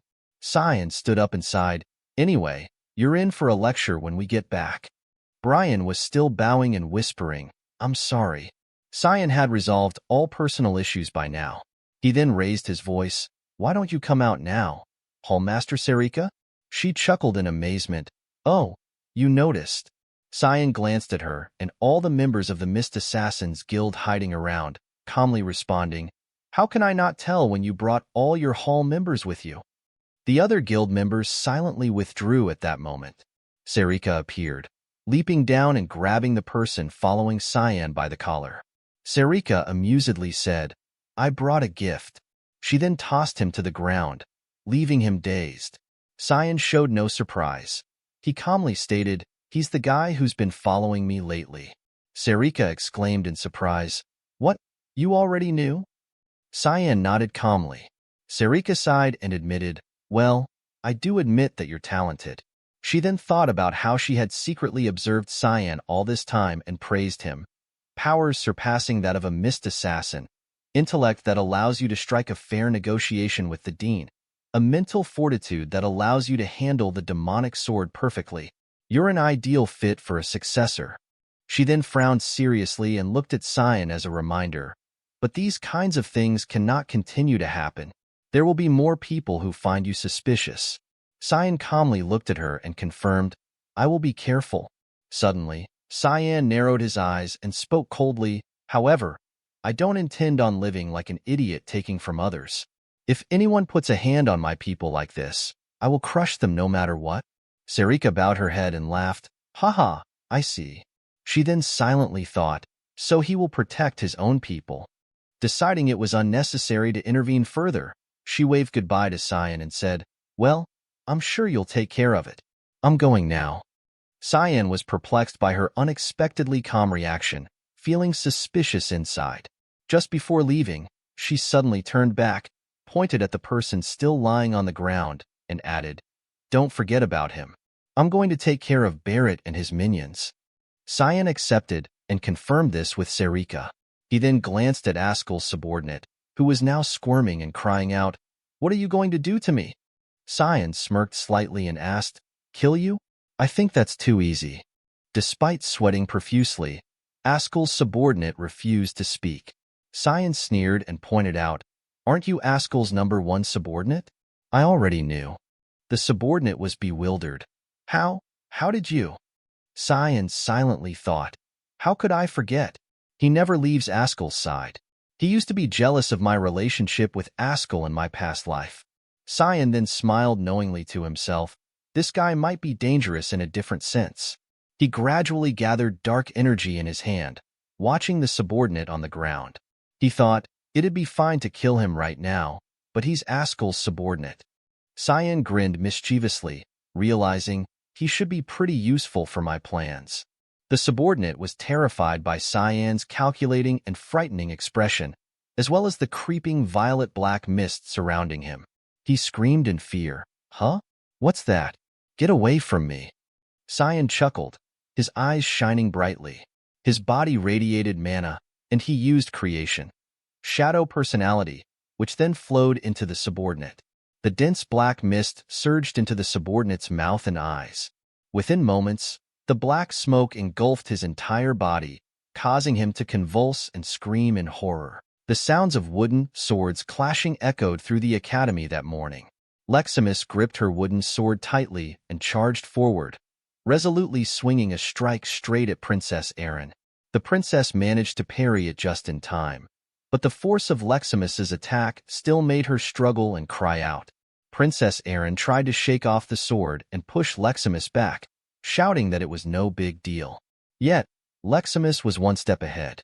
She swiftly circled behind the princess. Before Erin could figure out where her opponent had gone, Lexus pointed her sword at the princess's back and gleefully declared, "It's my victory, Your Highness." Startled by her own carelessness, Erin gasped in surprise. She pouted and turned to look at Lexus, muttering in dissatisfaction, "I can't win against you, Lexus. Also, I told you to call me by my name when it's just the two of us." Lexus scratched her head awkwardly and replied, sorry, Your Highness." The princess glared at Lexus and sternly corrected her, "Miss Erin." This attitude made Lexus even more flustered as she hurriedly corrected herself, "Yes, Miss Erin." At that moment, a loud yelp echoed from the training ground next to them. Young Master Erin glanced over and remarked with some concern, "They're training really hard." In the adjacent training ground, Cyan was pushing Brian through an intense physical training session after the recent confrontation with young Master Barrett. Brian was no match for Cyan. He was beaten soundly, receiving another punch to the stomach that felt like a blow from the heavens. Cyan's relentless attacks gave Brian no time to recover before he took another kick to the knee. Cyan continued his furious assault while Brian could only cry out in agony, unable to defend himself or counterattack. After a barrage of blows, Brian hunched over, clutching himself in pain, trying to endure. Cyan, seeing that Brian might not hold out much longer, stepped back to give him a moment of respite. Yet, he also noted Brian's impressive endurance. Despite taking hits from all sides, Brian remained standing, albeit clearly in pain. Cyan thought to himself, Brian's got quite the endurance for someone who was more like an errand boy. He's pretty strong too. He observed Brian carefully, noting that although he had taken some damage, his body remained resilient. Brian only took a few heavy breaths before seeming to recover quickly.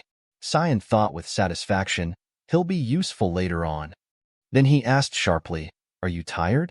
Brian quickly replied, even as blood dripped from his mouth, No, young master, I can keep going." Cyan was taken aback and muttered, "Goodness, blood?" He knew his training methods were harsh, but they seemed to suit Brian's physical capabilities. Cyan mused, "I would have kept going even if he was tired. There's no guarantee that an incident like with Barrett won't happen again. Brian needs to be able to defend himself." The incident with Brian had passed a few days ago, but Cyan was still troubled. He couldn't forget Barrett's malicious smile when he took out his anger on Cyan's subordinate. Now somewhat recovered, Brian hesitantly asked, Is that Kellen guy really all right?" Cyan realized Brian was still concerned about the incident and reassured him seriously, "Don't worry about him. He's already on our side." He knew the spy was Kellen, a close subordinate of his brother Ascal, so he cast a spell on him. At that moment, Kellen, bound by Cyan, was thrown to the ground. He writhed and screamed as Cyan's spell gradually took over his body. Brian witnessed the entire scene despite being exhausted from Barrett's and his hired thug's torture. He was alert enough to see Cyan's magical prowess firsthand. Brian stared at Cyan, astonished. It was the first time he had seen his master use magic. Soon, Kellen lay motionless on the ground. To cast this spell, Cyan had to exert a considerable amount of effort. He wiped the sweat from his brow and thought to himself, that was really hard to do. It had been too long since I last used 9-star dark element magic. Shadow personality creates a personality from the shadows to manipulate the opponent, Cyan recalled. I used it just once in my past life. He stepped forward, took a knife, and cut the ropes binding Kellen. Kellen's demeanor had changed drastically from earlier. Now he appeared calm, and Cyan coldly asked him, "Now, who are you?" Kellen knelt at his feet, his body still enveloped in a faint purple mist. He responded, "Kellen Diego, a guardian knight of Velius. I was given the order to keep an eye on young Master Cyan and came to Lewin." Witnessing his previously defiant subordinate now obediently answering questions, Cyan smirked and thought, he's submissive now. Cyan then asked a confirming question. "And who's the owner you serve?" Kellen bowed his head, his face expressionless as if programmed to eliminate all emotions. He replied, "I have been serving young Master Ascal, but I wish to serve you now, young Master Cyan. Please take me in." Cyan calmly smiled and replied, "All right then, listen to what I have to say and relay it to Ascal back in Velius." Cyan's smile suddenly turned menacing. He glared at Kellen and hissed through clenched teeth, "Don't leave a single thing out, understand?" Immediately, Kellen decisively punched the ground, bowing his head and shouting, "Yes, I understand, young master." He looked up at Cyan with eyes full of determination and burning loyalty, all thanks to the control of the spell Cyan had cast on him. Reflecting on that gaze, Cyan shivered slightly and thought, his eyes are overwhelmingly brimming with loyalty.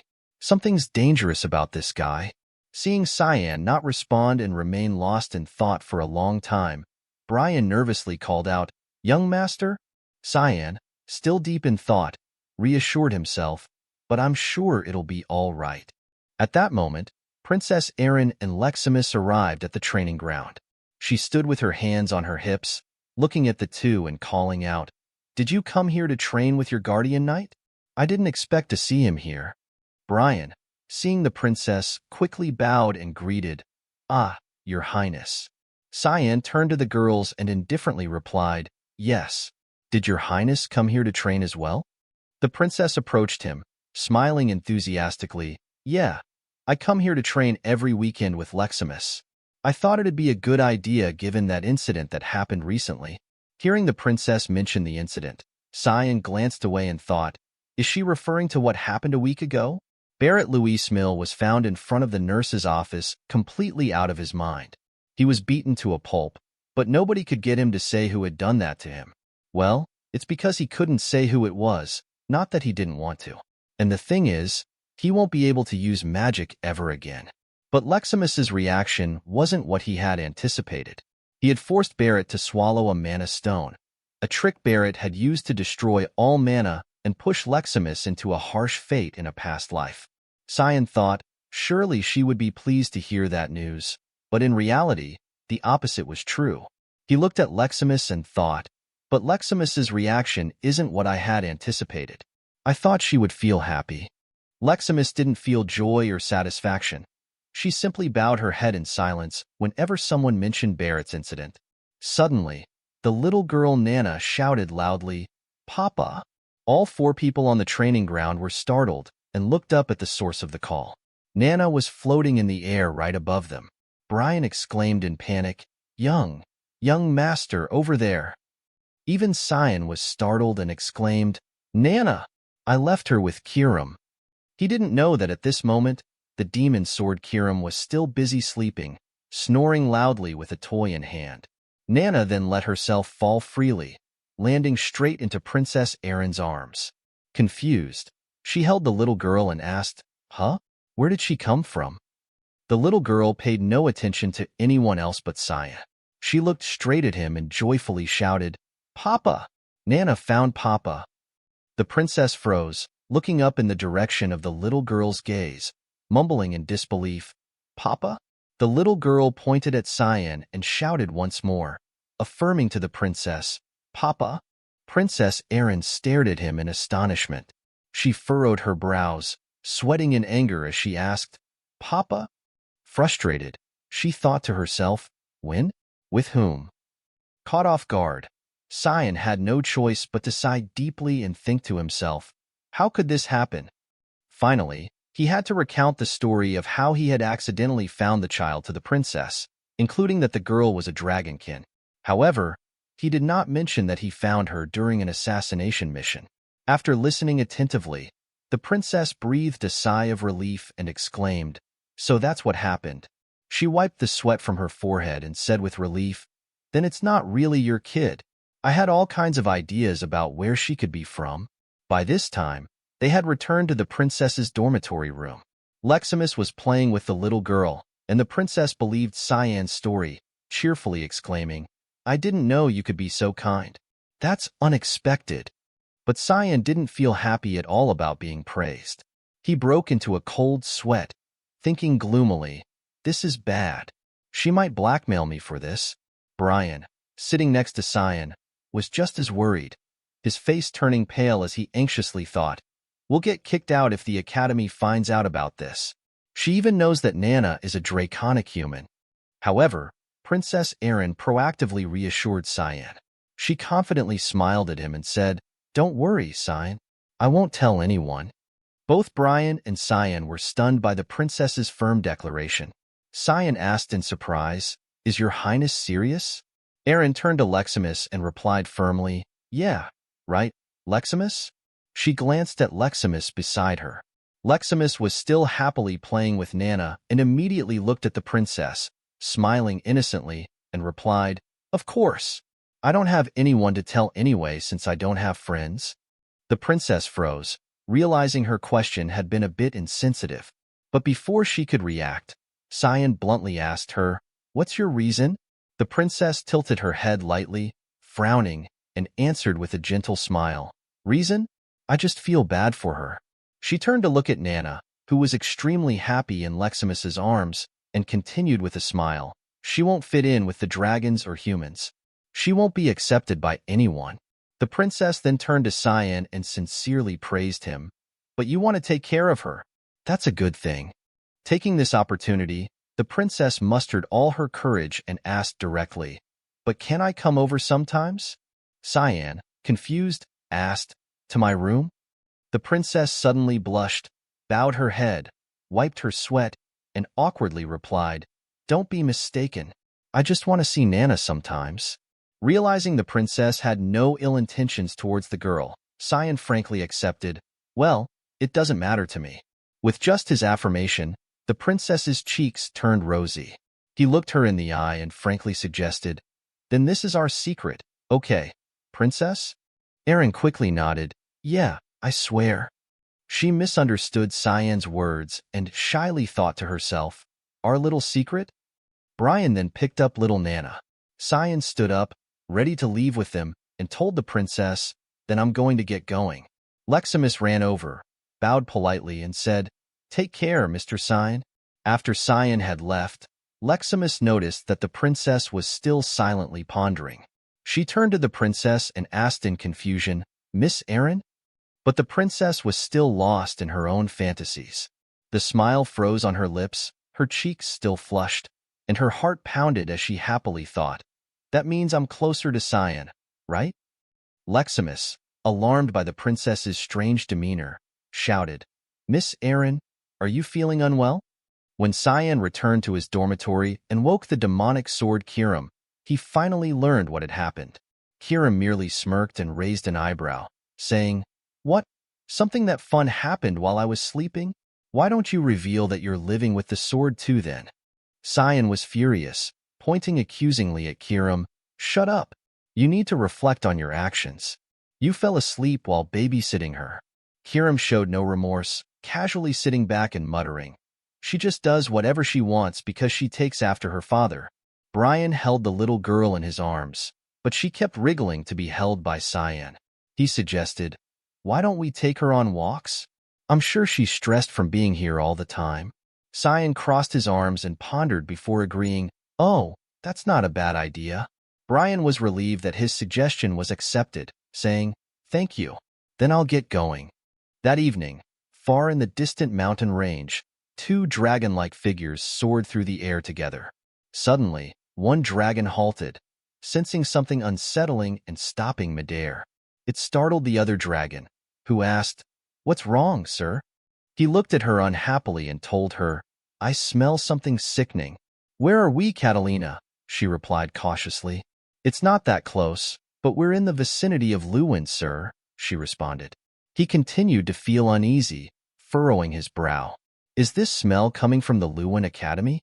It seems we need to pause our journey back." His eyes glowed ominously as he peered down and pointed towards the source of his discomfort. "I can feel an aura coming from there that I cannot permit as a dragon." After deciding to let Nana play outside that night, Cyan and Brian took her to an empty lot on the outskirts of Lewin. Having been confined to Cyan's dorm room for a long time, Nana was thrilled to fly freely in the open sky.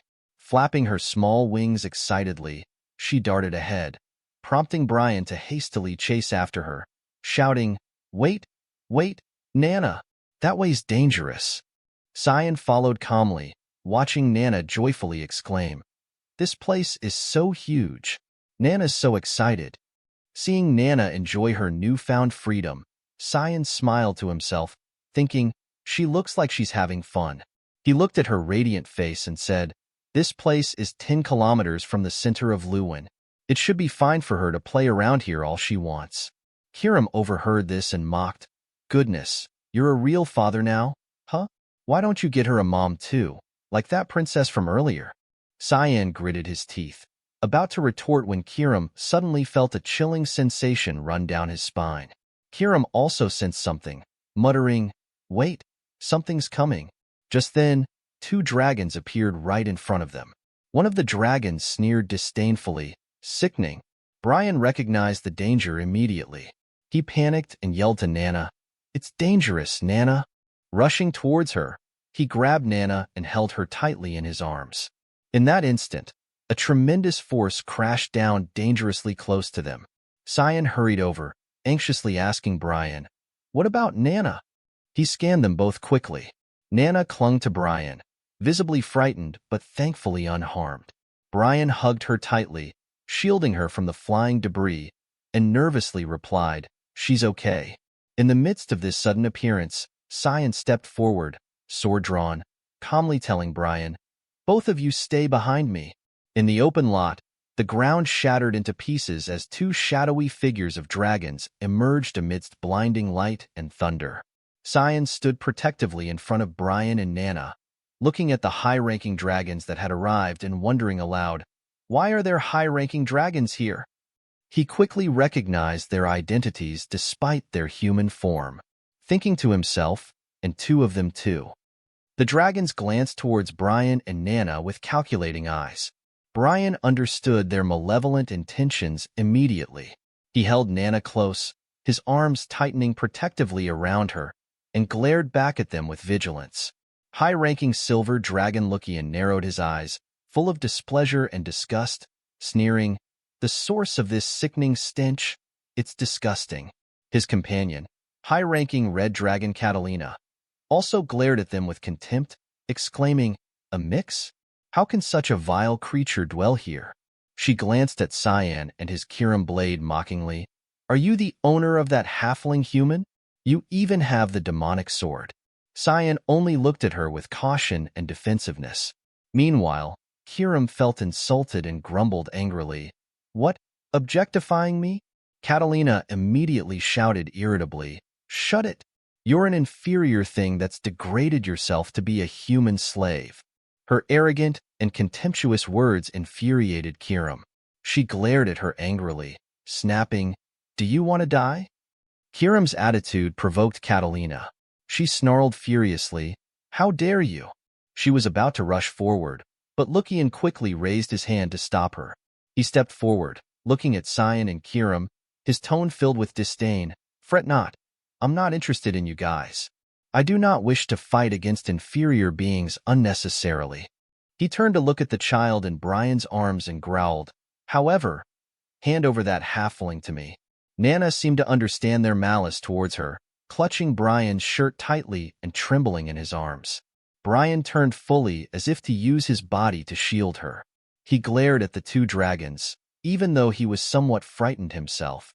Nana burst into tears, nestling in Brian's embrace.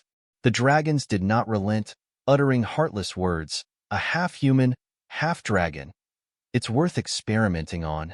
Lucian stared coldly at Cyan, declaring, "I will let you guys go if you hand it over." Cyan remained unfazed by his threats. He grabbed Kirim, angrily snapping, "Shut up." His attitude enraged Lucian.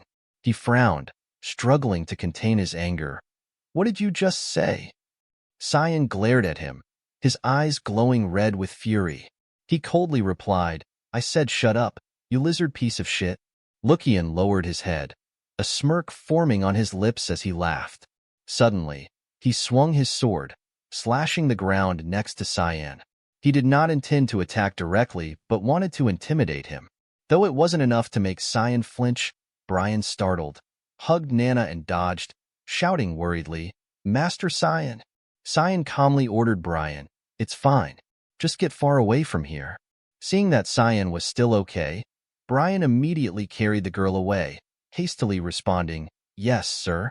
The dragon's power tore up the ground next to Cyan, leaving sparks flying. Cyan observed this and thought, "What a fancy technique." Lucian gripped his weapon tightly, lightning continuously flashing on his sword. He flew up, sneering, "This is why we call you inferior." Cyan did not respond to him directly. Instead, he countered with a technique called Thick Fog Ninth Form, Demonic Sword Manifestation, to let the demonic sword Kirim use his body.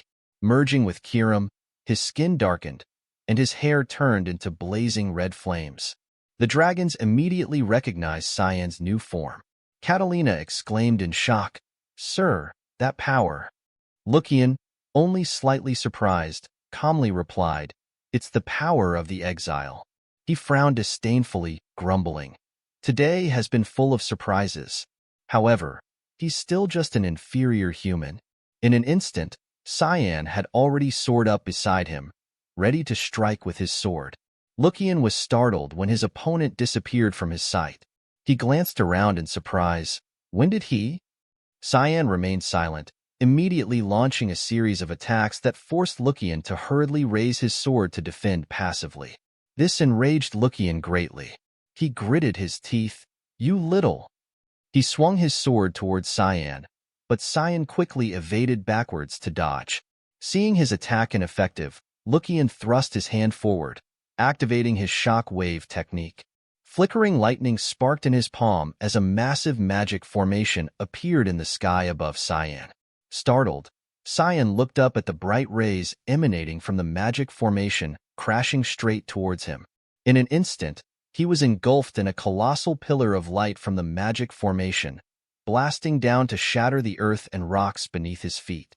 Quickly utilizing thick fog third form, Fog Glide, Cyan escaped from the magic formation, appearing behind Lukian.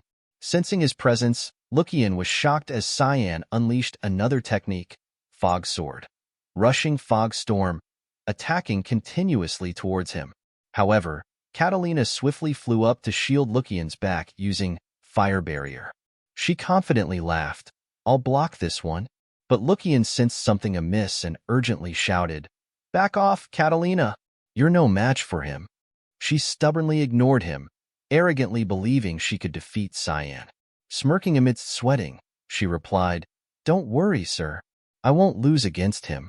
I have put up a dragon's barrier made from 1,000 years worth of mana accumulation. A human who can't even live 100 years won't be able to." Before she could finish her thoughts, Cyan continued with his next move, Fog Sword. 8 fluttering petals. His eyes narrowed as he smiled, directing his attack straight at the fire barrier.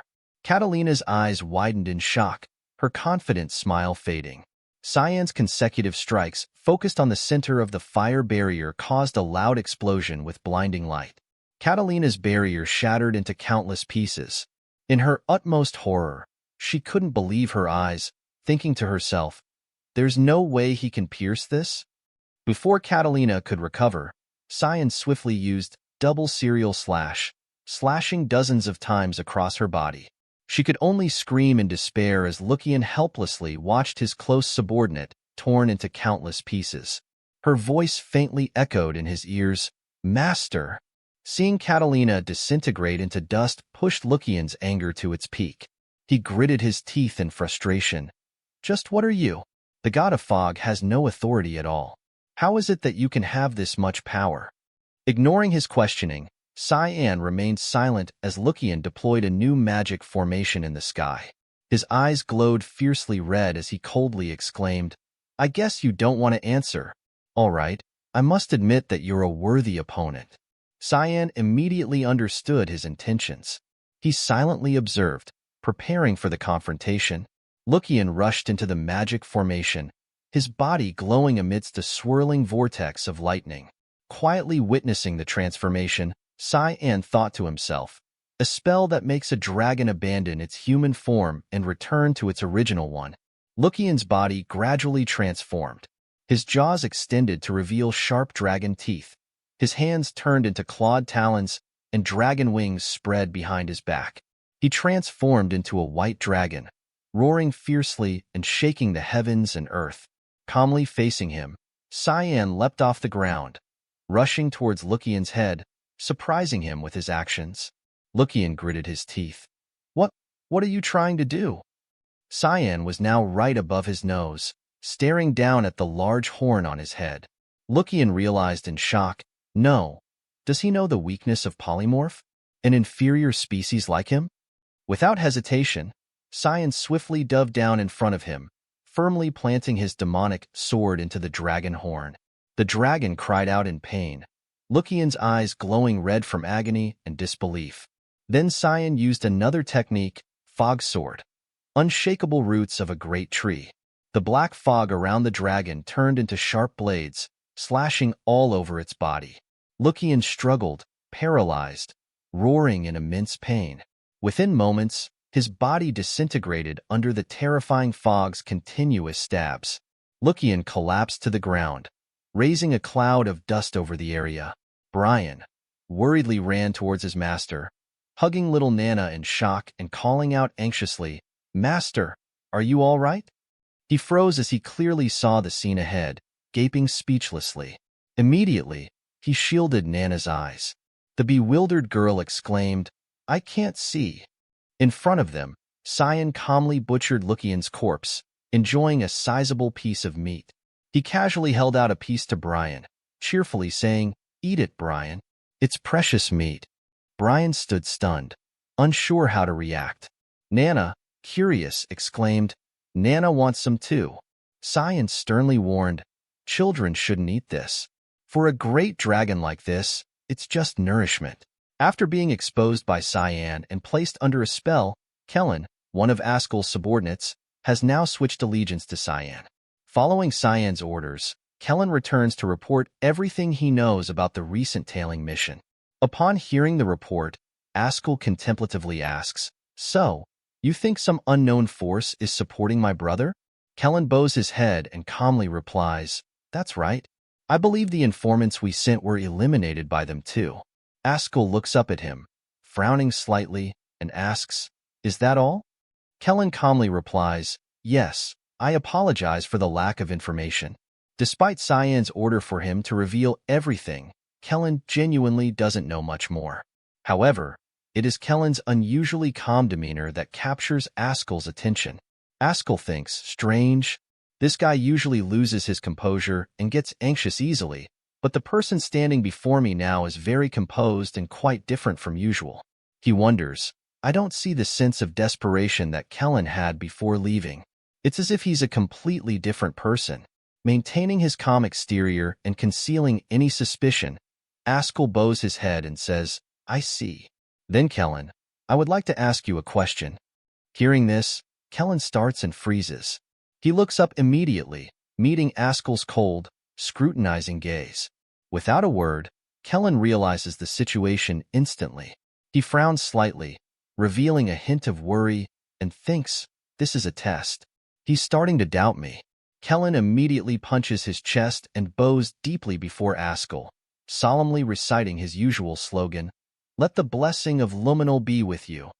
Ascal leisurely smirks and replies calmly, "I appreciate that response, Sir Kellen."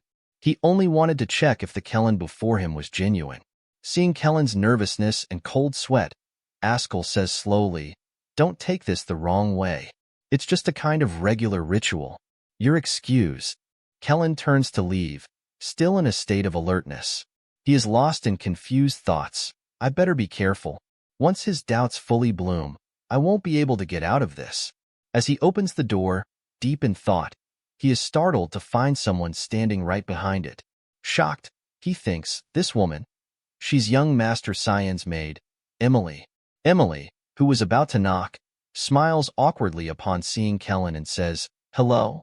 Kellen frowns suspiciously and asks her, "What brings you here?" At that moment, Ascal steps up, pats his shoulder, and says, "I called her." He smiles at Cyan's maid and asks, "Did you say your name is Emily?" She hurriedly stammers, "Why yes, young master." Ascal smiles, though his smile appears forced, and asks kindly, "Could you do me a favor?" Seeing his smile, Emily blushes shyly and asks, "A favor?" Meanwhile, at the dragon lair, high-ranking dragons gather for an urgent meeting. Upon realizing that two of their own, both high-ranking dragons, have gone missing, the head dragon exclaims in shock, "Mr. Lucian and Miss Catalina are missing." The other dragons huddle behind the small Mona stones, gathering around the massive Mona stone of the leader dragon. They explain, they manifested divine powers at the outskirts of Luwin, but that's the last trace we have of them. The thing is, they were both above 8-star level. As you can see, their Mona stones have shattered. These destructive traces are all that remain from the battle. The dragons look at the two shattered Mona stones of Lucian and Catalina, which indicate that the dragons within them are dead. One dragon questions, "So, you mean the one who killed them erased all other evidence with magic?" Another dragon adds, "For that to be possible." The high-ranking dragon interrupts solemnly, "It would most likely need to be someone with dark elemental powers. The only one capable of killing those two is Kundal Quazel." However, the dragon hesitates. He does not possess dark elemental powers. In other words, there is some unknown fourth individual. Another dragon suddenly speaks up, "We are aware of a boy named Cyanvert, the only dark element user in the Royal Academy." A dragon recalls an earlier event. When Cyan faced a dark dragon on the battlefield, he nearly killed it, though it managed to escape. There are also rumors that he survived an attack from the Devil Dragon on the front lines. Perhaps he has something to do with the deaths of Renaud Crimson and Zitterman Albus. They both worked with us to bring testing subjects and materials. The leader dragon listens silently, then skeptically says, "Is there some kind of connection between these events? I will need to keep an eye on this." Then, the leader dragon remembers its granddaughter, who is around Cyan's age, and immediately suggests, "Luna of Rainreaver, have my granddaughter get acquainted with Cyan Vert." A new day dawned with sunlight streaming into the Royal Academy and the royal dorms. Princess Erin joyfully ran to Cyan's dorm room, carrying a delicious cake. She excitedly exclaimed, "Ta-da! A special cake made by the palace chefs." She had the cake made for little Nana and affectionately asked, "Enjoy it, Nana." Seeing the fragrant cake, Nana's eyes sparkled with excitement as she drooled, eagerly praising, "Whoa, I like you." The princess not only brought a cake, but also pulled a cart loaded with boxes of cakes. She gently said to Nana, "Have as much as you want. There's still a lot more." Nana stared wide-eyed at the cart full of delicious food. Cyan sat silently in a corner, watching the scene. Contentedly, he thought, "They're having fun. We need to stay on the down low for a while. If the dragons were to sense Nana's presence, they might ambush us again. I will make sure that no one can put a hand on the people I care about. After all, I've decided to live purely for my own sake in this life." The sinister face and evil smile of Ascal appeared in his mind. Cyan had a goal for this life. "I'm going to completely ruin that bastard's plans." The princess suddenly turned to look at Cyan, surprised to see his expression. He was smiling delightfully, lost in thought, seemingly imagining something interesting. She curiously asked, "Cyan, did something good happen? You look happy." Cyan leisurely replied, I just had a nice thought." At the Vert residence garden, Ascal was welcoming an esteemed guest. He warmly said, "It's been a while since I last saw you." His guest was Luinel Severus, the first prince. The prince slightly smirked and politely remarked, "You look like you're doing well, Ascal." Ascal politely smiled and flattered, "It's all thanks to you, your majesty." However, the first prince seemed preoccupied with something else. He glanced down and muttered, "More importantly, how long do you intend on rotting in this estate in the middle of nowhere? I heard that Alice has left on a journey." Ascal didn't seem concerned about his sister. He calmly responded, "I'm actually worried about her. I don't know what she's doing or where she is." The first prince interrupted, "Worried about her?" He leaned on his hand, looked at Ascal with a smirk, and said, "Aren't you actually worried that she might threaten your position of power?" Ascal squinted at the prince, feigning innocence. "That's not something we should speak of." Prince then said, "We're friends, though. What can we say to each other?" A subordinate approached to pour wine for the prince. Ignoring the question, the prince slowly asked again, "Also, was your younger brother's name Cyan?" He looked at the glass of wine in his hand, gradually being filled, and calmly announced, "My father is interested in him, to the point that he seems to be considering an engagement between him and Erin." Mentioning his sister, the first prince suddenly felt a discomfort in his heart. He grimaced and resentfully exclaimed, "I don't know why he's so adamant about protecting his useless little garbage daughter."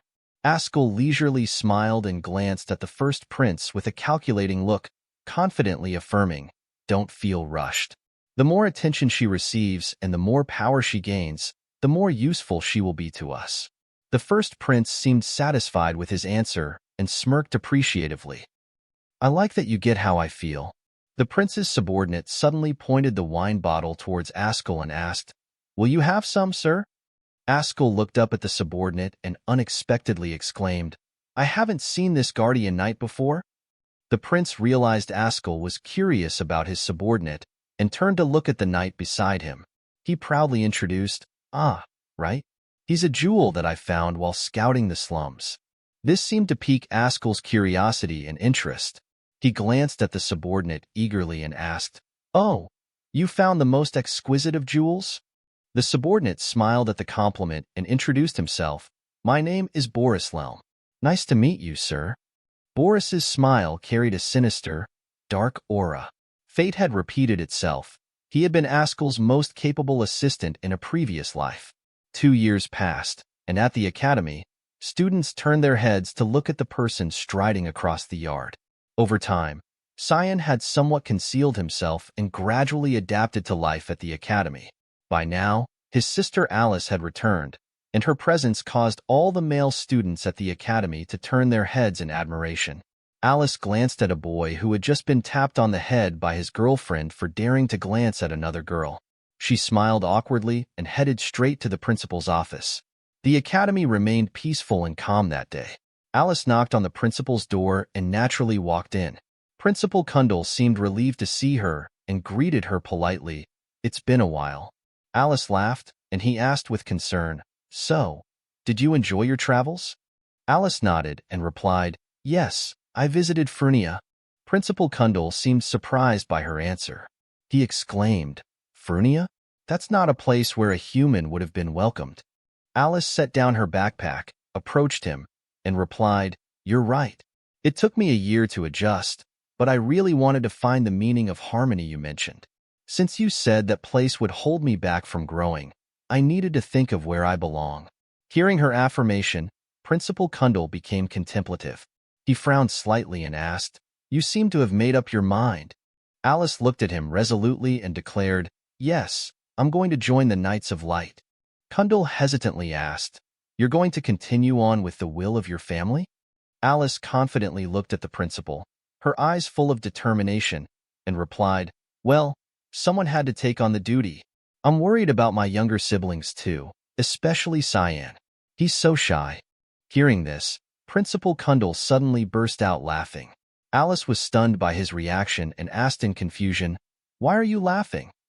He looked at Alice, slowly stroking his beard, raised an eyebrow slightly, and asked, "Cyan? Shy? How amusing." At that moment, Cyan unexpectedly walked into the room, half-jokingly saying, "Amusing? You're being too harsh, sir." Hearing her brother's voice, Alice turned around, startled. She was extremely surprised when she saw him and exclaimed, "Cyan?" Right in front of her, Cyan had grown to the point of being almost unrecognizable. He looked stronger and taller than the last time she remembered, making her pause for a moment and look at him skeptically. He calmly smiled, looked at his sister gently, and softly said, "I missed you, sister." After reuniting with Alice at the academy after many years apart, Cyan and his sister strolled together under the academy's courtyard, chatting merrily. Alice exclaimed in surprise, "You've changed quite a bit, Cyan." The boy who had been small and frail before she left now stood as tall as Alice. His body had grown more robust and mature. She raised her hand to compare their heights, murmuring, "You're the same height as me now. You're going to be taller than me soon?" Cyan glanced at his sister and laughed teasingly. "Do you think that maybe it's you that shrank and not me?" Alice, pouting, pinched Cyan's cheek and replied with a wry smile, "All right, stop right there."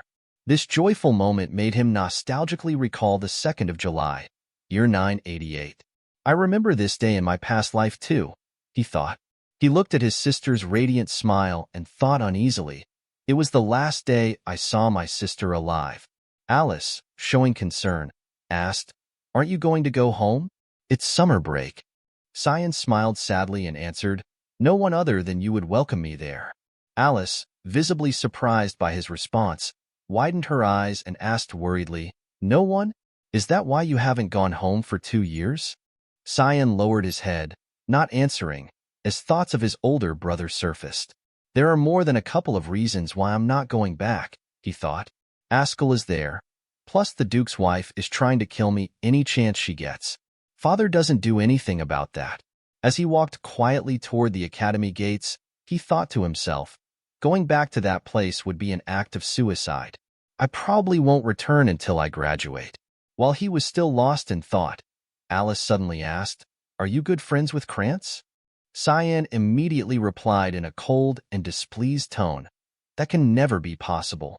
Alice was utterly shocked. She didn't know the relationship between the two brothers, as she had been away from home for a long time. Confused, she exclaimed, "What do you mean?" Cyan turned to look directly into his sister's eyes, glaring as he answered coldly, "You know very well how he treated me. He's even tried to kill me once." Alice was stunned speechless. Brian, who had been silently walking behind them, finally spoke up. I can testify to that. Alice turned to him, puzzled, and asked, Who are you? Cyan introduced, My guardian knight, Brian Kendrick. Alice covered her mouth in surprise and exclaimed, Oh, a guardian knight. I was wondering why he was following us. Brian didn't know what to say and just gave an awkward smile. Alice had been briefed by Cyan about all the things Krantz and his mother had done behind everyone's backs.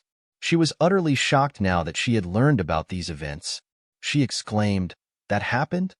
She was extremely confused and muttered, I was in Frunia, totally unaware of all of it. Cyan glanced at his sister and calmly replied, The bad guys are the Duke's wife and Krantz. It's not your fault. He suddenly noticed that Alice was seething with anger, her eyes glowing with fury. Even in silence, she emitted a murderous aura. She seemed to be contemplating something and did not respond to his words. Cyan gently called, Alice? She snapped out of her thoughts, realizing she had been silent for a bit too long. She sighed and then looked at Cyan, asking firmly, Have you talked to anyone else about this? He nonchalantly replied, What's the point in talking about it? It's all in the past. As if it were a given, Krantz doesn't seem to be reflecting on his actions at all, Cyan began. But before he could finish speaking, Alice suddenly lunged and hugged him, catching him off guard. She was tearing up out of sympathy for her brother and whispered sadly, You don't need to keep it in, Cyan. You can depend on me sometimes. She assured him, I'll protect you from now on. Cyan only lowered his head without responding. Knowing his sister's future made her words feel heavy. Brian, who was also tearing up, was moved by the siblings' bond. Alice quickly stood up, patted her brother's shoulder, and advised, I would like to stay with you longer, but I have to go somewhere. Take care of yourself while I'm gone. Brian was startled as Alice suddenly hugged him. His face turned red immediately, and he stammered, Miss. But Alice, unfazed, smiled and said, Take good care of little Cyan, okay? Brian glanced at Cyan, who glared back at him with a murderous look, making a threatening gesture of running a finger across his throat. Brian, terrified, cried inwardly, I didn't do anything, though. The sunset gradually descended, and it was time for Cyan to bid farewell to Alice. He watched his sister's departing figure and smiled, thinking, It's been a while since I saw her look so angry. He still remembered Alice's face filled with extreme anger because of him. Her appearance reminded Cyan of an incident from his past life, when he was young, back at the Vert estate. His older brother, Krantz, forced him to practice sword fighting, which was just an excuse for Krantz to bully him. At that time, Cyan was still a weak and timid child with no combat skills, so he was completely overwhelmed by Krantz. Krantz struck him down and arrogantly slung his sword over his shoulder, mockingly laughing, What, are you already done? He was incredibly arrogant and delighted in Cyan's miserable state, taunting him further, Get up, you orphan. Back then, Cyan was terrified by Krantz's threats and pleaded, I asked you to stop. You won, so. But before Cyan could finish his sentence, Krantz lunged forward and struck him across the face, snarling, Good God, you sure blabber a lot. Seeing that Cyan was completely unable to resist, Krantz continued to beat him mercilessly, feeling immensely thrilled as he did so. However, his actions were halted by Alice. She appeared just in time and shouted, Stop, Krantz. He was utterly shocked to see his sister and anxiously called out, Sister Alice. She furiously demanded, What are you doing? At that moment, she displayed the same anger she showed now. She sternly ordered, Apologize right now, Krantz. Cyan was pleased as he recalled that moment. He returned to his dorm room, resting his chin in his hand, reminiscing with amusement. I saw that face just once in my past life, too. The Duke's household is going to be in an uproar pretty soon. She needs to know the truth about her family so that I can protect her from the miserable future. Cyan remembered Alice's fate in his past life. After she joined the Order of the White Knights, his sister had died on the battlefield, surrounded by a horde of monsters, her body left mangled. Just then, Brian entered with 2 letters in hand, announcing, For you, young master. Cyan turned to look at the letters in Brian's hand and asked, "Where did you get these from?" Brian replied, "One's from the academy, and the other I got from some janitor." From the color of the envelopes alone, Cyan could guess who they were from. He ignored the letter from the janitor, taking the dull black envelope instead, responding, "Is that so? All right." Brian seemed surprised that Cyan didn't read the red envelope. He asked, confused, "Aren't you going to take this one?" Cyan replied indifferently, "It's probably from the palace." At this, Brian looked closely at the envelope and realized the seal on it, exclaiming, "You're right. It's got the imperial family seal on it." Kiram peeked out curiously, asking, "What is it?"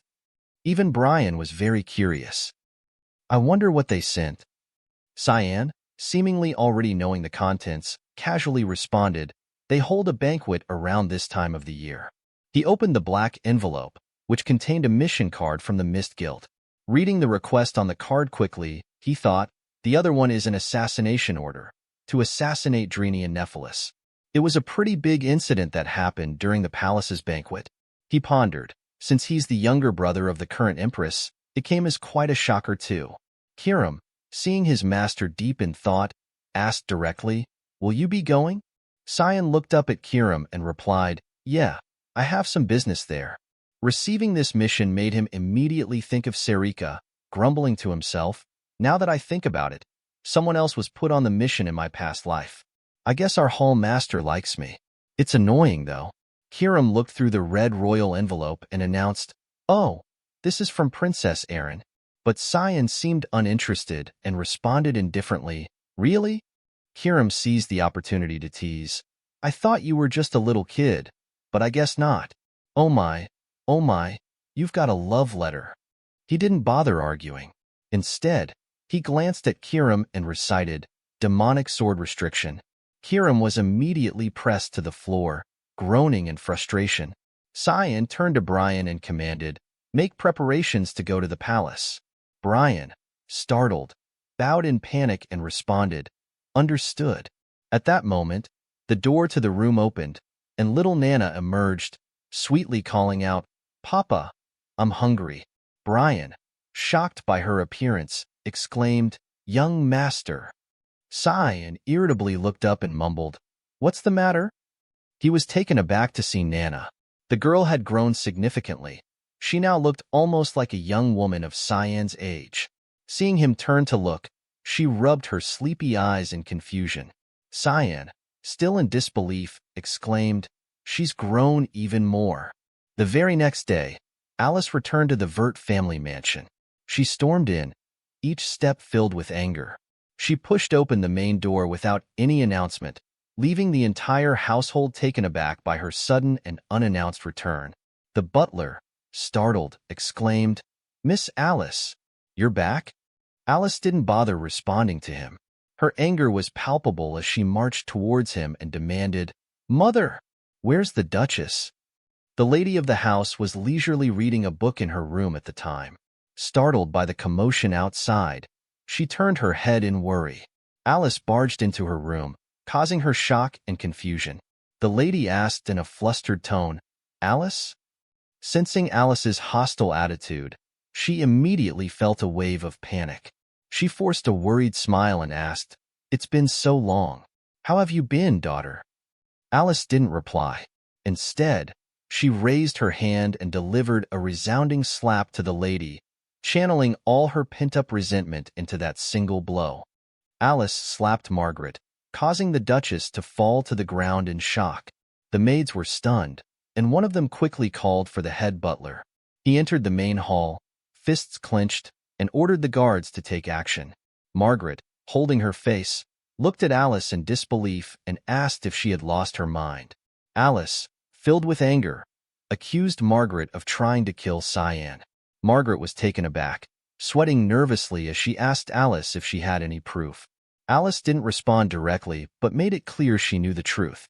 As the guards surrounded Alice, Margaret, still on the floor, demanded to know how Alice dared to strike her without evidence. Alice remained silent, and Margaret, trying to regain control, ordered the guards to remove Alice. The guards hesitated but moved toward Alice, ready to attack. One guard, with blue hair, attempted to grab her, but Alice swiftly dodged, jumped above him, and struck him, knocking him out. She then summoned her elemental spirit ability, Yundine, forming a ball of water in her hand. As the other guards tried to approach, Alice unleashed the water attack, sending them flying backward. Her strength and determination were clear, leaving everyone in the hall in shock. Margaret couldn't believe her eyes. She started trembling with fear, confused by what she had just witnessed. Did Alice really use spirit magic to defeat the guard so easily? As Alice approached, fists clenched, she revealed that the guardian knight of Cyan had confessed everything. Margaret, defensive, put her hands on her chest and asked Alice to stay away.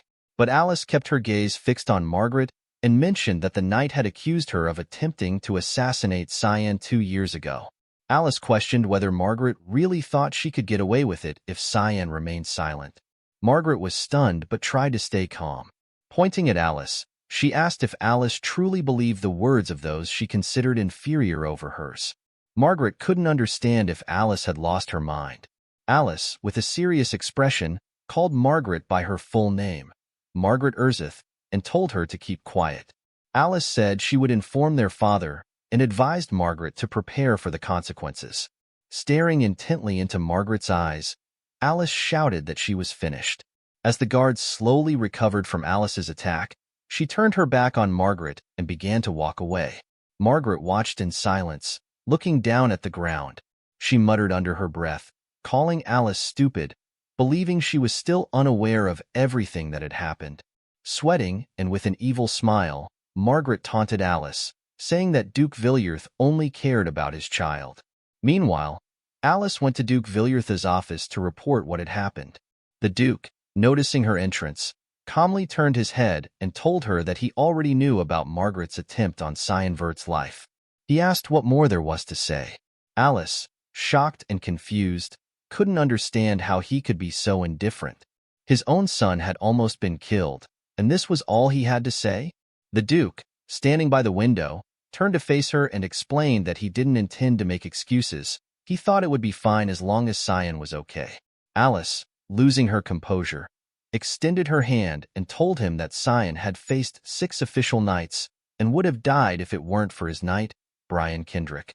The Duke looked at Alice and, with a smile, asked if she really believed that Fool had saved Cyan. He revealed that Brian was just an errand boy for the knights, dismissing his heroism as a joke. Alice was stunned by what she heard.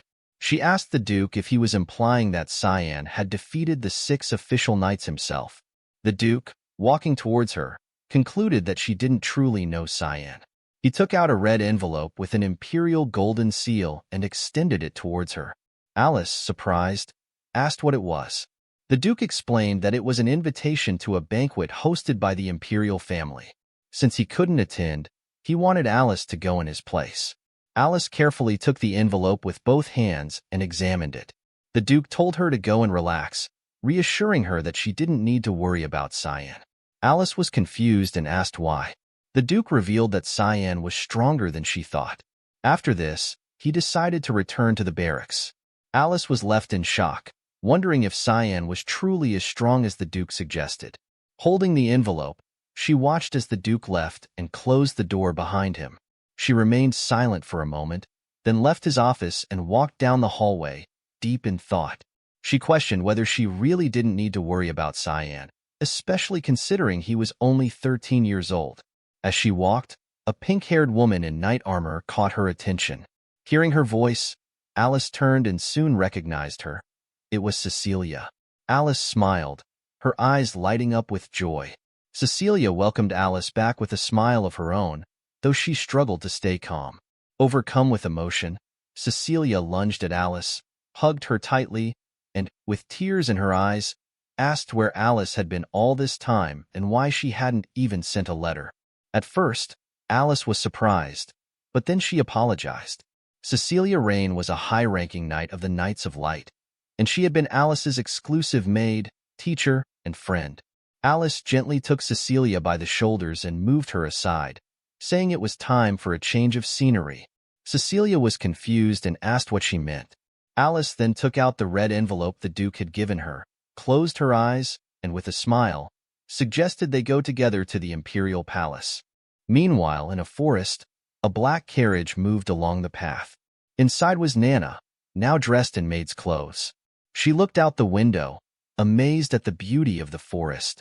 When she saw a deer, she burst into laughter, her tail wagging excitedly. Nana wasn't alone in the carriage.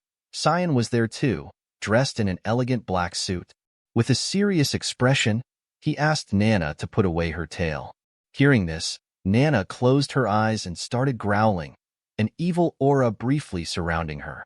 But just as quickly, she became cheerful again, her tail and wings disappearing as she laughed. Cyan, confused by her behavior, couldn't help but smile. He hadn't known she could hide parts of her body like that, and it made him feel a bit safer. He reminded her of what he had taught her. Immediately, Nana changed her demeanor, smiling as she called Cyan young master and introduced herself as his maid. She pointed at herself with a finger and cheerfully repeated her name, Nana. Cyan, sweating a bit, felt both amused and worried. He thought she might cause problems because of her excitement. Suddenly, the carriage came to an abrupt stop. Cyan looked back, alert and curious about what was happening. He leaned out of the window and asked the driver, Brian, why they had stopped. Brian, looking ahead with a surprised expression, remained silent. In front of them stood several armed men. Brian turned to Cyan and revealed that they were surrounded by bandits. The leader of the bandits, a man with orange hair and a large scar on his face, smiled wickedly and demanded that Brian hand over everything they had. Cyan, seeing the bandits through the window, calmly closed it and told Brian to get rid of them. Inside the carriage, Nana, now confused, asked Cyan what was going on. He casually replied that it was nothing, just some insects in the way. Just before the bandit leader could give any orders, Brian swiftly drew his sword and slashed the leader's neck. The body of the bandit leader fell to the ground, and the other bandits, shocked and sweating, watched in disbelief. They quickly decided to retaliate, drawing their weapons and preparing to avenge their fallen leader, Fernando. Brian looked up, seeing that they were ready to attack. He sighed, lowered his head, and decided it was time to test his new technique.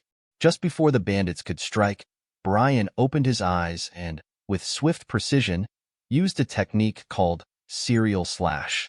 In the blink of an eye, he unleashed powerful slashes, moving so quickly that the bandits were struck down almost instantly.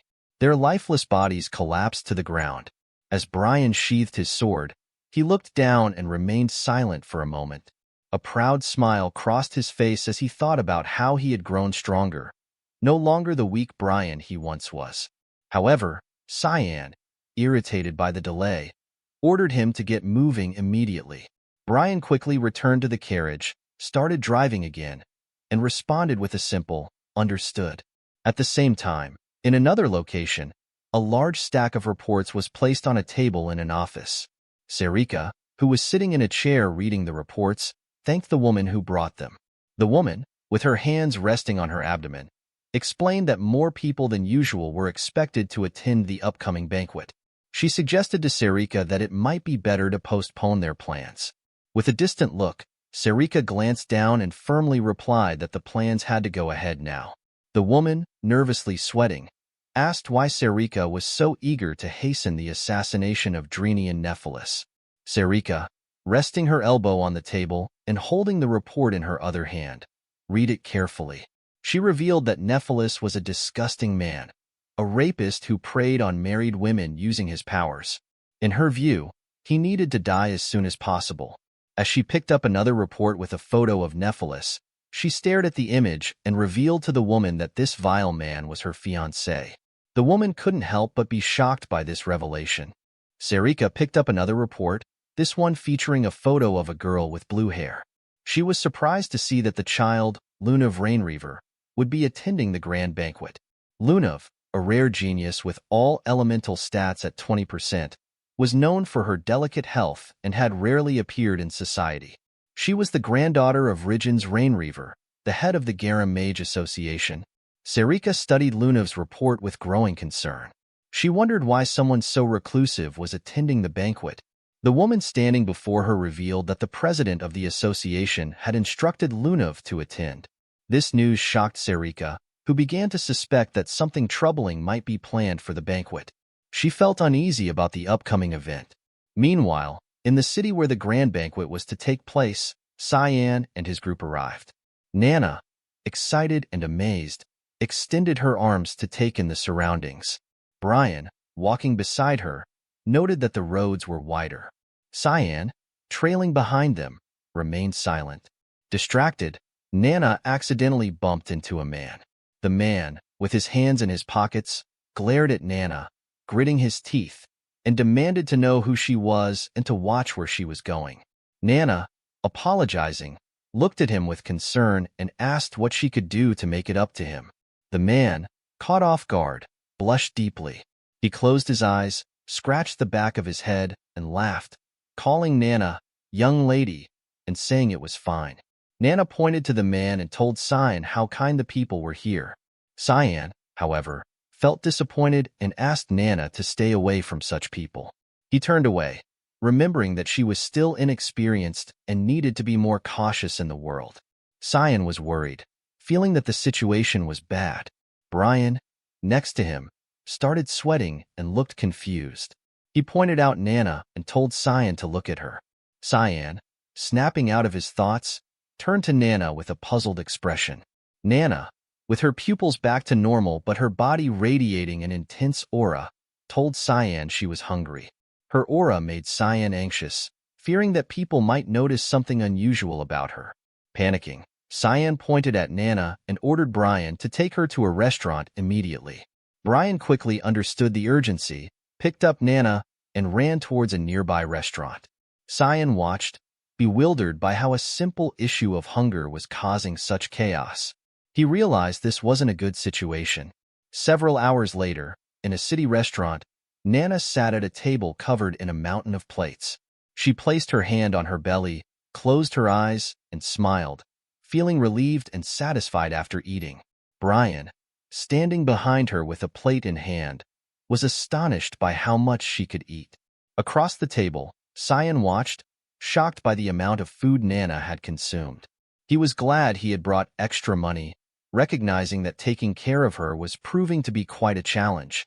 Suddenly, a powerful blue mana appeared, confusing Cyan. He didn't know where the strange mana was coming from. A girl with blue hair, Lunav, appeared, her body emitting the mana. She smiled and introduced herself to Cyan, saying she was delighted to meet him. Lunav approached Cyan, asking if he was Cyan. Cyan remained silent, unsure of who she was. Lunav continued to smile as she gazed at him. Cyan, though confused, decided to stay calm. He turned to the girl and asked how she knew his name.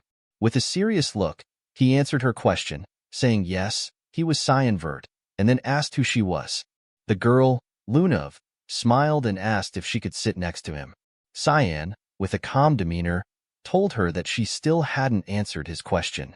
Lunav introduced herself as a second-year student at the same academy as Cyan. The name Lunav sounded familiar to him, but he wasn't sure why she was acting so friendly. He told her that he didn't know her and wasn't interested in students from other years. Lunav, still smiling, explained that she was less known compared to someone as popular as Cyan. Cyan, surprised, crossed his arms, realizing he didn't know he was so popular at the academy. Brian and Nana, sitting across from them, remained silent. Nana asked Brian if Lunav was Cyan's friend. Brian, confused and sweating a little, said he had no idea, as they didn't seem like friends. Lunav looked at Brian and Nana and commented that Cyan's guardian knight and maid seemed very close. She was surprised to see them all eating together. Brian and Nana were taken aback by her observation. Lunav, with a playful look, noted that Cyan seemed warmer in person than the rumors suggested. Cyan, uncomfortable with her sudden praise, said there was no need for them to eat separately. Cyan remained on alert, finding it suspicious that Lunav was being so complimentary out of nowhere. He couldn't figure out her reason for approaching him. Lunav then asked if he had come to the capital to attend the banquet. Cyan, looking down, answered yes and asked how she knew. Lunav, moving closer, guessed that someone like him wouldn't leave the academy unless it was for something important like the banquet. Lunav placed her hand under Cyan's chin and looked calmly at Brian, stating that it was fine and that she'd meet Cyan at the banquet since she was also invited. Cyan listened silently, realizing she must be a noble, and wondered if she had also received a letter. The tension in the atmosphere grew, and Lunav, noticing this, decided to leave. She placed her hands on the table, stood up, and said that she regretted having to cut their conversation short, but she had to go. Before leaving, she asked Cyan not to forget about her. As Lunav walked away, her body emitted a powerful and intense mana. She turned back slightly and revealed her full name, Lunav Rainreaver. Cyan's expression changed drastically upon hearing this. He remembered that Lunav was the granddaughter of Ridgen Rainreaver, the president of the Garam Magicians Association. In his past life, Lunav had died young while attending the academy, possibly due to her frailty or because of the harsh experiments conducted by the association. Cyan, now sweating, felt annoyed and confused. He realized that his involvement with people he hadn't known in his past life meant that the future could change. He recalled a large castle under the light of a red moon and pondered why all this had to happen during the banquet, which he began to think of as the Banquet of Blood. Meanwhile, in another part of the realm, Princess Erin, a woman with white hair and an elegant dress, stood in a room fixing her hair. She shyly asked Leximus if she looked good in the dress. Leximus, standing behind her, gave her a thumbs up and complimented her, saying she looked super pretty. However, Princess Erin seemed unsatisfied, paid no attention to the praise, and threw the dress onto the bed along with the others. Princess Erin continued trying on various dresses, but none of them satisfied her. Leximus, who was behind her, encouragingly giving thumbs up, started crying when another dress was rejected. Erin grabbed another dress and, after inspecting it, told Leximus it didn't look good on her either. Leximus, now confused and somewhat disappointed, reassured her not to worry, stating that Cyan would surely like seeing her. Princess Erin, holding a skirt in front of a mirror, blushed deeply at the thought of Cyan. She turned back, surprised, and asked if Cyan was attending the banquet. Leximus, exasperated, reminded her that she was the one who sent him the invitation, asking her to stop playing dumb. Erin, frustrated, tried to make an excuse, but Leximus interrupted her, saying it was obvious what she was feeling. At that moment, a maid approached with a box containing a gift from Erin's brother, Prince Luenel. The gift was a beautiful diamond necklace. Leximus admired the necklace, suggesting that Cyan would like how it looked on her. Erin, still blushing and now angry, rejected the idea, saying she didn't like the necklace. Later, everyone arrived at the palace where the banquet was being held. The place was luxurious and filled with important people enjoying wine. Guards were stationed around, and a blonde-haired man stood with his hand resting on his sword. A blonde-haired woman stood nearby, silent. Cyan, with his back against the wall and hands in his pockets, surveyed the room. Despite the crowd, he couldn't spot his target. Cyan turned his head to observe his surroundings, his senses heightened. Not far away, in a hallway, Kellen was also leaning against the wall. Cyan noticed him immediately, understanding that if Kellen was here, then Ascal must also be present at the grand banquet. Kellen, sensing Cyan's recognition, confirmed this by mentioning that Ascal was currently with Prince Luenel. He added that there was something important he needed to share with Cyan. Cyan, his curiosity piqued, asked Kellen what was on his mind. Kellen, with a concerned look, suggested that Cyan should leave the banquet, fearing that information about the purification mission might have been leaked. When Cyan questioned him further, Kellen, with a troubled expression, admitted that he had a bad feeling. He believed that many people, including Cyan, could be in danger. Kellen revealed that Ascal had instructed him to leave the palace before the banquet began because he had planned a small event. Cyan's expression shifted to one of shock and suspicion. He couldn't help but wonder if Ascal was behind the so-called blood banquet. Kellen, seeing Cyan's reaction, explained that he couldn't bear the thought of Cyan being harmed, which was why he urged him to leave. However, Cyan, remaining composed, asked Kellen to withdraw, reassuring him that he would be fine. Kellen, reluctant but obedient, turned to leave, warning Cyan to be careful. Once Kellen was out of sight, Cyan's demeanor changed subtly. He began to smile, his eyes gleaming with a mix of intrigue and dark anticipation. The idea of Ascal's little event fascinated him, making him realize that Ascal was even more unpredictable and dangerous than he had anticipated. At that moment, Kira manifested beside him, her presence emanating a subtle yet palpable malice. She looked at Cyan with a sly grin and asked if he was worried about innocent people dying. Cyan, with his back still against the wall, hands in his pockets, closed his eyes and smirked.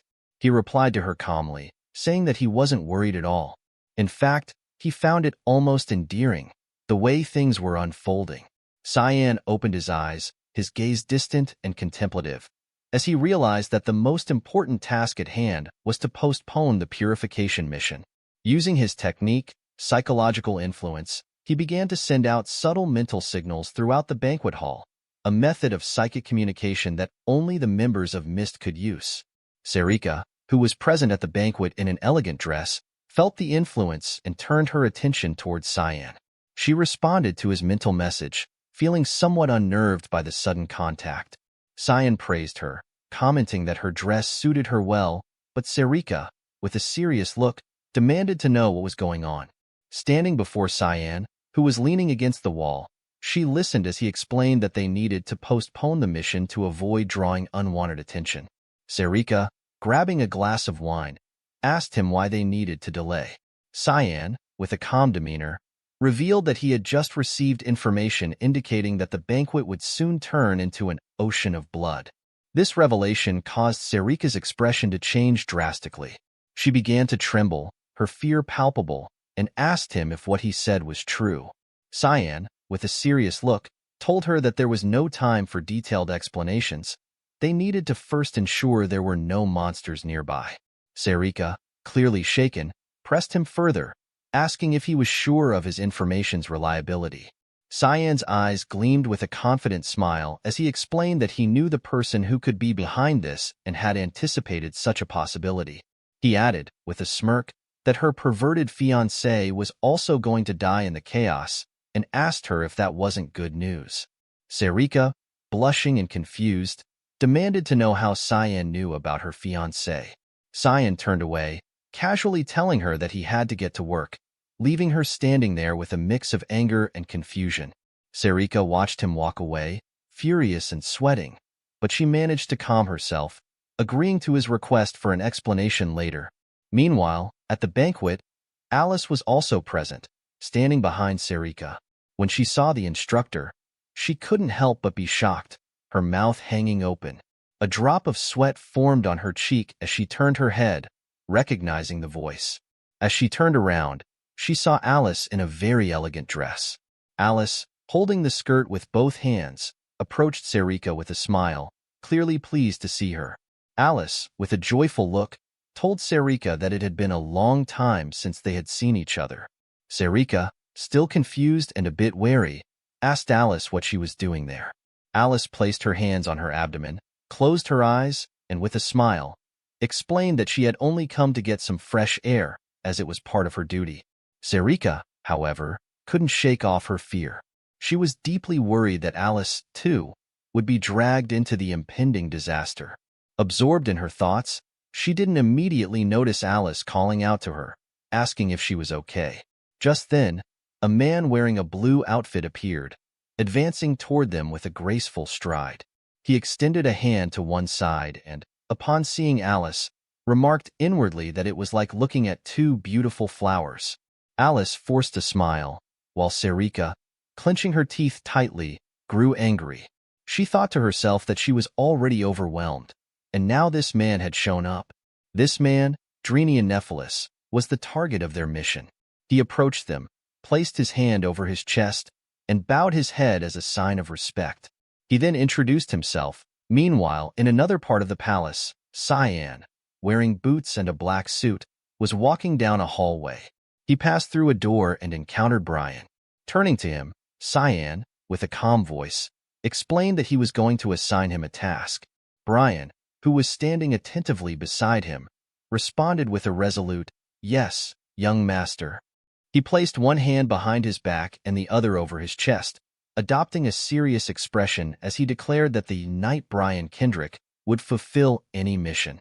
Cyan, however, couldn't help but feel somewhat confused and embarrassed by Brian's overly dramatic demeanor. With a drop of sweat forming on his cheek, he looked at Brian with a puzzled gaze, thinking that this guy had been getting too confident lately. Brian, still holding his fist to his chest, imagined himself surrounded by powerful flames, convinced of his own strength. Cyan, with one hand resting on his waist, approached Brian and extended his other hand, ordering him to go inspect the underground paths of the palace. Brian, despite his bravado, started to get nervous and began sweating. The thought of the dark, eerie underground paths scared him deeply. Cyan's frustration grew as he pointed angrily at Brian, his teeth clenched tightly. He ordered Brian to leave, emphasizing that he had his own reasons for assigning him this mission. Brian, however, looked past Cyan with a surprised expression and told him to look behind. Confused, Cyan asked what he was talking about. Brian explained that a suspicious person was watching him from behind. Cyan turned around and noticed a woman peering at him from a nearby room, her hands gripping the corner as she stared intently at him. Sensing her presence, Cyan felt a pang of disappointment, thinking that this wasn't good.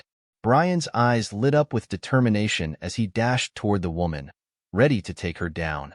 He extended his hands, clenched his teeth, and assured Cyan not to worry, as he would handle the situation. Cyan, realizing the potential misunderstanding, tried to intervene. With a confused look, he started to tell Brian to wait, but before he could finish speaking, Brian had already pounced on the woman, pinning her to the ground. Cyan then looked closer at the woman and, recognizing her, calmly told Brian to stop, revealing that they already knew this woman. The woman was none other than Nana, disguised as a maid. Brian, still sitting on top of her, turned his head back with a confused look and asked if this was true. Nana, lying on the ground, closed her eyes and apologized, admitting that it was her fault. She had small scratches on her face and appeared somewhat dizzy from the rough handling. Meanwhile, in another part of the palace, a man wearing a red hood descended a secret passage that led deep beneath the palace. Holding a torch, he moved cautiously down the stairs until he reached the end of the passage. The room was dimly lit, but as the man moved his torch from side to side, it illuminated several others dressed similarly in red hoods. The man approached them with a smug smile and declared that it was time to rise. His subordinates, their faces hidden behind masks to conceal their identities, responded to his command. Their eyes began to shine with a sinister light, and they all started to smile, anticipation building for whatever dark event was about to unfold. As the guests chatted and enjoyed the banquet, Princess Erin walked around, looking anxious. She had invited someone special but couldn't find them, making her increasingly frustrated. To calm herself, she touched the necklace her brother had given her, but still felt uneasy. Suddenly, a girl in a blue dress appeared behind her. The girl lifted her skirt slightly and introduced herself with great respect, bowing to the princess. Princess Erin, confused at first, soon recognized the girl as Luna from the Rainreaver family, a second-year student at the academy. Luna smiled warmly, pleased that Erin remembered her. Erin, still surprised, welcomed Luna on behalf of the Empire, remarking that she could never forget such a genius from the kingdom of Garum. Luna, with a gentle smile, hoped that Erin would notice her kindness, just as Cyan had. Curious, Erin asked if Luna knew Cyan. Luna calmly replied that she had been with him just the day before. This news shocked Erin, and without thinking, she asked if they were close. Realizing her slip, she quickly covered her mouth, feeling embarrassed. Luna, noticing Erin's reaction, began to suspect that Erin had feelings for Cyan. Erin blushed deeply, questioning her own feelings for Cyan, while Luna smiled knowingly. Just then, a loud scream for help interrupted them. Both girls looked in the direction of the noise, surprised and concerned, wondering what was happening. They stood there in shock, unsure of what to do next. At the banquet, a woman in a panic screamed for help, urgently asking others to call the guards. Before she could finish, a hooded man with a glowing gaze appeared behind her. With a swift, deadly slash, he cut her neck, and her headless body fell to the ground. The scene was chaotic, with the woman's blood staining the man's clothes. Princess Erin, paralyzed with fear, could hardly believe that such a monster had entered the palace. Lunav stared at the man, puzzled about his identity and origin. The crowd, terrified, began to flee as the man advanced toward them, his eyes still glowing. Drops of blood splattered on his mask, and he fixed his gaze on Princess Erin, revealing that she was his target. Erin, now in a panic, wondered who these attackers were and where they had come from. Lunav, standing beside her, looked at the man with concern, knowing the situation was dire. Meanwhile, in another room of the palace, Nana, Cyan's maid, introduced herself with a kind smile, while Emily, visibly upset, fell to her knees. Tears streamed down Emily's face as she asked Cyan if he had left her for Nana. Cyan, crossing his arms and closing his eyes, assured her that he had not. Brian, standing nearby, remained silent, clenching his fists. Cyan approached Emily and calmly asked if Ascal had brought her. Emily, still crying, confirmed that Ascal had indeed brought her and even offered her a job, as he desired her greatly. Cyan's expression turned angry when he heard Emily's story. He demanded to know what job she was referring to. Emily explained that days ago, Ascal had offered her a job as his maid, but she had declined because she wanted to be available for Cyan's return. Cyan, troubled, asked Emily if she was certain about her decision. Emily, feeling exhausted, said she thought Ascal might still be interested in her. Cyan, deep in thought, decided it was too dangerous outside and asked Brian to protect Emily and Nana. Brian, confused but understanding, accepted the task. Cyan then mentioned he needed to leave, recalling that Emily was absent in his past life. He remembered catching and restraining Kellen, who was spying on him. Filled with rage, Cyan warned Ascal not to harm his people before leaving the room and closing the door behind him. Inside, Emily took out a red bow tie with a diamond in the center, a gift from Ascal for Cyan. Distraught, she realized she had forgotten to give it to him, and she fell to her knees crying, feeling foolish for forgetting it. Brian, standing nearby, clenched his fists in silence, while Nana, observing Emily, began to sweat, finding her behavior strange. As Emily held the bow tie aloft, it emitted a dark energy. Nana's eyes changed to a dragon's form as she stared at the bow tie, puzzled by the unsettling smell. As night fell, Ascal, gripping his sword, smiled and told Prince Luenel that the plan had begun. Luenel, equally pleased, remarked that the day had finally arrived and praised Ascal for his efforts. Ascal mentioned that their gift had been delivered and that Boris had been quite useful. Luenel, excited, grinned maniacally, eager to use Boris to disrupt the peaceful empire. Ascal, with a serious expression, agreed, and Luenel, with a sinister smile, said it was time to reveal who the empire truly needed. Meanwhile, chaos erupted at the banquet. Princess Erin directed everyone to evacuate, urging them to leave the rest to the guards. Lunav, seeing Erin at the exit, insisted that she should evacuate first, but Erin, calmly, said they needed to help others first. Surprised, Lunav decided to assist Erin. Erin thanked her with a smile. Inside the palace, the hooded man attacked, launching a series of cuts at the princess. Guards tried to block his attacks, but were easily thrown back.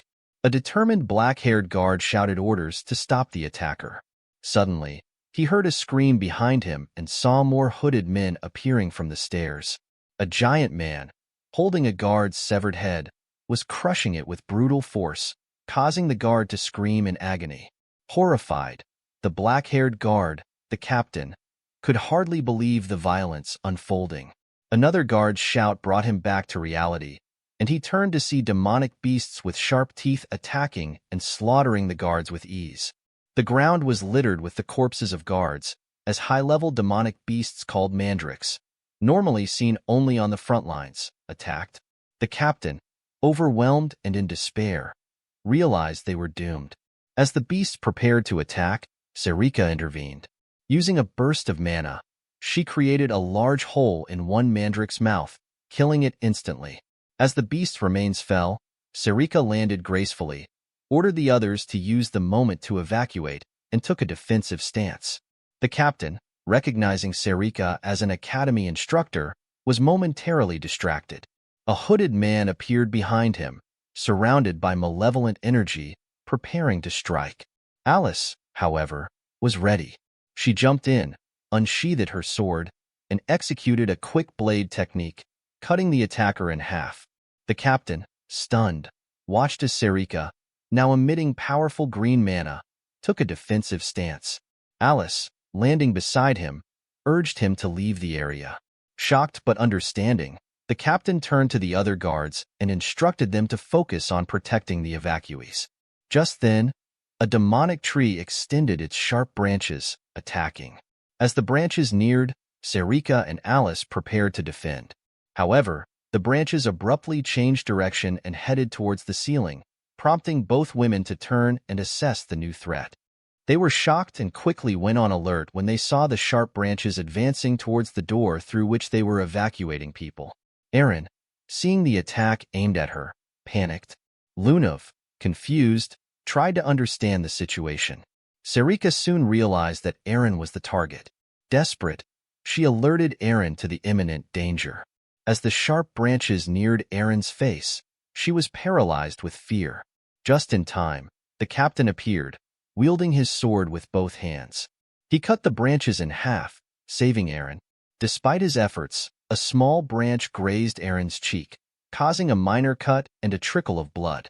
Tears filled Erin's eyes as she stood trembling. After blocking the sharp branches, the captain let his guard down, leaving him vulnerable.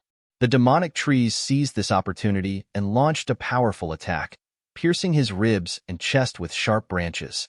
The captain, in excruciating pain, screamed as Princess Erin watched in panic and disbelief. With tears in her eyes, she recognized the captain as Morris, the leader of the guards.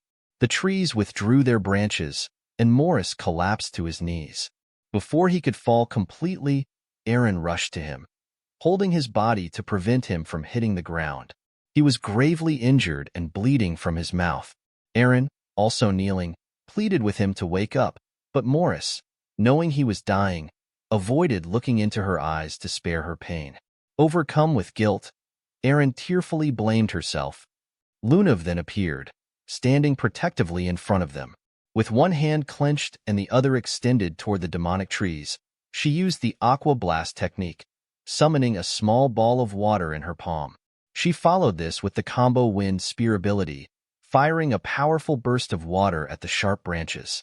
As she unleashed an even stronger blast, Erin, still holding Morris, was surprised by Lunav's display of fusion magic, especially since Lunav was only in her second year. Lunav turned to Erin and, after assessing Morris's condition, calmly informed her that there was no hope left for him. She urged Erin to take the opportunity to flee to safety. Within moments, Morris succumbed to his injuries and passed away. Erin stood silently, staring at Morris's lifeless body, unable to accept his death. As the sharp branches of the demonic trees, dripping with a dangerous liquid, prepared to attack again, the guards stepped forward to protect her. The blonde-haired guard, furious and determined, vowed not to let Morris's sacrifice be in vain. His fellow guard, equally resolute, shouted that they would stop the enemy at any cost. Lunav approached Erin, urging her to leave.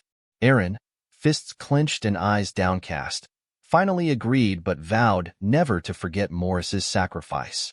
As the trees readied another assault, Erin used her magic to cast a technique called Grim Armor, creating a protective golden barrier around the guards. The blonde-haired guard, surprised by the sudden protection, looked back in shock. Erin explained that the barrier would shield them from the deadly poison of the mandrake roots, which could be fatal with just one touch. Erin, with her hand extended and golden energy flowing from her palm, commanded the guards not to die, emphasizing that it was an order from their princess. Encouraged, the guards smiled and responded with determination. "Understood, Your Highness." As the deadly roots advanced, the guards, filled with resolve, gripped their swords and charged towards the roots to protect their princess. The blonde-haired guard swung his sword with all his strength, cutting through the roots. The rest of the guards followed suit, attacking the trees and slicing through the roots without hesitation. The mandrake trees, overwhelmed by the assault, screamed in agony as their roots were chopped to pieces. The demonic trees became enraged and launched a fierce counterattack. One of the roots struck the blonde-haired guard, and despite the guard's efforts, they were overpowered by the stronger trees. Some guards managed to climb onto the roots, continuing their attack, but Alice, realizing the situation was dire, shouted for the guards to retreat. She used her technique, freeze, to create an advancing ice barrier that shattered part of the roots, saving the remaining guards. Alice rushed to Princess Erin and urged her to escape while she had the chance. Confused, Erin asked what Alice intended to do. With a sincere look, Alice reassured her, revealing her identity as Alice Vert from the House of Vert, and insisted Erin hurry to safety. The trees, sensing Erin's attempt to flee, roared in defiance, determined not to let her escape. At that moment, Sarika, wearing red heels, began climbing the roots. With swift and powerful strikes from her dagger, she sliced through the roots effortlessly. Sarika, an alchemy instructor at the academy, knew fighting with her dagger risked exposing her secret identity as Mist, but the dire situation left her no choice. The masked men had already massacred many guards and civilians, and the demonic trees had eliminated the guards protecting the evacuees. Deciding it was not the time to worry about her secret, Sarika used her fog blade ability, 8 fluttering petals. Moving at incredible speed, she struck the trees at their weak points. Seconds later, she landed on the ground as Alice's ice began to take effect. A guard, resting on the roots, noticed the mandrake had stopped moving and ordered the others to regroup and counterattack. But before they could act, a masked man appeared behind the guard, ready to strike. The guard, sensing the attack, was paralyzed with fear, thinking it was too late. Just before the masked man could deliver the blow, someone counterattacked, cutting the man's head in half. It was Sarika, holding 2 daggers. The lifeless body of the masked man fell onto the root, and Sarika landed beside it. She looked at the guard and instructed him to stay alert, as there were still demonic beasts around. The terrified guard, now nervous and sweating, acknowledged Sarika's command with a shaky, understood. Sarika, her expression serious, glanced back as a drop of sweat trickled down her cheek. She knew they needed to keep the demonic beasts at bay to give Alice enough time to escort Princess Erin to safety. Yet, she couldn't shake the ominous feeling that something was off. Meanwhile, Alice, Lunav, and Princess Erin were sprinting down the hallway toward the palace exit. Alice led the way, gripping her sword tightly. Erin, following closely, eyed Alice with a mixture of surprise and curiosity, wondering if she was Cyan Vert's older sister. Worried thoughts about Cyan's safety filled her mind. Suddenly, the ground beneath them shattered as a massive demonic beast, resembling a golem, emerged. The beast, known as the Nightcrawler, roared loudly and blocked their path. The trio halted in their tracks, with Alice staring at the beast in surprise. She gripped her sword tighter, anger bubbling inside her as she thought it almost seemed like the beasts knew exactly where they were. Despite her anger, she felt uncertain if she could defeat this towering creature. As the smoke from the shattered ground cleared, revealing the golem in full, Erin decided to help. She knelt down, placing her hand on the ground, and invoked the chain trap technique, causing a golden magic circle to appear beneath the golem. Lunav, determined to assist, extended her hands towards the beast and used the flame spear ability, creating 2 fiery magic circles in her palms. A giant golden chain erupted from the ground, wrapping around the golem's leg and immobilizing it, while spears made of fire shot up and struck the beast, enraging it further. Alice, witnessing this, was both surprised and confused. She turned to see that it was Erin and Lunav who had launched the attacks. With her hands still extended, Lunav told Alice with a serious look that they were going to lend her a hand. Erin, focusing on summoning more golden chains, caught Alice's attention and urged her to attack now. Seeing an opening, Alice felt a wave of confidence. Though initially confused by the sudden teamwork, she soon smiled, realizing she couldn't lose heart with her academy companions by her side. The demonic beast raised its hand towards the sky, roaring as it prepared to attack. It swung its hand, launching a powerful strike that shattered part of the area.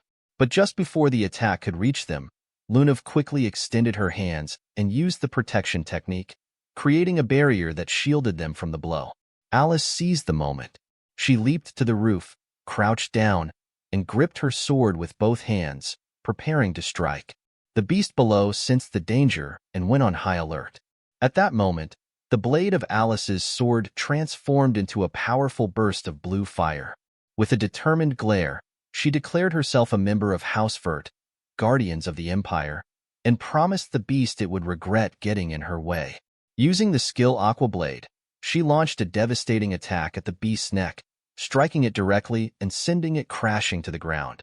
Meanwhile, back in the banquet hall, Sarika had been relentlessly battling masked men and demonic trees. The floor was littered with corpses and roots. She approached one of the bodies, her hand glowing with energy, and began to inspect it. As she slowly removed the mask from one of the men, she felt a growing sense of dread. The face beneath the mask revealed a horrifying truth. The man was a zombie, a puppet created by forbidden magic that revived the dead. Sarika's shock was palpable as she realized the implications. Forbidden magic of this kind was not only prohibited, but also incredibly difficult to perform. It required immense magical power and time to create such puppets. Sarika stood up, her mind racing with the realization that this couldn't possibly be the work of a single individual. The sheer number of puppets suggested a coordinated effort, and she couldn't shake the feeling that someone was orchestrating a plot to start a war.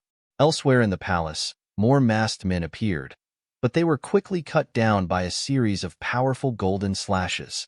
Their bodies fell to the ground as a man wearing a red cape and holding a sword surveyed the scene. He couldn't believe that such chaos had erupted on the night of the banquet.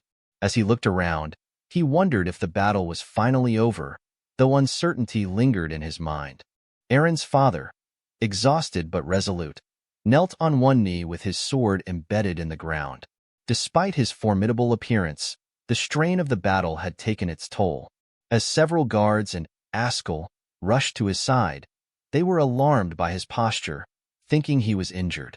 He reassured them, however, raising a hand to stop their approach. With a weary smile, he admitted that he had simply overexerted himself. Turning his head back, he smiled warmly at Ascal, expressing how comforting it was to have him by his side during such dire times. Lionel, his son, stood nearby, relieved to see his father in good spirits, and couldn't help but smile as well. Ascal, calm and serious, moved to help him up, though Aaron's father initially declined, suggesting Ascal should attend to others first. Ascal insisted, gently supporting him as he rose to his feet. Ascal explained that the knights within the castle would handle the rest, assuring him that there was nothing to worry about. With a calm and steady gaze, Ascal promised they would stay by his side to protect him. Meanwhile, in another part of the palace, the demonic beast that Alice had fought finally succumbed to her powerful attack, collapsing lifelessly to the ground. Alice, still gripping her sword with both hands, glanced around with a mix of confusion and exhaustion. Sweat dripped down her face as she tried to comprehend where these relentless attackers were coming from. Behind her stood Lunav and Princess Erin, both visibly fatigued and drenched in sweat. They were surrounded by masked men, their swords drawn and their bodies emanating a sinister energy. The situation was dire. Alice, exhausted from battle, couldn't understand why these enemies kept coming. Despite their weariness, the three of them knew they couldn't afford to let their guard down. The battle was far from over, and they had to find the strength to continue fighting. Then the scene shifts to where Brian and Emily was. Brian asked Emily, "Is this tie a gift from young Master Ascal to young Master Cyan?" Emily calmly replied, "Yes." Brian looked puzzled and said, "I don't have a good feeling about this. Why would young Master Ascal send a gift to young Master Cyan?" Emily, a bit confused, asked, "Is there something wrong with the gift?"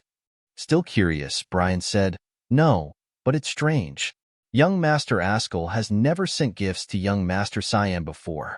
He thought to himself that young Master Cyan has always harbored resentment towards his older brother, something far deeper than just trivial family issues. Suddenly, Nana interrupted. "We need to go quickly." Brian was confused and asked, "Why? Is something wrong?" Nana urgently replied, "I have a feeling something dangerous is coming our way. We need to move now." Just then, Emily noticed something strange about Nana's eyes and asked Brian, "What's wrong with her eyes?" Before Brian could respond, there was a sudden explosion from the underground. Brian and Emily stood there, shocked. Brian quickly reached for his sword and told Emily, "Get out of here quickly." But Emily, still in shock, asked, "What is this?" It was a high-ranking monster, the Behemoth. The scene then shifted to the back of the emergency exit, where people were still running, trying to escape the palace. The Marquis was running fast, terrified, thinking to himself, "It's over. I'm going to die." He thought, "I managed to get out faster than anyone else, but I never expected those monstrous things to be waiting for us at the front door." He vowed to himself, "I have to make it out of here alive, no matter what, so I can see my lovely maid Lily." He remembered her tied hands and thought, "I cannot die here." A sinister smile crossed his face as he thought, "Just thinking about her keeps me going. Now I want to see Sarika broken like her maid." He then asked the guard who was following him, "Are you sure the back door is safe?" The guard quickly replied, "Yes, I think so." Angry, the Marquis snapped, "You think so? Are you kidding me? Don't you know who I—" But before he could finish his sentence, a masked man attacked him, killing him instantly. He lay dead on the floor. The guard who was following him was shocked and shouted, "Marquis Drenian!" The girl beside the guard was also shocked, but it was too late. He was already dead. The knights following the Marquis were now panicking, saying, "We're screwed." Suddenly, they were all stunned to see a surge of water.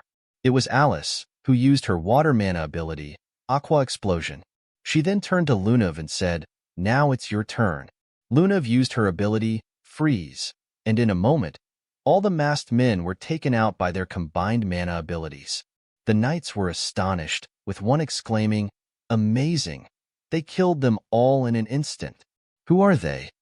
Alice replied, "My name is Alicefort, and it's not over yet. Go quickly and protect Her Highness." A knight then turned to Aaron and asked, "Are you all right, Your Highness?" She responded, "I'm fine." But Lunav was struggling, nearly collapsing from the strain of using her abilities despite already being weak. Lunav told Aaron, "Don't worry about me. I'll recover soon." Aaron, concerned, asked, "How can you?" But Lunav insisted, "Their next attack will begin soon. You need to get out of here before that." Aaron was still worried about Lunav, but suddenly, all the knights stood in front of them and said, "We'll protect Her Highness." One knight ordered, "Get into formation quickly." Alice then ran to the front and said, "I'll provide support." She instructed the guard knights, "Use barriers to protect the nobles. You all need to hold out until the battle is over."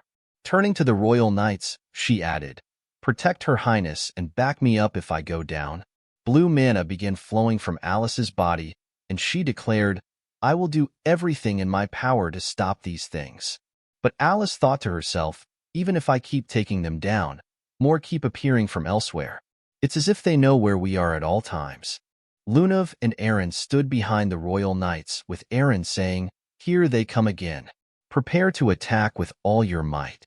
The enemies were after them because they could sense the evil mana in the necklace Aaron was wearing.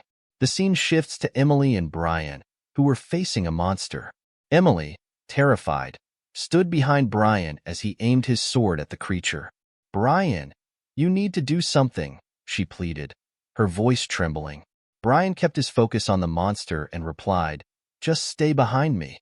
He thought to himself, for a high-ranking monster to appear in the palace, something must be happening, just like the young master said.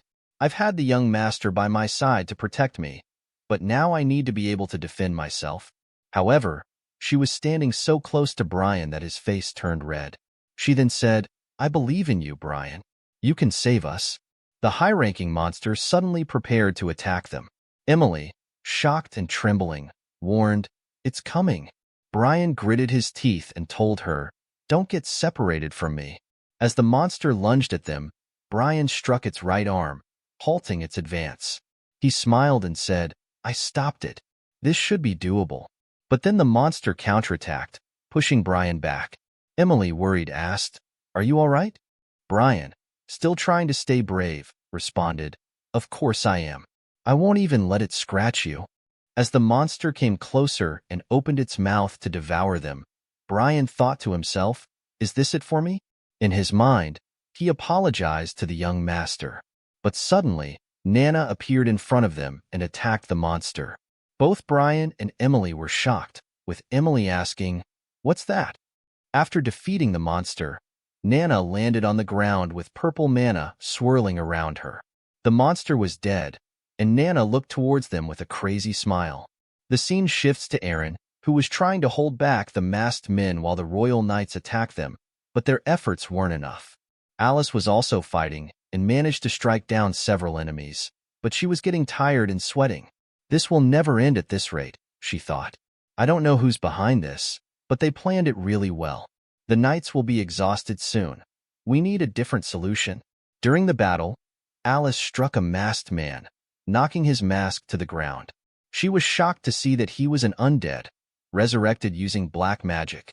"I need to think of a magic that's the opposite of dark magic," she realized. The first thing that came to her mind was the god of light, Lumendal, and his light magic. If someone can cast light magic, we might have a chance to win. It's the only way. She suddenly called out to Princess Erin, who was confused. Alice explained, "Please imbue my sword with your mana." Erin hesitated and replied, "I can't. If I do, the protection spell on the knights will be broken." But one of the knights reassured her, "Don't worry about us, Your Highness. We can hold on for a while. You can trust us." Erin, still unsure, finally agreed. She used her ability, Blessing Light, and Alice's sword began to glow with a bright yellow light. Alice felt hopeful. "It's already working," she thought. "Combining two types of mana is difficult, but if I add spirit magic, things might flow as smoothly as butter." She then said, "I'm still unsure if this will succeed, but I'm willing to take the risk." The scene shifts to Cyan, who stands among the bodies of undead creatures, recognizing them as marionettes and mandrakes. Picking up a mask, he muses, "So Boris has already started helping Ascal. Interesting.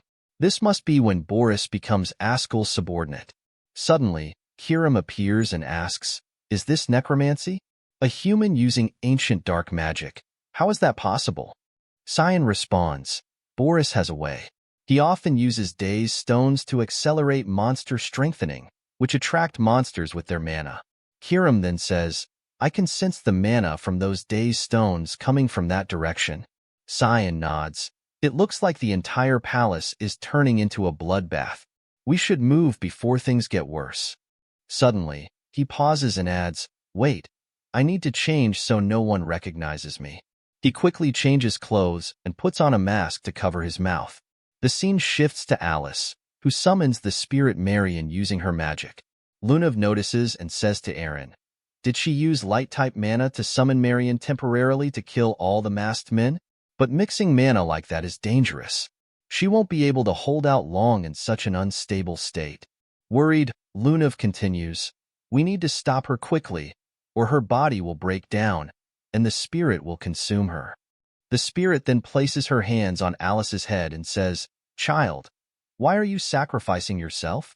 Alice replies, "I couldn't think of any other way to defeat these monsters." The spirit sighs, "What a cruel fate for a child blessed by Frunia."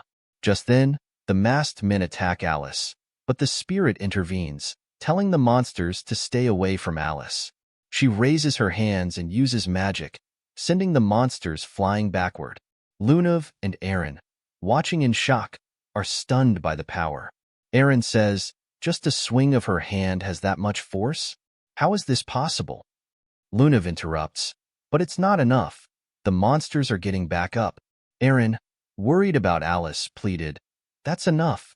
You need to stop. You'll die if you push any further." But Alice thought to herself, "If I stop now, the situation will get worse. I need to end this so everyone can be saved." Just as the Spirit Marion was about to use her powerful ability, Spirit King's authority, Rongomient, Cyan suddenly appeared and grabbed Alice's arm. This action left the spirit confused and Alice shocked. Even Lunav and Aaron were stunned, wondering who this masked man was. Alice initially thought he might be another marionette, but she quickly sensed something different about him. His aura is completely different from the masked men, she thought, noticing the strange black fog surrounding him. Cyan transferred some of his mana into Alice's arm, making her unable to move.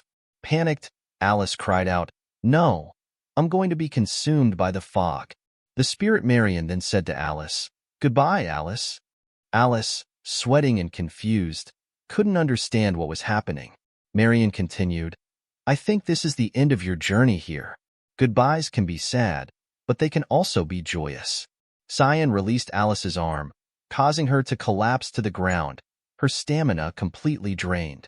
Is it because of that fog? I don't have any strength left to stand, she thought.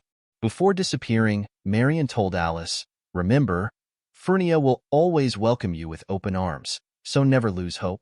Then the spirit vanished, leaving Alice in disbelief. Aaron and Lunav, still confused by what they witnessed, stood by. Aaron asked, "What's going on?" Lunav responded, "That man blocked the mana, nullifying the spirit's manifestation. I don't even know if he's human."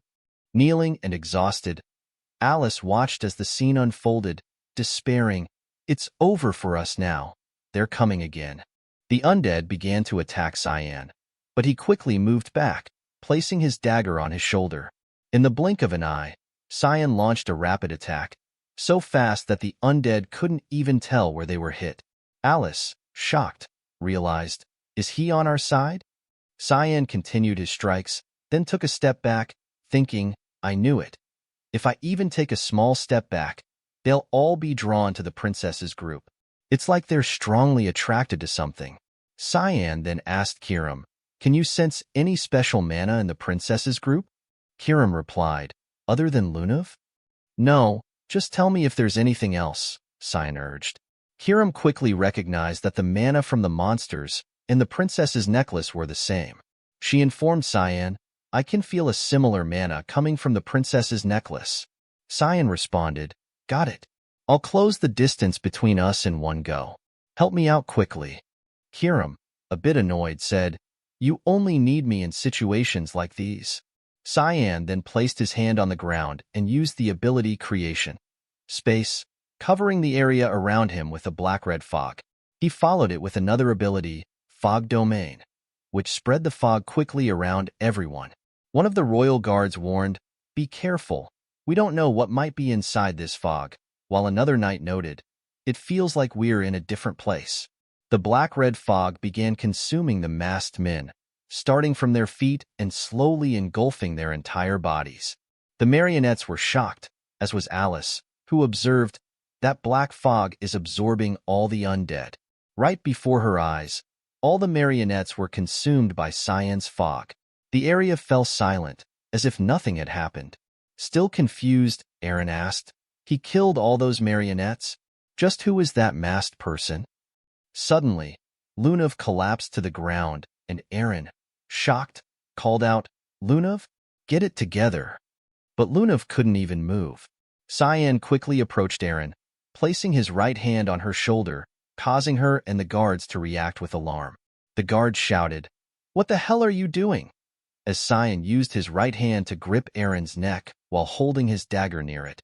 A guard demanded, "Let her go immediately." Aaron, feeling a strange familiarity, wondered, "Who is this guy?" Cyan then used his dagger to destroy the dazed stone in Aaron's necklace.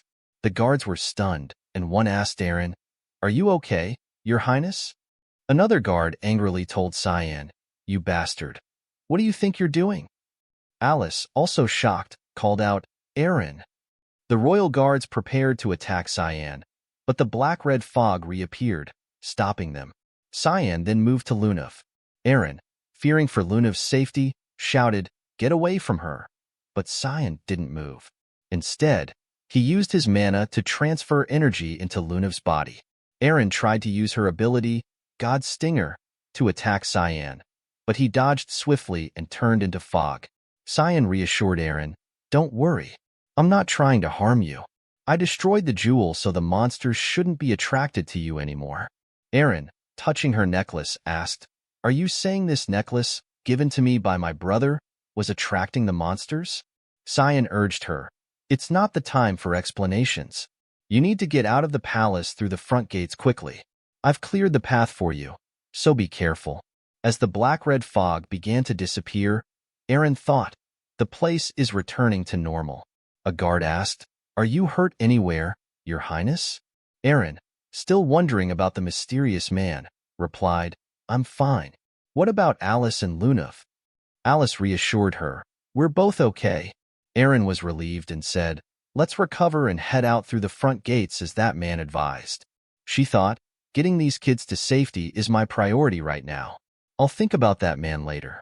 Lunaf, with her eyes turning purple, suddenly recognized something and thought, "Was that Cyan?" The scene shifts to Brian, Emily, and Nana, who are dealing with the monster attack. The monster was still alive and roaring, but Nana quickly used her powers to kill it.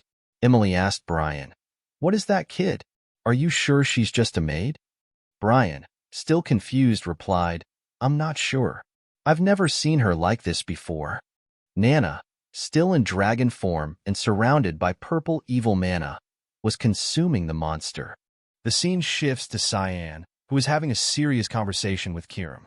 Cyan was recounting events from his past life, explaining the rumors about a bloodbath that resulted in the deaths of many people. According to Cyan, all the blame was placed on the fifth princess of the empire, Aaron Severus. People said that blinded by her greed for power, Aaron had attempted to kill everyone to seize control. However, Cyan believed it was all because of the day stones in her necklace.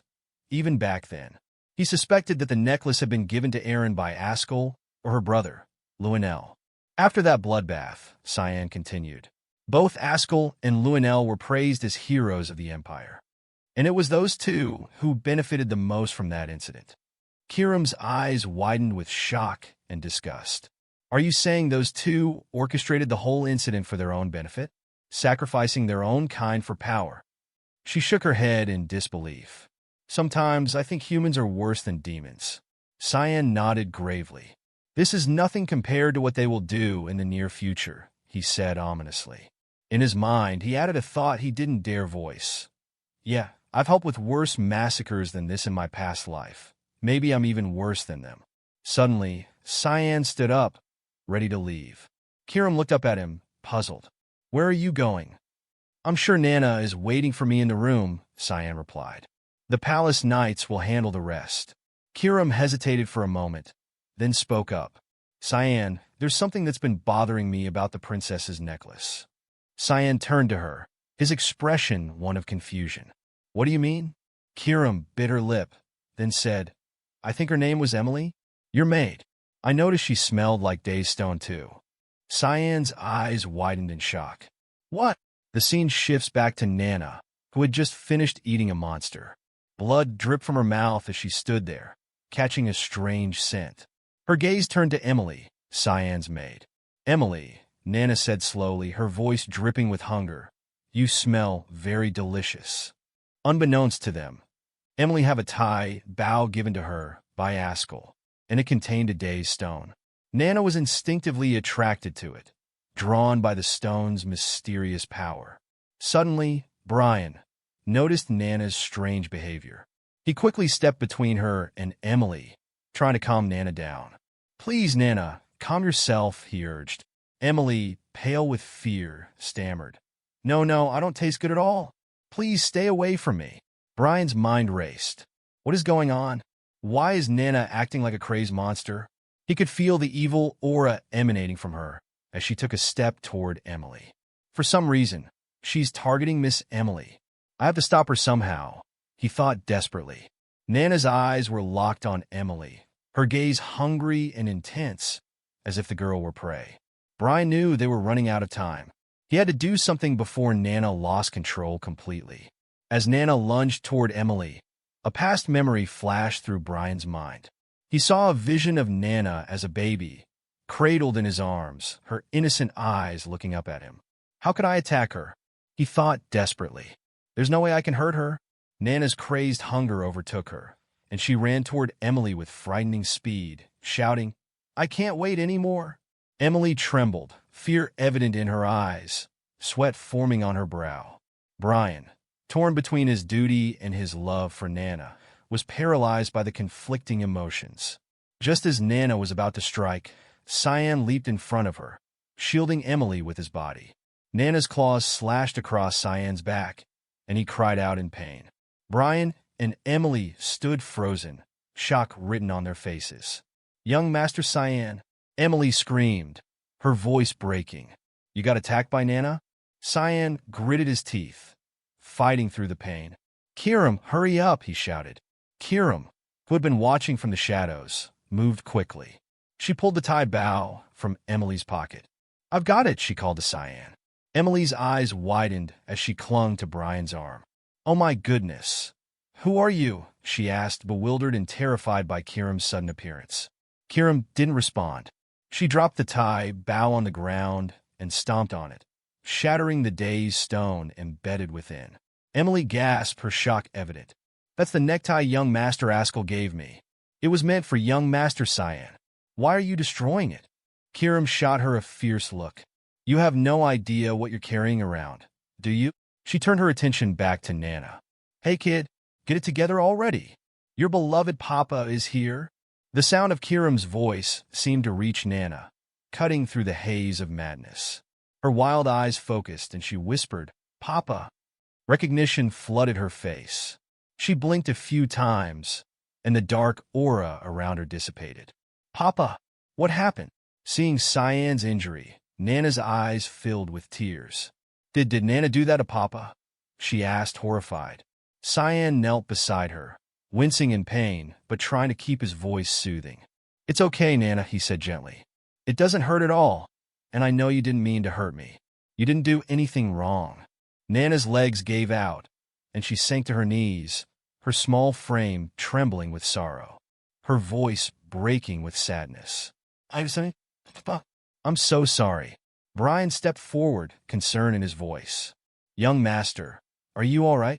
Cyan waved him off, still focused on Nana. I'll be fine. We need to leave this place. It's a mess, he said, looking around at the remnants of the chaos. The scene shifts to Lionel, who stands in an eerily quiet hallway. His eyes scan the empty space, his brow furrowed in confusion. What is going on? He thinks. This place should be teeming with monsters. Yet, the silence is so profound that it seems as if no one is here at all. Lionel, the king's voice breaks the silence. I don't see any monsters around. Lionel quickly composes himself and replies, Yes, your majesty. It's a relief. It seems like the situation has already been taken care of. Ascal, standing nearby, shares the confusion evident on Lionel's face, but remains silent. His eyes dart around the hallway, as if searching for something amiss. Suddenly, a familiar voice cuts through the silence. Father, Erin cries out, running toward the king with a worried expression. Her eyes are wide, and her breath is heavy from running. The king's stern expression softens when he sees his daughter. A smile tugs at his lips. Erin, are you all right? He asks gently. Erin throws her arms around him, hugging him tightly. I'm so glad you're all right, Father, she says, her voice choked with relief. She pulls back slightly, looking him over. Are you hurt anywhere, Father? The king chuckles, shaking his head. I'm fine, Erin. I was able to get here safely thanks to Ascal and Lionel. He gestures toward the two men, acknowledging their presence.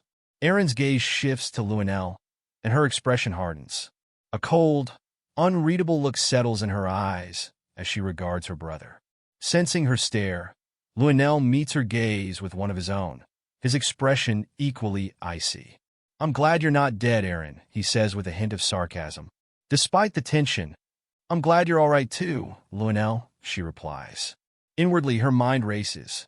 I have so many questions to ask you, but first, I need to take care of the others. At that moment, Alice and a royal knight kneel before the king, their heads bowed in respect. Your Majesty, Alice says, her voice steady. I'm glad to see you safe. The king nods at her, a grateful smile on his face. Thank you for protecting my younger daughter, Alice. I will reward you handsomely for your loyalty and bravery. As Erin listens to the exchange, she notices Ascal leaning closer to Luenell, whispering something in his ear. Her eyes narrow in suspicion. What is he saying to him? She wonders, trying to catch the murmur of Ascal's words. Whatever Ascal says to Luenell, it has an immediate effect. Luenell's face lights up with a wicked smile. He suddenly turns his sword, pointing it at Lunev, who has been standing quietly at the side, watching the scene unfold. I think I know who's behind this incident, Luenell announces loudly, drawing everyone's attention. He levels a finger at Lunev, his voice filled with accusation. The granddaughter of the Garum Mage Association president is behind this. Lunev Rainreaver, you are under arrest. Alice watched the scene unfold with a growing sense of confusion. Arrest? What is he trying to do? She thought. Her eyes darted between Luenell and Lunev, who stood at the center of the hallway, tension hanging thick in the air. The king's face darkened with anger as he addressed Luenell. You're crossing the line here, Luenell, he said, his voice sharp. Lower your sword immediately. Erin stepped forward, her expression furious. Luenell, she saved many people alongside me, she snapped, glaring at her brother. How can you accuse her like this? But Luenell remained unfazed, his gaze locked on Lunev. It was all a trick, he insisted. She wanted to gain our trust, so she could escape. The Garum Kingdom has always been waiting for a chance to strike at the Ushif Empire. Lunev's eyes narrowed, suspicion glinting in them. So their goal was assassination, aiming to create chaos within the Empire, she thought. She spoke up, her voice calm despite the accusation. You speak as if you have proof of this, Luenell. A guard stepped forward. Last night, a suspicious aura of mana was detected at the place where she was staying, the guard reported. The king's eyes turned back to Luenell, narrowing slightly. Is that true, he asked. His voice was stern. You'd better be smart with your words, Luenell. Erin gasped. Luenell seized the moment.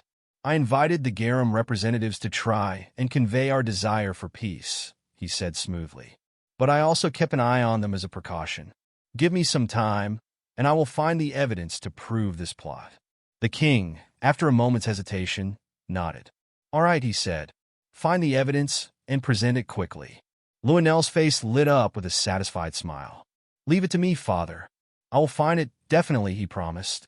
Lunev stood silently, her expression unreadable. Is this a trap? Or is this something grandfather intended to happen? She wondered. Despite her doubts, she kept her composure. Shortly after, Lunev and her group from the Garum Mage Association were imprisoned for investigation. The once bustling halls of the palace grew quiet as the news of their arrest spread. Lexus, who had been apart from Erin during the chaos, returned with the other guard knights. Spotting Erin, he rushed over and enveloped her in a tight hug. I'm never going to let you out of my sight again. Meanwhile, Cyan stood by, his thoughts heavy. The funerals of Marquis Drenian, the Empress's younger brother, as well as countless others, were held in the streets, he said quietly. But at least I was able to prevent more deaths than in my past life. He sighed, knowing that despite his efforts, the banquet would forever be known as the Banquet of Blood. As Alice carefully dressed Cyan's wounds, her hands were gentle but firm. These wounds could have been much worse, she said, concern evident in her voice. Cyan remained calm, his eyes steady. You didn't need to do this, Alice, he said. She shot him a stern look. You need to stay still, she replied, a hint of authority in her voice. I'm your sister, and you need to listen to me. It could have been really dangerous for you. It's a good thing you ran away when you did. Cyan chuckled at Alice's comment, but there was a hint of nervousness in his laugh. Yes, I was good at running, he agreed. Alice's expression softened, and she continued, You know, that masked man who saved me. If it weren't for him, I might have died that day. She paused, looking thoughtful. Just who was that person? She glanced at Cyan, studying him closely. Actually, she said slowly, now that I think about it, that masked guy was about your height. And you've gotten a lot fitter lately. Cyan's eyes widened slightly, a faint blush creeping up his cheeks. He shifted uncomfortably, unsure of how to respond. Alice noticed his reaction and grinned. "You're embarrassed, aren't you?" she teased.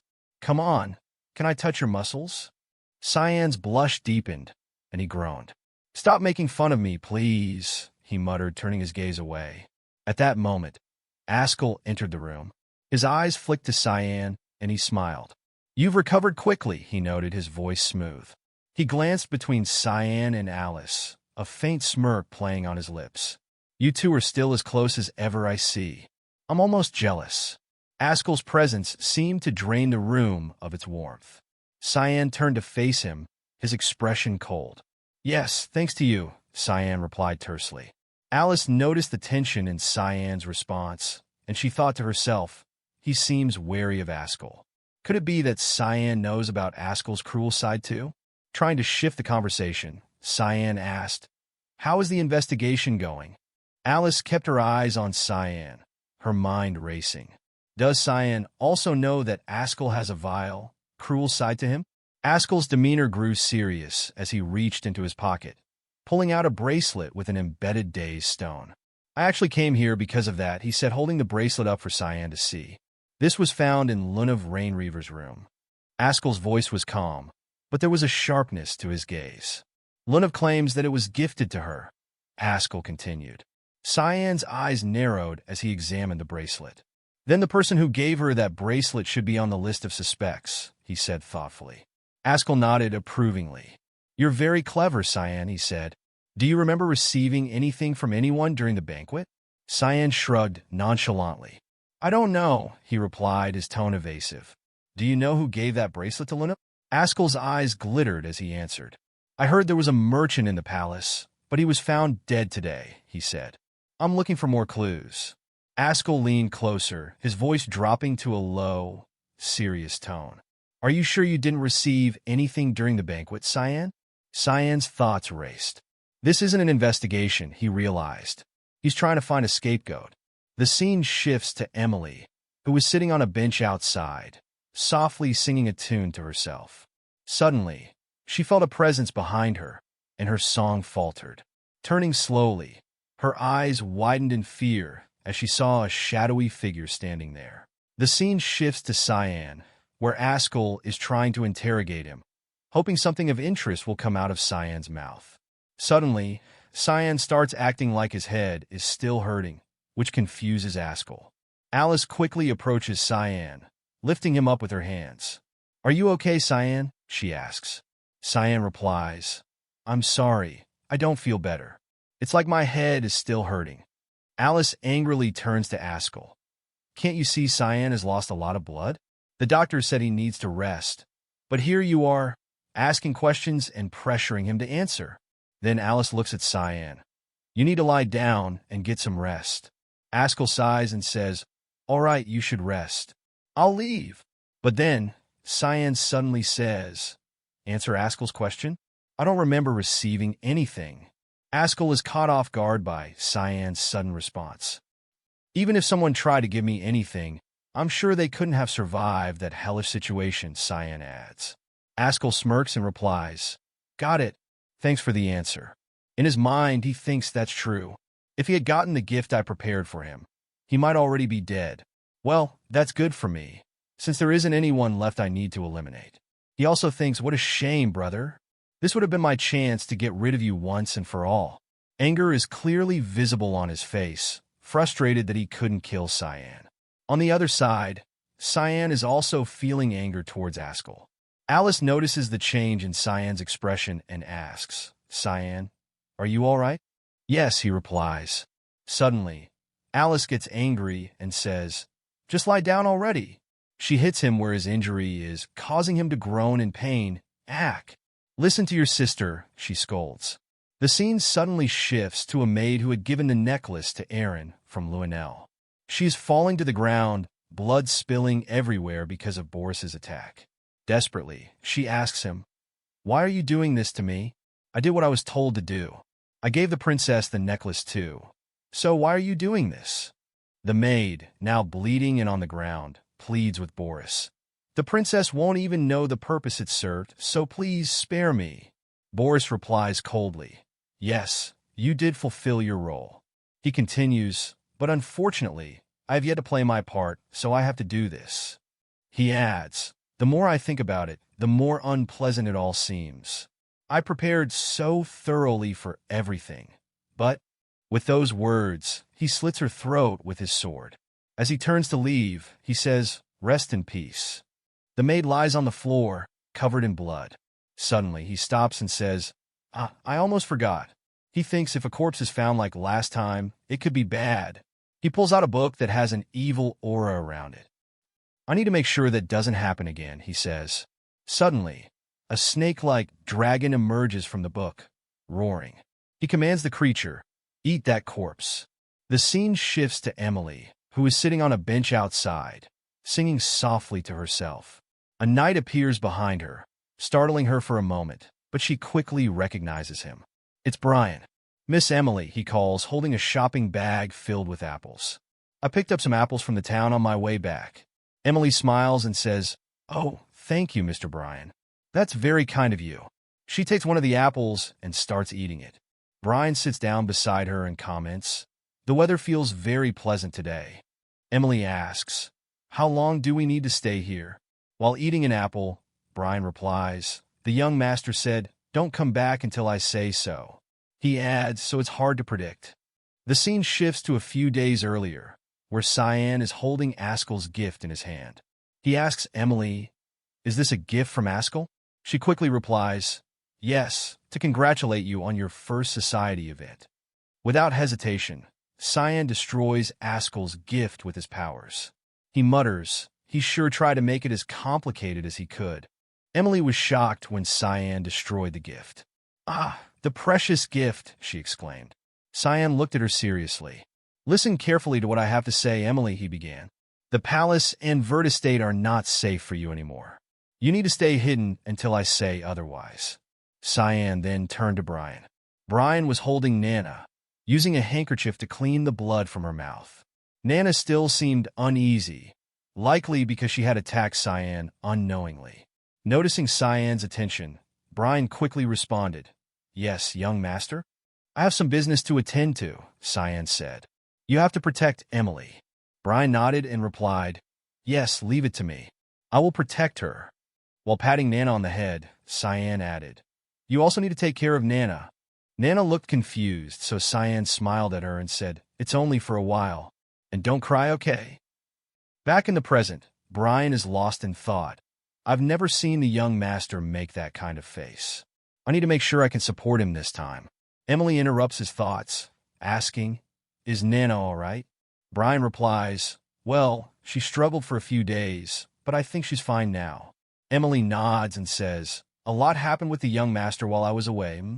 She glances at Nana, who is sleeping peacefully, and continues, I never imagined that the girl I thought was a maid would turn out to be a draconic human. Now that I know everything about her, I should help out as much as I can. Brian smiles and says, I was just thinking the same thing.